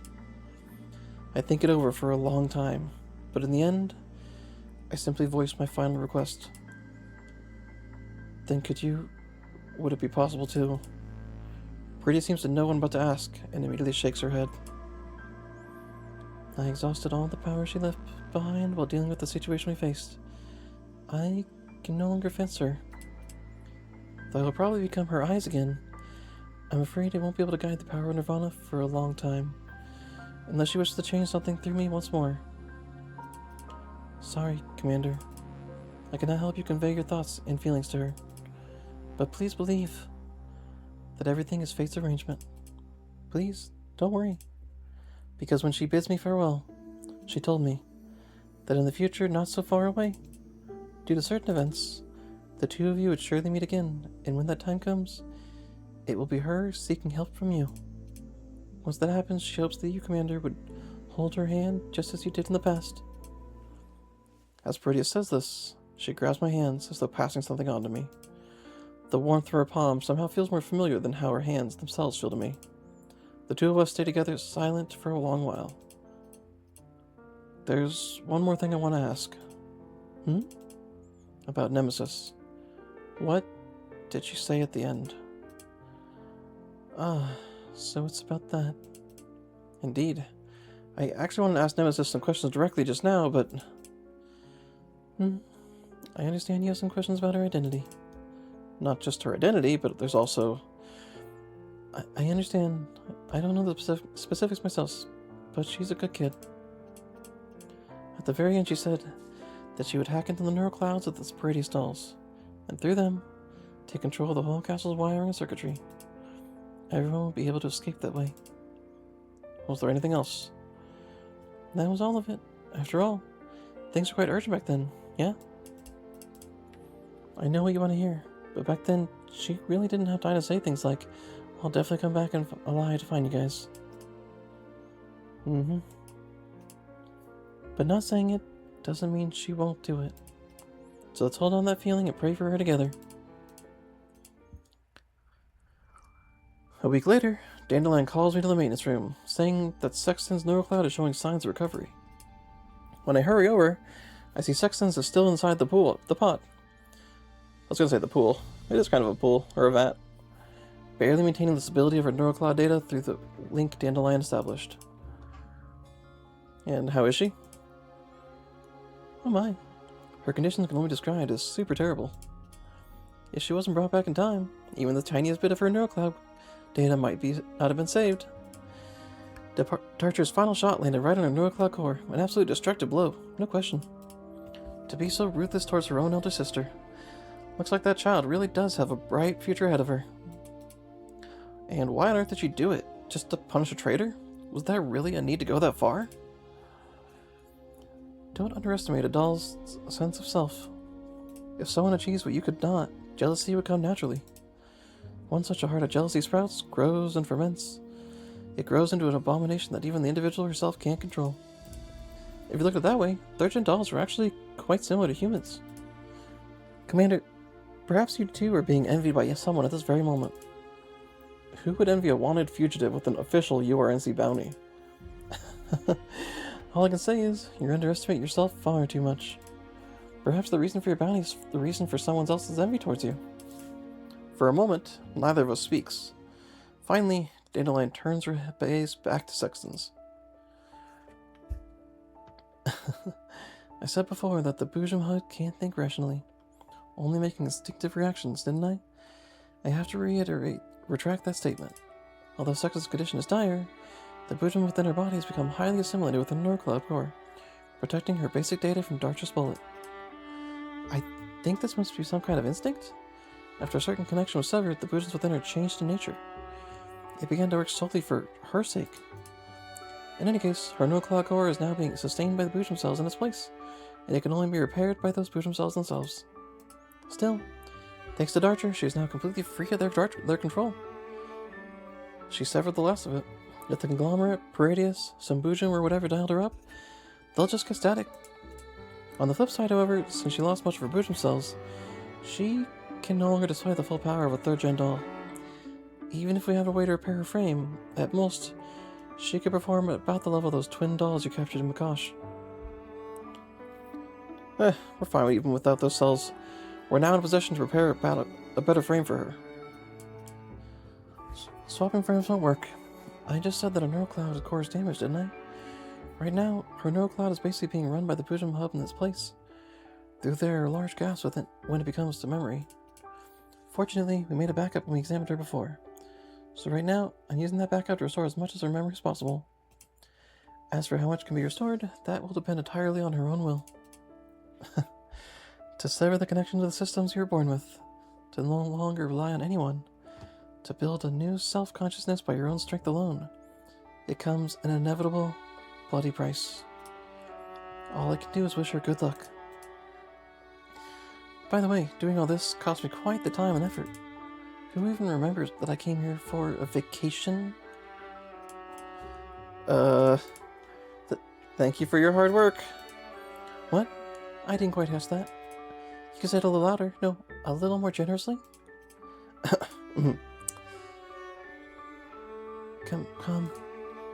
Commander? What terrible timing to wake up. And whose fault is that but yours, for being so loud? Ignoring Dandelion's protesting, I walk up to the pod containing Sextans and switch on my comms. Sextans, how are you feeling? I'm back. And she smiled. Yep, you're back on the Elmo. I'm so sorry. It's alright. If you can't remember the past, so be it. From now on, you remember the Elmo. That's the only thing you need to remember. Oh, if only the commander would be so kind and gentle with me too. I understand. And also, thank you, Miss Dandelion. Huh? You noticed me? And here I thought I was being quite discreet about it. But doesn't that mean your neuroclock reconstruction is already going well enough? well enough for you to perceive my presence? Looks like you start ordering her missing parts, Commander.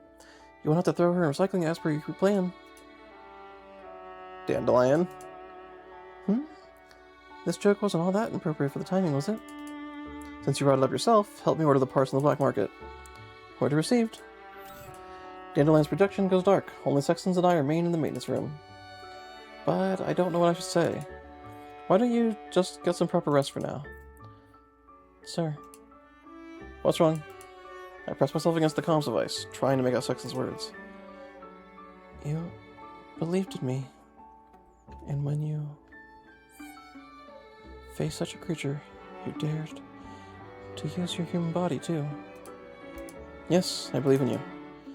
Even though I cannot be loyal? I understand what you mean, Sextans. A doll who possesses full authority over herself cannot pledge loyalty to anyone through the form of a code imprint. Those two things are mutually contradictory. But it also means we can try trusting each other. Just like everyone else aboard the Elmo. But, my lord, I cannot serve you at my original strength. I'm already useless. I'd give you a higher rating than you give yourself. You didn't just defy your own creator, you even defied the fate she imposed upon you. And what's more, you successfully mastered the Boojum cells within your body. You proved to us that a third-gen doll is capable of changing her own fate. I really hope they change Igla. I like Igla a lot. I want her free. I want Igla free, and I want Igla to be like, hey, look, I remember the master who was taken away from time itself. Science girl. And it's also because of you that the mask of that woman was pierced, letting me know who I should be bringing down from now on. My lord? Your life may have been relatively simple and straightforward in the past. They gave the orders, you carried them out. No need to question, no need to think. But from now on, you may have to deliberate on matters far more complicated. You must rely on the choices made by your own heart. You must now start learning about the world the same way a human infant does. You won't know that fire is hot until you touch it. You won't realize that a path has ended until you walk into a wall. This process will be quite painful. Perhaps you'll also go through struggles, doubts, soul-searching, and rebellion. But through this, you will discover a road never walked before, one that truly belongs solely to you. Of course, my understanding of doll technology is quite shallow, but I think that's more or less how the principle goes. You seem to be talking about a certain someone. No, I'm not. I give Sextans a smile. So right now, the you of the present is the best version of yourself. Rest well. I'll be waiting for you. As you command, my master. Tarcher had not anticipated that she would wake up so soon. Also, she still remembers what happened in that castle at the end. She killed Sextans with her own two hands. Upon realizing this, Darcher shudders. It means that her neurocloud is still perfectly intact. This seems like a deliberate punishment. Darcher surely shuts her eyes. Pretending to be asleep won't work, my child.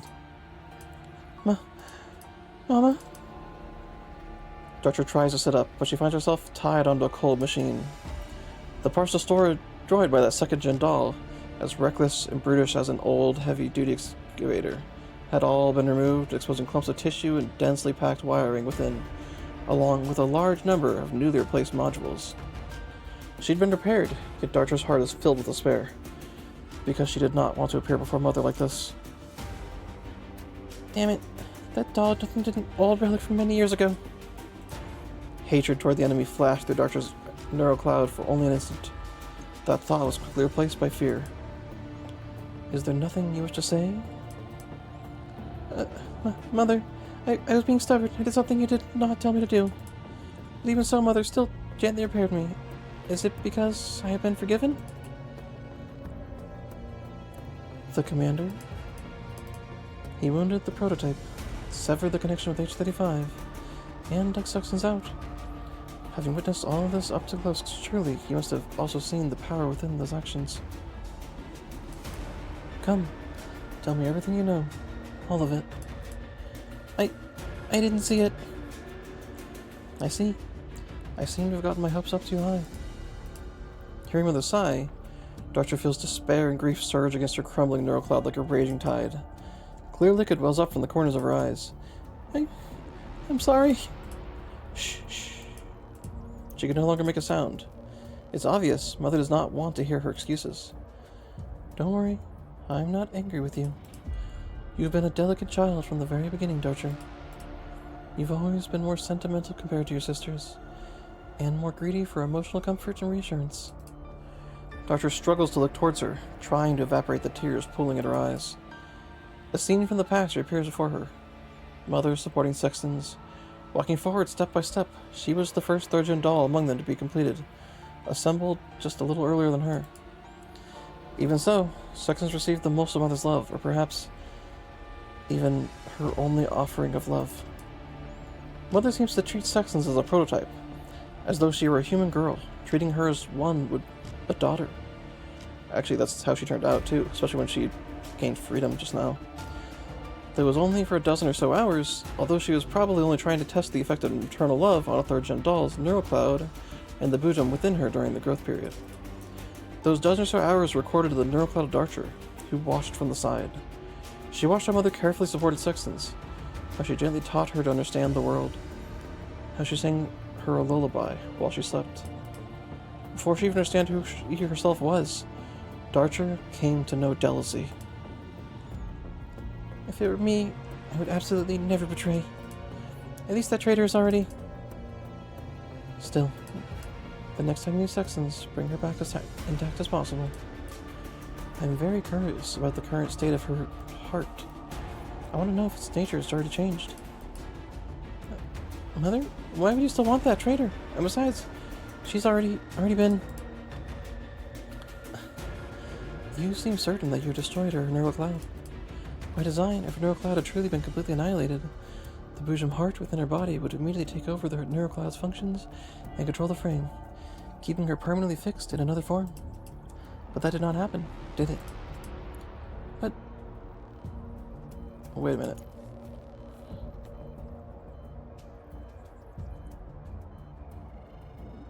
Oh, that's what happened, Igla. But I... The boojum heart cannot connect to the organic computing process of the neural cloud like a biological nerve. Oh, the boojum heart can connect to the computing process of the neural cloud like a biological nerve, enhancing processing capability to an extreme degree. As of now, I've only partially realized this function in Cocoon. Since it's tightly fused to the neural cloud core, and since boojum cells are capable of performing functions nearly as complex as what a brain can do, repairs to neural cloud core processes which are normally impossible could potentially succeed. Of course, the potential chance to succeed is very low, but since she is now connected to that commander, it is best not to trust such possibilities, no matter how low they might be. He is literally blessed by luck. From God. This is not a superstition, but my conclusion as a researcher. You will see Sextans again. Boojum? Backup? She will appear again before me? Doctor looked at Mother in shame. She had caused her so much trouble, yet couldn't seem to do anything right. For an instant, Doctor feels that perhaps she does not deserve any kind of comforting at all. But Mother walks over and strokes her head at that very moment. A gentle voice can be heard, singing that familiar sweet song, a song that she had never belonged to Darcher. Go to sleep, my precious child. Rest in your cradle, warm and cozy. Go to sleep, my precious child. Every beautiful blessing, every happiness in this world, all of it belongs to you. Darcher closes her eyes in bliss. Although she knows the Mother did not sing out of love, she has never felt so content in her entire life. Then boundless silence devours Darcher, sinking her consciousness into a deep void. Mother stares with satisfaction at the transparent jar on the table, labeled STR-01A247. Ooh, she still has a piece of her. A faintly squirming polymer mass lies within it, shimmering with a dazzling light. Those were the boojum cells once active within Sexton's body. Originating from the boojum prototype she used to grow all her gen dolls, Nourished by a doll's neurocloud and energy, it has now taken on properties and radiation wavelengths entirely different from Sextans' bosom others have. They had been excised by some kind of power, completely and wholly. And what's more, they had been killed. This is our first time seeing a Boojum truly die. Completely destroying the Boojum cells requires only high temperatures, but that is only a method to physically destroy them. Even she had never obtained a Boojum this intact. A Boojum that has ceased all biological activity, too. Back then, he shouldn't have been carrying any weapons or methods unknown to me, or things I'd never deployed within the laboratory. Even if the prototype can recover, the connection to that girl has likely been permanently severed, and in time, the growth progress the prototype received will also decline. The Sextans of present had become a doll not created by her. She had thoroughly attained freedom, and perhaps, in a certain way, became an entirely new individual. So you were capable of even such things, Commander. Fate truly does favor you so very much. No, this is love. You truly are our most fearsome opponent. Task Force Defy, contact attempt 7893, requesting connections. Connection established. Mona? Why are you the one answering the call? A certain secretary entered the period of radio silence for the sake of a coming big move, so the duty of communicating with you is now mine to take over. Alva, I've read that log for the mission. Violent as ever, I see. Well, if I've seen it around, that sort of thing is pretty much unavoidable, though. I'm on this comms channel, too. Then take it as a compliment. It's a compliment from a security doll, you know. That carries your weight. Besides, there really wasn't any other option at the time. Thank you for understanding.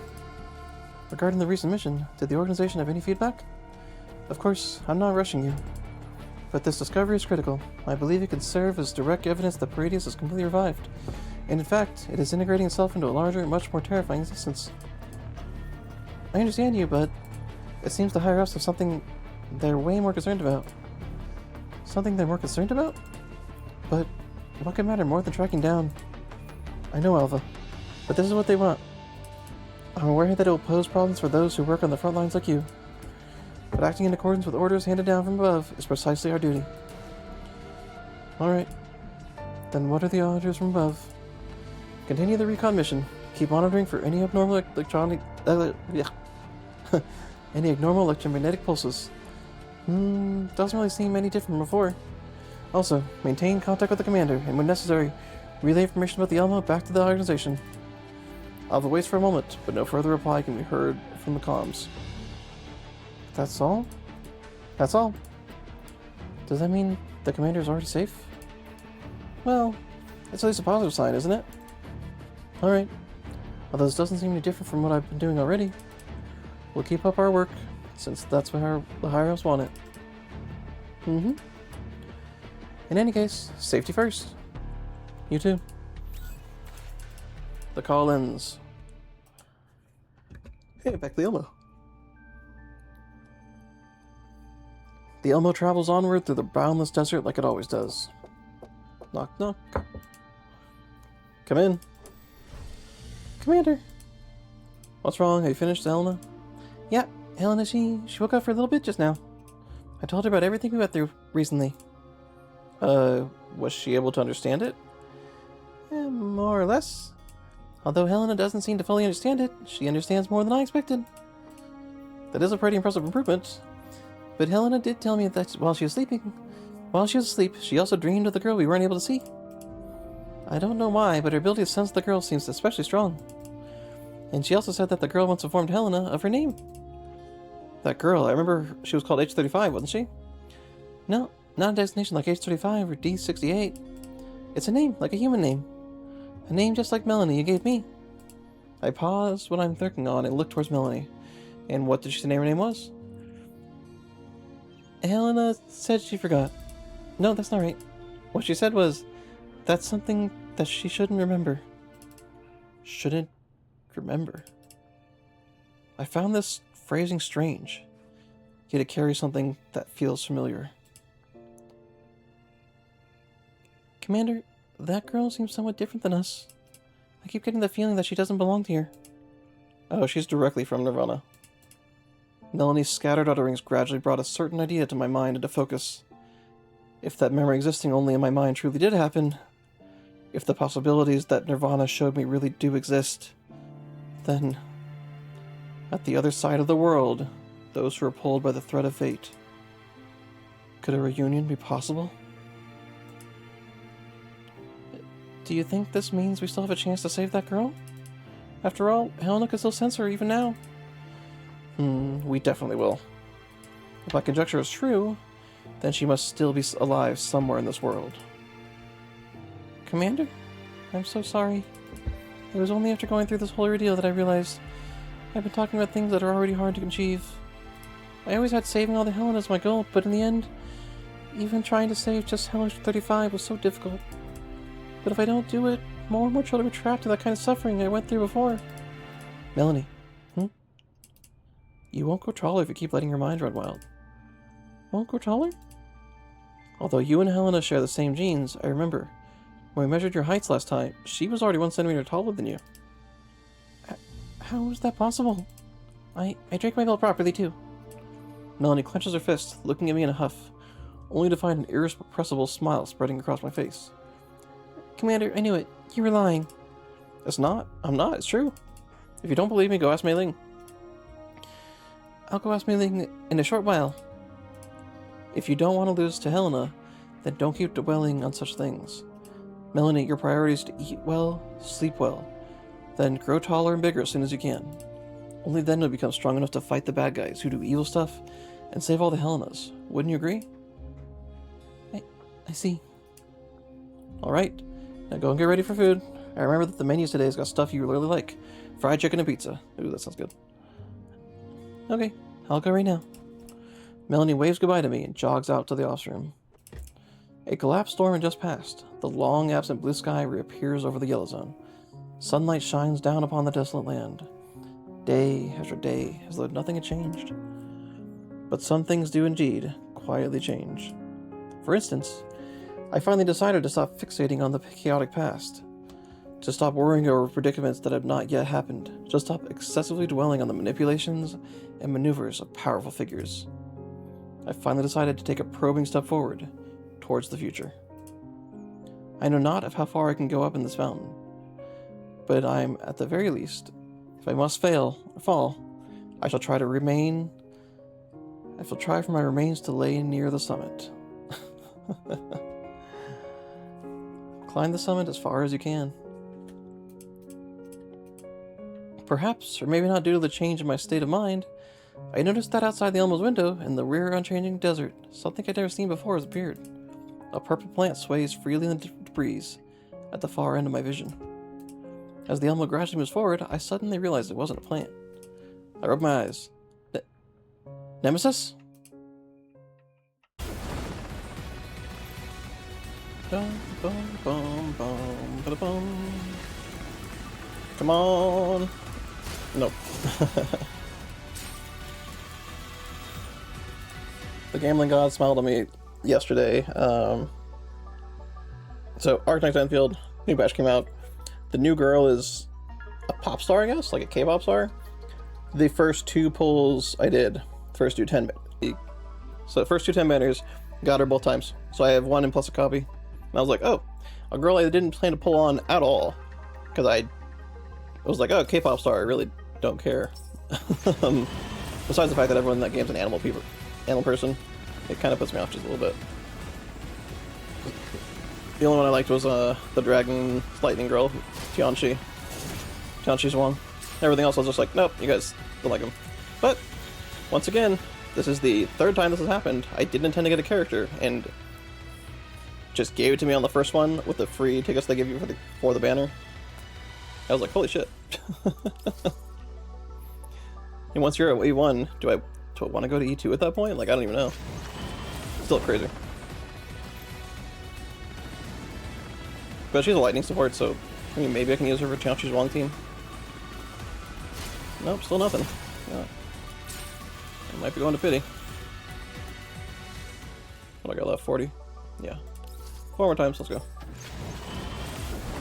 Also, the last 2 times I did this, I failed the 50-50. So let's hope I get it this time around.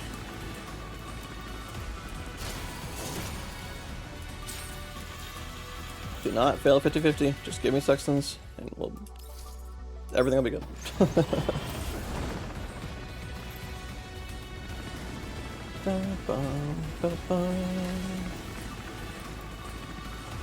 Peace. There we go. I even did it right on time. Heck yeah.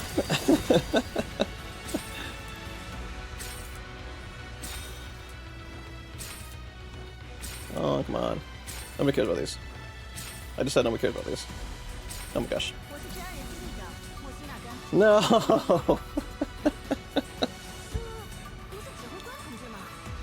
Is this the same verse I got last time too and I failed?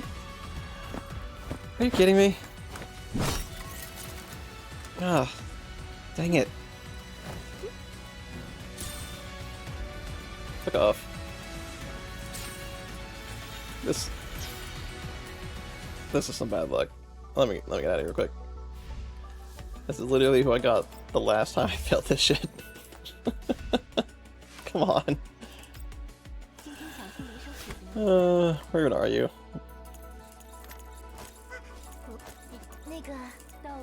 Where are they? There you are. Let me guess. I got fucking 2 of these. So of all 3 failures of 50-50, this is who I got. I got her. I failed the next 50-50, got a copy of her, which I didn't activate, and I just failed another 50-50 and got another copy of her. You know what? I'm not using it. Nope, screw you. You're like bad luck, Sean. Get out of here. You don't deserve to be leveled and used.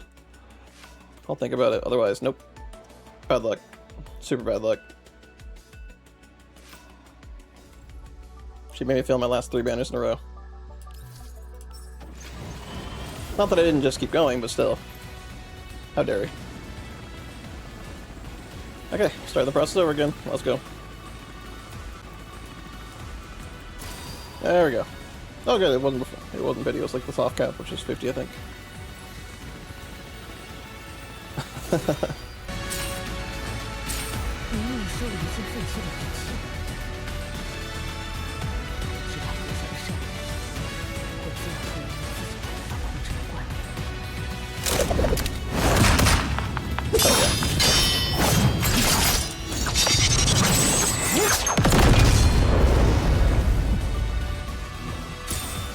Cool as heck.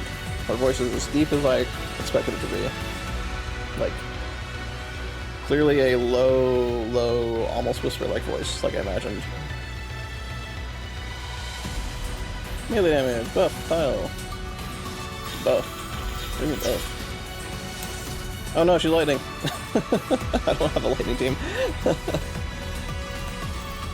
I'm like, still 2 units short of a lightning team? That makes 2 total.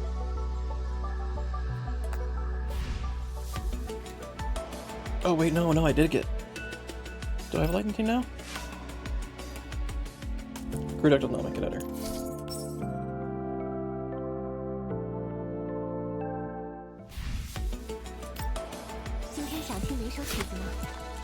Oh yeah, because I got Belka because she had this outfit. Literally only because she had this outfit. The only reason I got her. It made me laugh so hard. And same Randers, because she had this outfit. It matched the Halloween themed. I'm like succubus. They both happen to be lightning. Okay, so actually I do have a lightning. Oh, how dare you be lightning. Oh. My failure of 50-50s might turn into the same team is the one I wanted. How dare. How dare she. How dare you. You're at assist, control, single target. You're the healer, and you also put stuff on the board. And you're a buffer, right? No, you're debuffer. Oh, that works okay. Yeah, I think that actually makes into a team. I might have a real lightning team now. Still hate you. How dare you. Level up. What's your animation?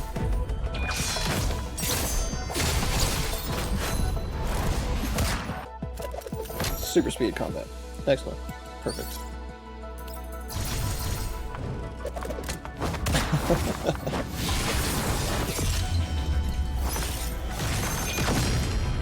That's a great animation. There's actually like some Genshin animations that look similar to that. Or Honkai Star Rail, should I say. Love it. Let's just cap her out real quick. I have so many resources, it doesn't matter. 奇怪的数据资料，我看见了。 Is that the last one? I think it was. Yeah. It looks cool. I'll give it that at the very least.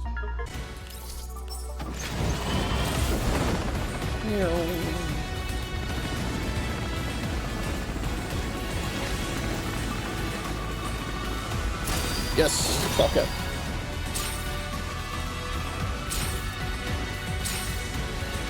Imagine if they gave me Nagant's the gun. I'd probably just lose it. There we go. Perfect.